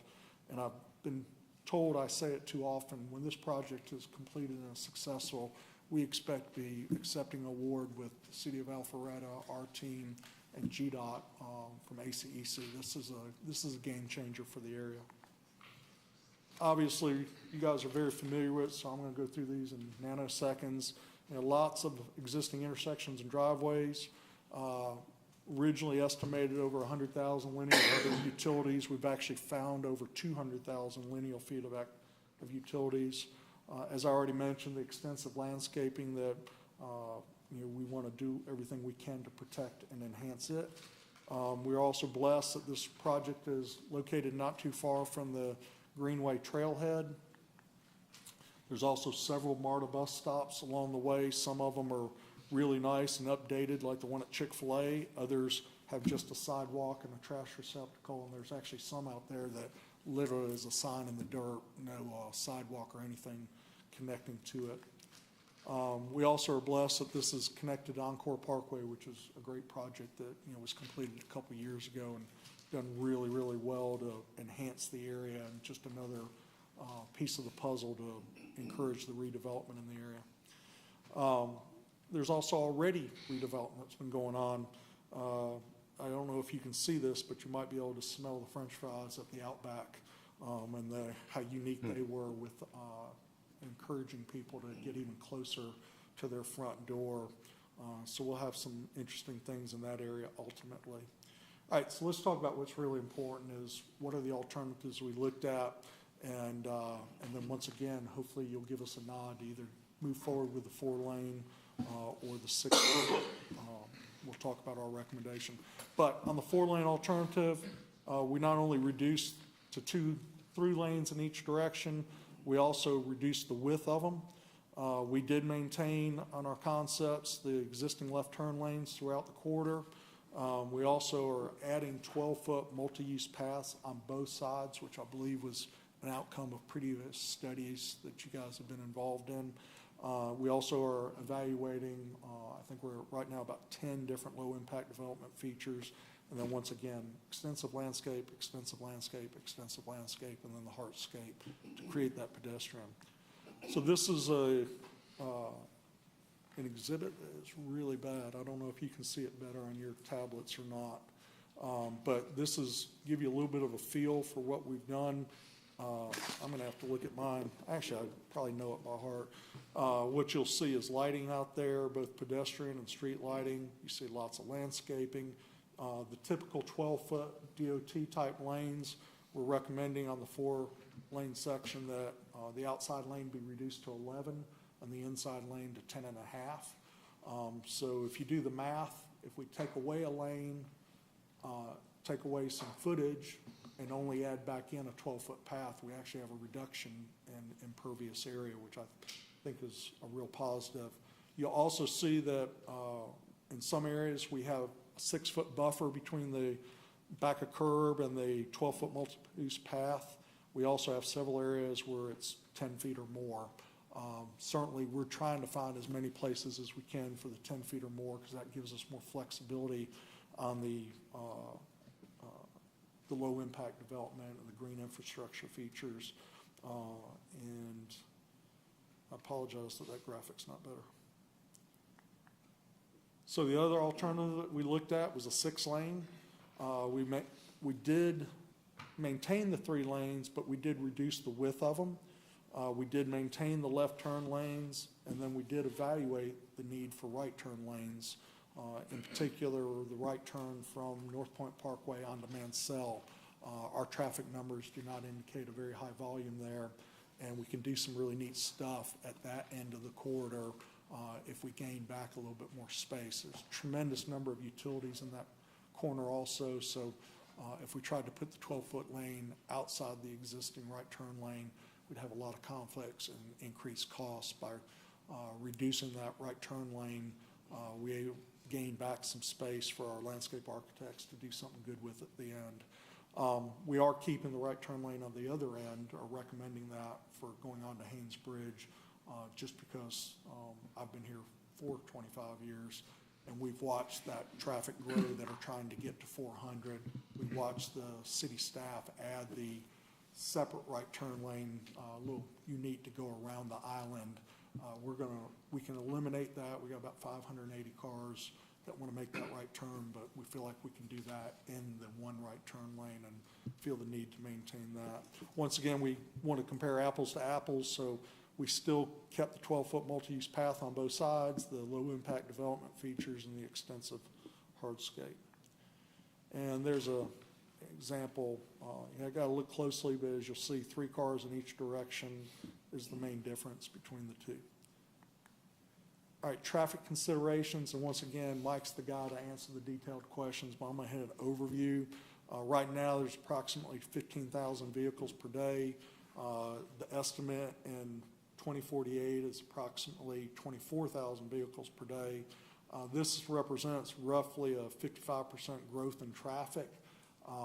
Those numbers are really important that, we work not only with Eric and his team, but Arash and Pete and their team, and then our folks to look. And there's GDOT's also involved. We looked at a lot of different factors, and we can go down that rabbit hole if you want, but let me hit some of these other highlights. Generalized capacity, approximately, depending on where you're at in the quarter, level of service D, almost 28,000 vehicles per day, and then in some locations, 34,000 vehicles. The travel time analysis is somewhat important to people. The unique thing is that the no build of the 6-lane experiences right now about 17 miles per hour in the northbound direction, 15 miles per hour in the southbound. If we go to the 4-lane build option, you'll see that the numbers, that's not a mistake, stay remote, pretty much the same, 17 and 15. There is one subtle difference. The 4-lane option does consider an optimization strategy, which is, helps with that, whereas the no build, it is what it is today and what the sequencing is. Intersection level of service, all intersections will operate at a level of service D or better in the 2048 scenario. And then I think an important question that's been asked to our team that we don't normally look at, but we went ahead and did for this project because it was important, is do we have any excess capacity beyond that 55% growth? And that 55% was counts, other factors, and then the years of growth. And our folks have estimated that there's somewhere between 20 and 30% of additional capacity beyond the numbers that GDOT had us create and justify. So there's truly additional capacity out there. And then from a detailed intersection, from 20 to 25% of additional. So we feel like the 4-lane will work. A lot of people question, are you really going to take a lane out? And we think it's important. We think it's important to see the pedestrian friendliness. Trying to cross 3 lanes is much more difficult than crossing 2. When you're walking along 3 lanes, it's very different than walking along 2. So I did mention that we'd talk a little bit about low impact development. Once again, that's Randy's expertise, but we've identified 10 in your packet that we're looking at that are all viable solutions at different locations. They do have impacts, on what we can and cannot do and how effective they are, but these are 10 items that are still in the mix that we'll develop even further once we move into preliminary plans. Anticipated schedule, that's a GDOT schedule right there. We have been encouraged, employed, and challenged to beat that schedule and beat it by a lot. There's a whole process to modify the GDOT schedule, and quite frankly, we haven't pushed that button yet because if the recommendation is to pursue the 6-lane, you'll see in a minute, it will need a much longer schedule than if we go with the 4-lane because the impacts to utilities, right-of-way, yada, yada, yada. So let's go ahead and wrap this thing up pretty quick. So we do recommend the 4-lane option. It minimizes the right-of-way impacts and right-of-way cost. It allows opportunity for more green infrastructure. It preserves more adjacent landscape features, reduces impervious pavement, creates more opportunity for utility locations or relocations if that becomes necessary. And then it has a much, much, much better enhanced pedestrian experience. And then there's a huge reduction in construction costs for this project as well. Questions? Questions from council. Councilman Dorito and Councilman Hypes, Councilman Will. When you referred to the 20, 30% additional capacity, were you talking about today's current roadway between Mansell and Haynesbridge? Talking about if we go to the lane reduction of 4 lanes, we'll still have 20 to 30% more than what we identified that we would be handling in 2048. Right, So if our numbers are off, So as compared to today, the way it is today, what's the is there number? capacity, The growth is 55, we've assumed 55% more growth Right. than today. and so you're saying Then taking to 6 handle lanes another down to 20 potentially 4, that the growth would be 55%, but we're going to reduce our roadway system. Yes. I'm trying to reconcile that in my mind. I mean, the design, the concept, it would be beautiful, it would enhance the area, I get all that. But also considering future development along that corridor, we have a big project coming before us soon that will, put more vehicle traffic on that section of roadway that we're talking about. Has any sort of consideration been given to the future growth of between Haynesbridge or even along that whole corridor? Because that's a major thoroughfare right now for the city. Yeah, so, you want to take a stab at it? No, not really, but I will. So a couple of things. First off, the existing traffic's about 15,000 cars a day. The 6-lane capacity is probably around 45 or 50,000 cars a day. So we're That only can handle running- today. Could handle today. Okay. So we have 3 times as much capacity as we need, and that's a product of the early 90s. I actually worked on these projects originally way back when, and back in those days, we just basically added up a whole bunch of stuff and came up with the fact that it needed to be 6 lanes. It's probably over-designed. It's got way more capacity than it needs. So the numbers that you're referencing are, we had to go through this whole conservative process with GDOT to estimate future traffic. Came up with the 2048 numbers, and what Tom is referencing is a growth in that traffic from about 15,000 cars a day to about 24,000. And what we're saying, and that's in the year 2048. And then what we're saying is beyond that, there's still capacity available to develop. So, back also at the time that this road was done, it was really, 400 was a disaster, still a disaster, but it's not as much of a disaster as it was back then. There's capacity going in there, MARTA's coming in, so there's a lot more other transportation system capacity now than there was at the time that North Point Parkway was originally built. This was a major east, thoroughfare and parallel capacity along 400. It doesn't quite have that same through traffic function now as it used to. Back in the day when it was first designed. So that's why now there's so much more capacity really than we need. So if it was built out today, the 4-lane concept or alternative, let's assume it was built out today, the capacity would be 24,000 vehicles a day to be able to utilize that segment of roadway. It's about 28,000, I think. 28,000? Yeah. And we're at 15 right now? Correct. Yeah, so we can about. If I could, I'm just curious for comparison's sake, so I can compare. Pete, how many trips a day are on Main Street here in downtown between, say, Old Milton and Academy Street? 24? Okay, thank you. No, I'm just trying to, I like the whole concept of where you're heading with this whole thing. I'm concerned about the traffic and, I'm not an engineer, but if you're reducing lanes, you're reducing the ability to put more cars on that street. And if we're developing out the North Point corridor, what impact is that eventually going to have on this alternative of the 3 lanes, the 4 lanes, I'm sorry. I would also add, and Mike's the numbers guy, just from an intuitive standpoint, if you also think about it, you got the parallel capacities, as he mentioned, 400 west side on the other side. Mansell actually is semi-parallel to North Point Parkway as well. And then the interesting thing is, it doesn't go south. You've got development on the south end that's now occurred, over the last 20 years, but it's not a through street. Likewise, to the north, we've had great discussions about it. People do not get off at Mansell and then run up North Point Parkway. unless there's an incident on 400, and you can't design for incidences. You go broke really quick doing that. People still, because we've had discussions, there's a lot of development north of Haynes Bridge, but the reality is people are going to go on up to Haynes Bridge, get off there and turn left. So really, you're just, the amount of development that you're trying to serve with those 4 lanes now really are just the existing facilities and or what's redeveloped in that area.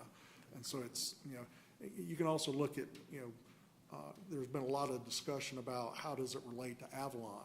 Well, the truth of the matter is, you know, Milton Parkway is a major thoroughfare, not only to Avalon, but everything west of there. We don't have that on North Point Parkway. You don't have that feel. And I think that's also why you can have comfort that there's plenty of capacity with the 4 lane. Yeah, One more. I was just going to say too, I'd add quickly too that, remember, most of this corridor is already built. So as development occurs, it's going to be redevelopment. So the tear down, there's trips associated with the stuff that's there now. And when you replace it with new stuff, there may be incrementally a small increase, but it's not raw land that's going to be developed like it was back in the old days. I appreciate what you're saying, because I'm just trying to reconcile in my head. But one other quick question, and the multi-use path on each side, the 12-foot, would that include the bicycle lane? Does that incorporate the bicycle lane? 12 feet, we call it a multi-use path or a shared use path, and that is the intent. Okay. And we had great debate on that as well. Do we need to provide a bike lane on the roadway, and because of it being 12 feet? We don't like to do that with 8. We don't really like to do it with 10, but when you get up to 12, most people in the industry say, yeah, that's a comfortable amount. Now, the road warriors that are wearing the spandex, they still stay in the road. But, you know, all the rest of us that, you know, want to take our bikes, mountain bikes with our families and our kids, they're going to be on that 12-foot path. Thank you. Yep. Councilman Will. I got deferred to. Okay. I've actually got 4 or 5 questions for you. Your microphone, please, sir. I'm sorry, I forgot. Got several questions for you. The first one relates to what Doug was asking about with bringing it down to 4 lanes and getting increased traffic. But I'm reading in here that city is responsible since we are not installing measures to improve traffic. What does that mean? Say that again? Under project cost information, there's a line in here that it says, based on typical section of the NPP, blah, blah, blah, the city is responsible since we are not installing measures to improve traffic. What does that mean? I think that's a document that the staff provided, and I just saw it, so. Eric, would you like to step up to the microphone to explain that one? I'm not sure what it is. What page is it on? I'm going to guess that's for the cost for relocating utilities. I believe that's probably what that's referring to. I'm not certain what you're. I was just, because it says we're not installing a measure to improve traffic. So when it comes to utilities that are buried in the ground, if we're adding lanes, adding capacity, so we have to expand into that right-of-way easement, then it's up to Georgia Power or AT&T to move their utilities. If we're not adding capacity, then it's on our dime. Right above Fair enough, Pete?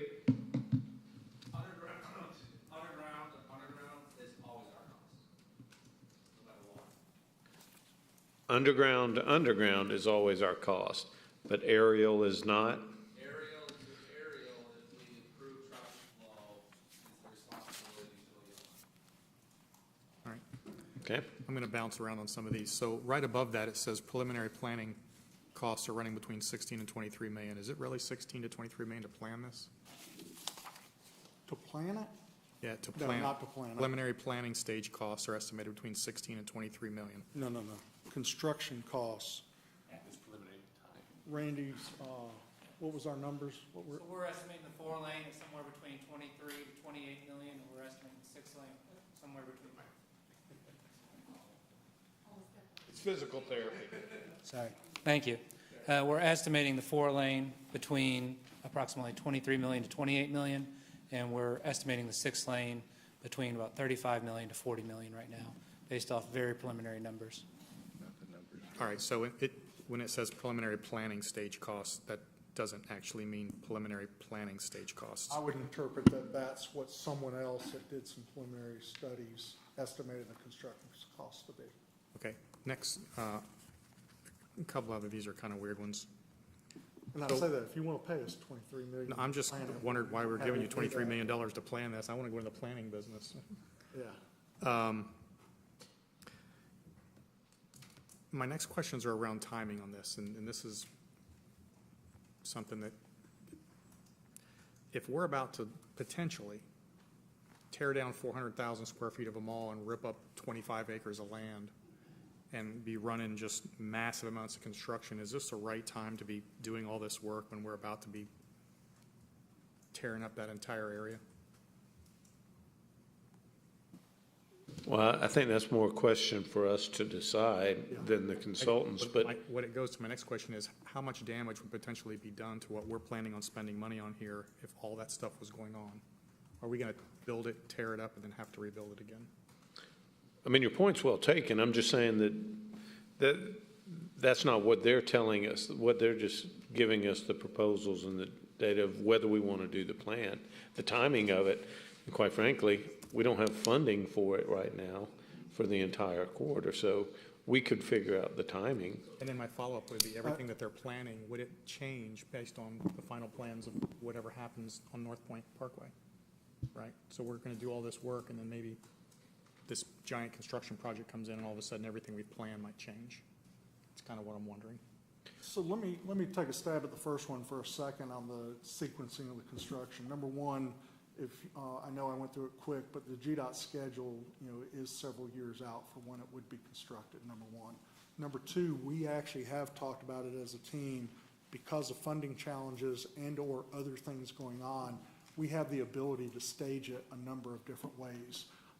And when I say stage it, there's some thought that if the funding's not available to do the entire length, we may recommend in our next phase of preliminary plans that we design it and build it from Mansell to Encore, or from Encore to Mansell. That's very much in play, more so from a funding standpoint.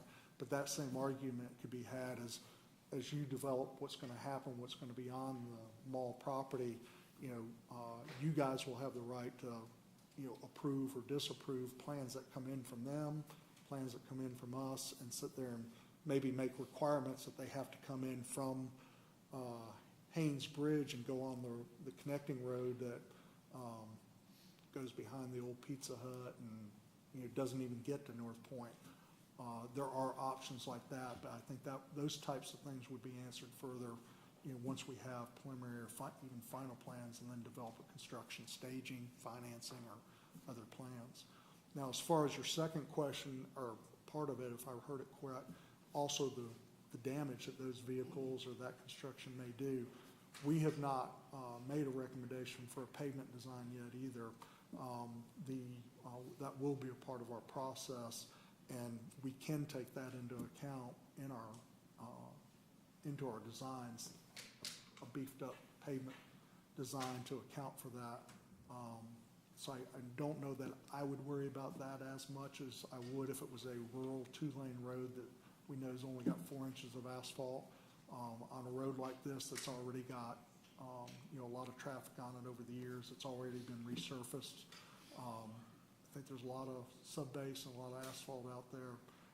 And I think I skimmed that document that you're asking questions from, and there's actually a whole paragraph talking about reducing the cement stabilization because they're so concerned about how compacted that is, and that won't really serve well for the green infrastructure. So there's been a lot of studies on that pavement previously that say it's good pavement. There's very, very little distress if you walk along there now. But it would certainly be something. And I'm late to the game, so sorry for these questions, but are we not doing anything at the moment? Like, I know I look at this $5 million federal aid and 1.25 coming from the city. Is that in progress? Or is that still potential, something we're thinking about doing? Kathy, do you mind, since you've kind of been orchestrating all of this? I'm the new guy, sorry. That's That's what these workshops are for. You don't have to apologize. I mean, Yeah, so we. we're not voting on anything. We're just trying to Well, if you're let only- everybody know what's going on and No, no. then give feedback so we can move forward. So don't apologize. We did receive a grant for 1.6 million, which we're using for the design. And then we also were lucky enough to receive another grant from the Atlanta Regional Commission for 5 million, which we knew that that would just cover a small section. So it'll be, we'll have to construct in sections along North Point Parkway. A section that makes sense, so that we don't cause any issues of the changeover from 4 lanes to 6 lanes. So there is partial funding. Councilman Heights? Couple of questions about design. As I look down on Google Maps on the corridor, have you evaluated whether selective roundabouts would facilitate traffic at various traffic light intersections? So, Mike, I don't know if you want to answer or not, but to give him time to get up here, the GDOT process is called looking at the ICE intersection control evaluation, and that does take a look at roundabouts or considers them. Yeah, I think there's right-of-way applications or implications and stuff that Tom's dealing with, but in terms of the GDOT process, we did have to look at that. And it's not, usually roundabouts are used to help improve crash problems, and because they eliminate a lot of conflicts, and so it makes crash history or crashes better. In this case, there are no fatalities in the last 5 years, only 1 or 2 kind of serious injury crashes. So we actually today finished up that analysis, and the benefit cost analysis just doesn't work. It's too expensive. Yeah, I looked at it from a traffic calming point of view. Like Douglas Road has roundabouts, as far as I know, just to keep traffic slowed down a little bit. And then secondly, it's a built-in U-turn for places where you cannot turn left where there's a median. But I just was curious about if that was part of the evaluation. And the other thing I was looking at was on the 2-lane alternative, do we know how? In each direction. Correct. Do we know how much use MARTA would make out of this, where if a bus was stopped in 1 lane at a bus stop, would that inhibit traffic at the wrong times of day or anything? Yeah. I actually asked Mike that question early on myself, and he said that it would not be a problem.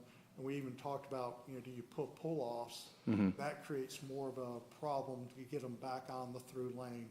And that would not create an issue as far as the buses go, based on his analysis. And then, the elephant in the room also is if they ever do extend the train up to North Point, which there's been talk about that for 20 years. Ironically, you may have people walking away from from North Point Parkway to go to interconnect to a train station down the road. So you could actually have a less need for buses along the corridor. There's the potential for that. Okay. Well, I hope it's factored in there somewhere that there is plans for a BRT station at North Point where people would come up, and that would be one place for them to get on and off. Where they go from that BRT station and how that plays into the North Point corridor, that's why you guys make the big bucks. I'm not quite sure how that plays out, but I would hope that's all being anticipated in some fashion. So, okay, thanks. One question I've got for you is, to me, it's critical, and Kathy Cook, Director Cook, it might be a good idea for you to have some of this conversation with me as I think this through. I think the lane diet is the ideal if we can make it practical. But in my mind, what's always been part of the thing that didn't make me as concerned about the lane diet was we've got the opportunity, if we're truly redeveloping that corridor, to have other north, south, east, west corridors.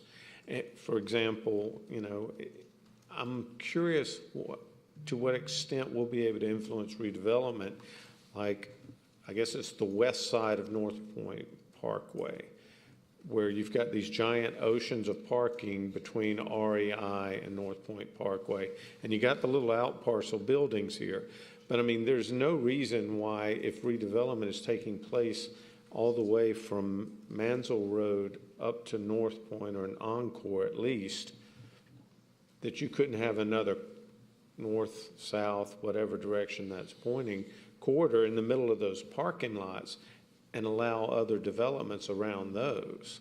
So if you've got that additional overflow capacity, then I'm not really as concerned about the additional congestion from redevelopment. But if we don't, then I am a little more concerned about it. So if y'all could just address that perhaps. Yeah, and that is critical, and we adopted the North Point overlay design guidelines, which require blocks. So as redevelopment comes in, we will be requiring that they have blocks and create that road grid.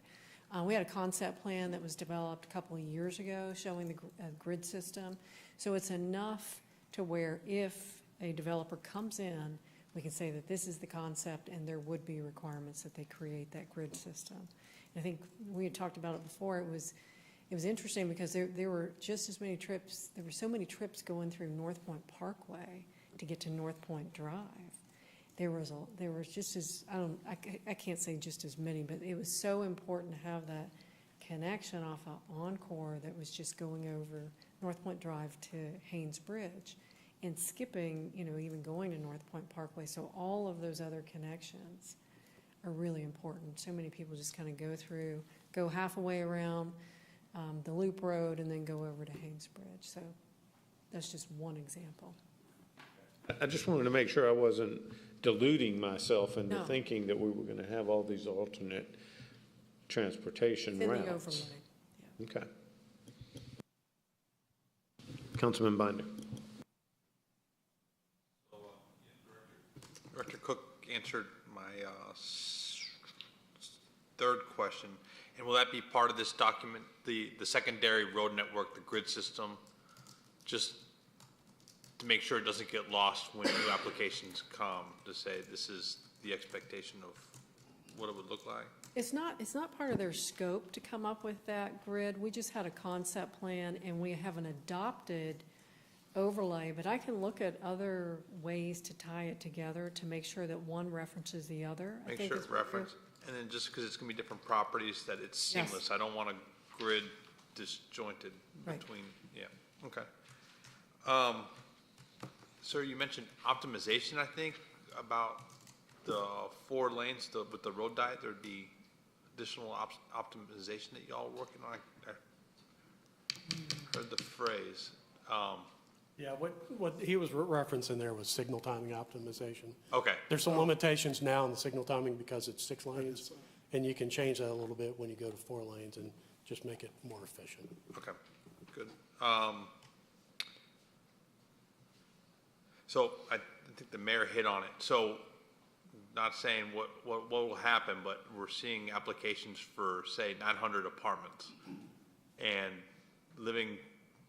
about to go through what we went through on this area right here, that when you start off with that many, that's kind of a snowball effect. So do we really feel comfortable with what we're saying the future will look like with, the amount of growth, or should we have kind of a expected growth and unexpected within a range, or? Well, and Mike, I'm going to sit there and say he's convinced me that not only will we handle the expected growth, but we have the excess capacity on top of it. Like if the mall's asking for 900 now for their phase 1, and they're not fully completed out, and then Mansell sees how exciting that is, they're all like our kids and say, well, I want it too. So. Well, I think, again, we followed kind of GDOT's standard traffic forecasting process, which I think is very conservative, especially in this case, to be honest with you. Yep. And so what we did was we projected, not quite doubling, but there's a 80% maybe of the existing traffic. It can go from 15,000 now up to around 30, maybe even 30, a little more than 30,000 cars a day, and that's quite a big growth in traffic. So I feel comfortable that there is capacity available for redevelopment. And again, also, at some point, the MARTA BRT station is going to come, and when that happens, I think some of those kinds of things are going to orient themselves a little bit towards that as well. So, so we have additional capacity. GDOT's doing lanes. You know, back in the old days, we had to come up to Mansell, get off, go over to North Point, and go up north. But with toll lanes now coming on 400, the BRT, I think there's, if you look at it as kind of a larger transportation corridor, Yeah. there's other things happening besides this corridor as well. For sure. And then, I think it was the mayor that asked for Highway 9. So we're at 2,400 in traffic right now, and we have 4 lanes. Is that mostly? He said we got 24,000 to go through the quarter now with 4 lanes. And I was on a phone call today where somebody was cursing me out, a friend of mine, saying that why do we have so many, I have so much traffic on, so just kind of eye-opening to me if that's at 24,000 and that's at 4 lanes, and it feels kind of cramped here. But,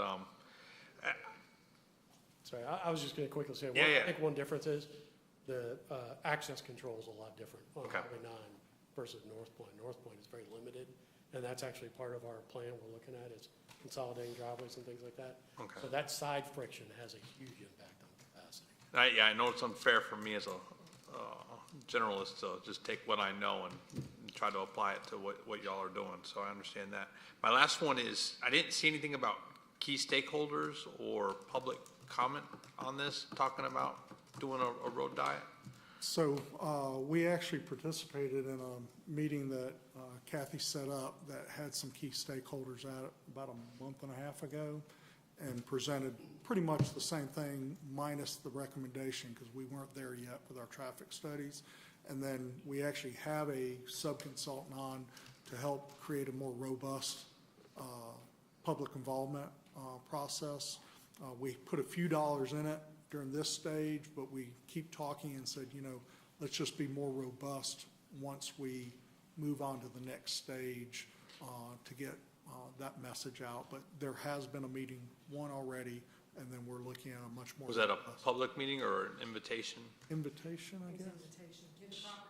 So I mean, before we submit to a recommendation or preferred, I would, GDOT does a good job of at least having their public comment section so everybody has a chance to say their piece. That would definitely be in our next phase, and, but GDOT struggles all the time about when to do that public involvement.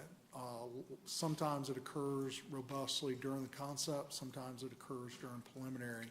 What I've seen a lot of times in working for GDOT for 25 years is when they do it early in the concept phase, and then it takes another 12 months, 18 months to get preliminary plans, which is where people really care to see what the actual impact to their piece of property is then they have to do another public meeting, and if it varies at all from it, then there's a lot of friction. Yeah. So I think our team, along with Eric and other folks, has said, this thing makes more sense for us to have a pretty good idea of what we want to do, why we want to do it, what the reasons are, and then we'll roll it out during the next phase. I think our city does, staff does, and all the departments does a really good job with involving the public, and we've learned how to kind of scope it out so we know how big or narrow we want it to get. But this will also be a little I would definitely be interested in hearing what current property owners have, but also people that we know to be, that would come in and do development on it and what they would think, along with our residents. And I agree with you. I don't know when and how to do that, but I definitely don't think saying we want to go with the road diet without having public meetings it could set us up for looking like we're making our decisions in a vacuum. So GDOT's a part of this process. They look at that very carefully. There's a whole environmental element, things that we look at, archaeology, wetlands, yada, yada. And the truth be told, we have a monthly meeting with the GDOT PM and other folks that represent them. They've also bought in that this is the right process. When you're widening a road. Your answer tells me that it seems like it's in a vacuum. But so I hear what you're saying, and I know y'all are the experts on it, and you're not wrong, but not getting public involvement before saying this is what we're going to do is kind of, then we end up playing catch up and doesn't work out. But. And I appreciate your concern, but I think this is the first step in that public involvement. That's why we're having the workshop, because they didn't have that recommendation until now. This is the first time they've presented it to any of us as their recommendation. So, I think it's a good draft. It's that last slide that says, hey, we think the road diet's the way to go, is probably. we hired them to give us a recommendation, though. So, I mean, this is their first presentation in public. This first time I've heard them say, we're recommending it. As part of the recommendation, I would have hoped public comment would have been more involved when making the recommendation. But, and I know I'm 1 out of 7 on there, but. I will also say this, every project's different. You know, we like to put together a very project-specific public involvement plan. And what you'll see also is if you're widening a road that's got a lot of residents, single-family homes along it, and you have a public meeting, those people come out. Quite frankly, if we do a public meeting too early in the process in a quarter like this, we may have 10 people show up because it doesn't mean anything until, you know, we have dimensions on how much we're impacting their property. And the truth be told, the one question no one's asked that I'm going to go ahead and ask myself is, so what is that difference in right-of-way impact? And so right now, we're looking at needing, you know, approximately 10 feet of additional right-of-way from every single parcel along both sides if we go to the 6-lane version. We actually believe that we can do the 4-lane version with inside the existing right-of-way with about 4 exceptions. And there's roughly 46 parcels, and some of them are large parcels, so it's not necessarily a fair number. But the reality is that's also, you know, drives when we do the public involvement is how many parcels would be potentially impacted. And if y'all recommend the 6, we'll take that to the public quickly, and I think you'll get a lot of feedback. It won't be as positive as you might think. I think if we take the 4-lane to the public and tell them we consider the 6, you know, then you might actually see more momentum behind the project. Oh, you're only taking a construction easement from us. And I say that there's, I think, what do we say, 4 exceptions or 5 exceptions? And 2 of those we can make go away. Those were for enhanced landscape features that we think are good additions, but we can take those away and get back inside that right away. So I think that's also factored into our plan for the public involvement aspect of it. So what's the next step for public involvement? Our next step is, quite frankly, if you guys turn us loose to, you know, submit a concept report recommending, because to submit a concept report to GDOT, we have to make a recommendation, but we also have to identify the alternatives we looked at. And so our goal for tonight is you tell us which one you want us to advance, and we'll make the other one as the alternative we looked at. But we would submit that as a part of our concept and get their reviews going, and then at the same time start planning our public involvement. And what I'm hearing loud and clear is get on it, roll it out quick, and we'll do that very, very soon. You know, it's not the type of thing that we're have to wait until preliminary plans are done. You know, we can roll that out right now if you want. Sure. Question. And that's the kind of direction. I'm not the one, let's roll this out fast attitude right now, because I have a lot to get my arms around on this whole thing.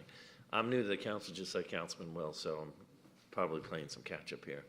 So the LCI study, isn't that part of the grant to re-look at the LCI study for this sector of the North Point Parkway? It was a separate grant that But we're doing that as well. in 2018.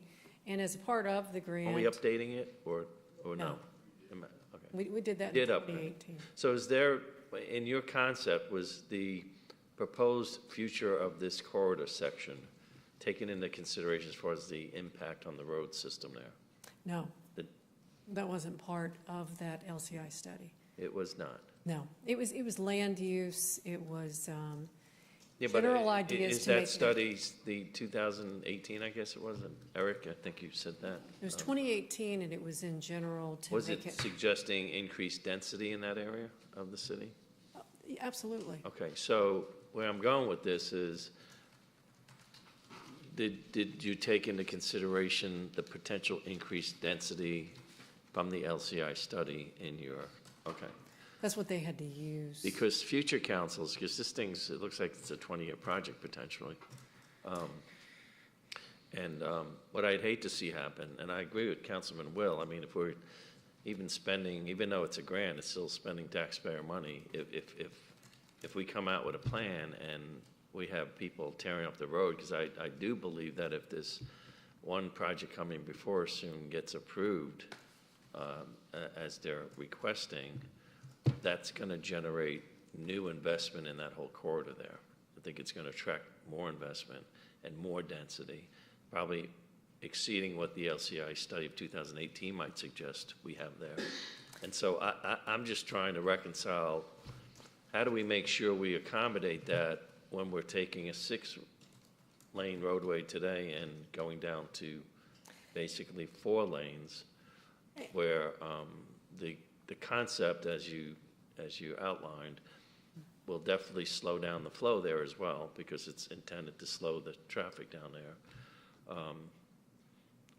I have to. But all the studies that we've looked at say that the capacity of the 6 is way overbuilt. And if you were building the road from scratch today, for what we know about what the development would come, as well as redevelop, our traffic folks are saying we have plenty of capacity with a 4-lane. And in the 2018 study, of course, the idea was to create a pedestrian-friendly, walkable area community. And we knew when we looked at North Point, it was, if you're going on North Point Parkway from Haynesbridge to Mansell, it's how fast do you get from point A to point B, instead of a community where people stop and you do slow traffic down like a downtown. So the purpose was to create a place where people would want to live and connect different trails and sidewalks.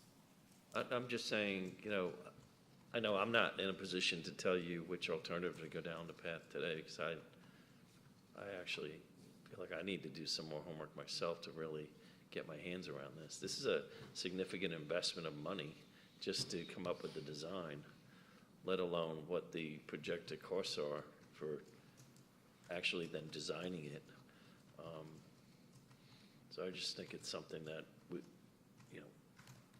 I don't know if we can give direction tonight, Mayor, but that's just one opinion. But Well, I'm just trying to help us get to the executive session at this point. So let me make a recommendation.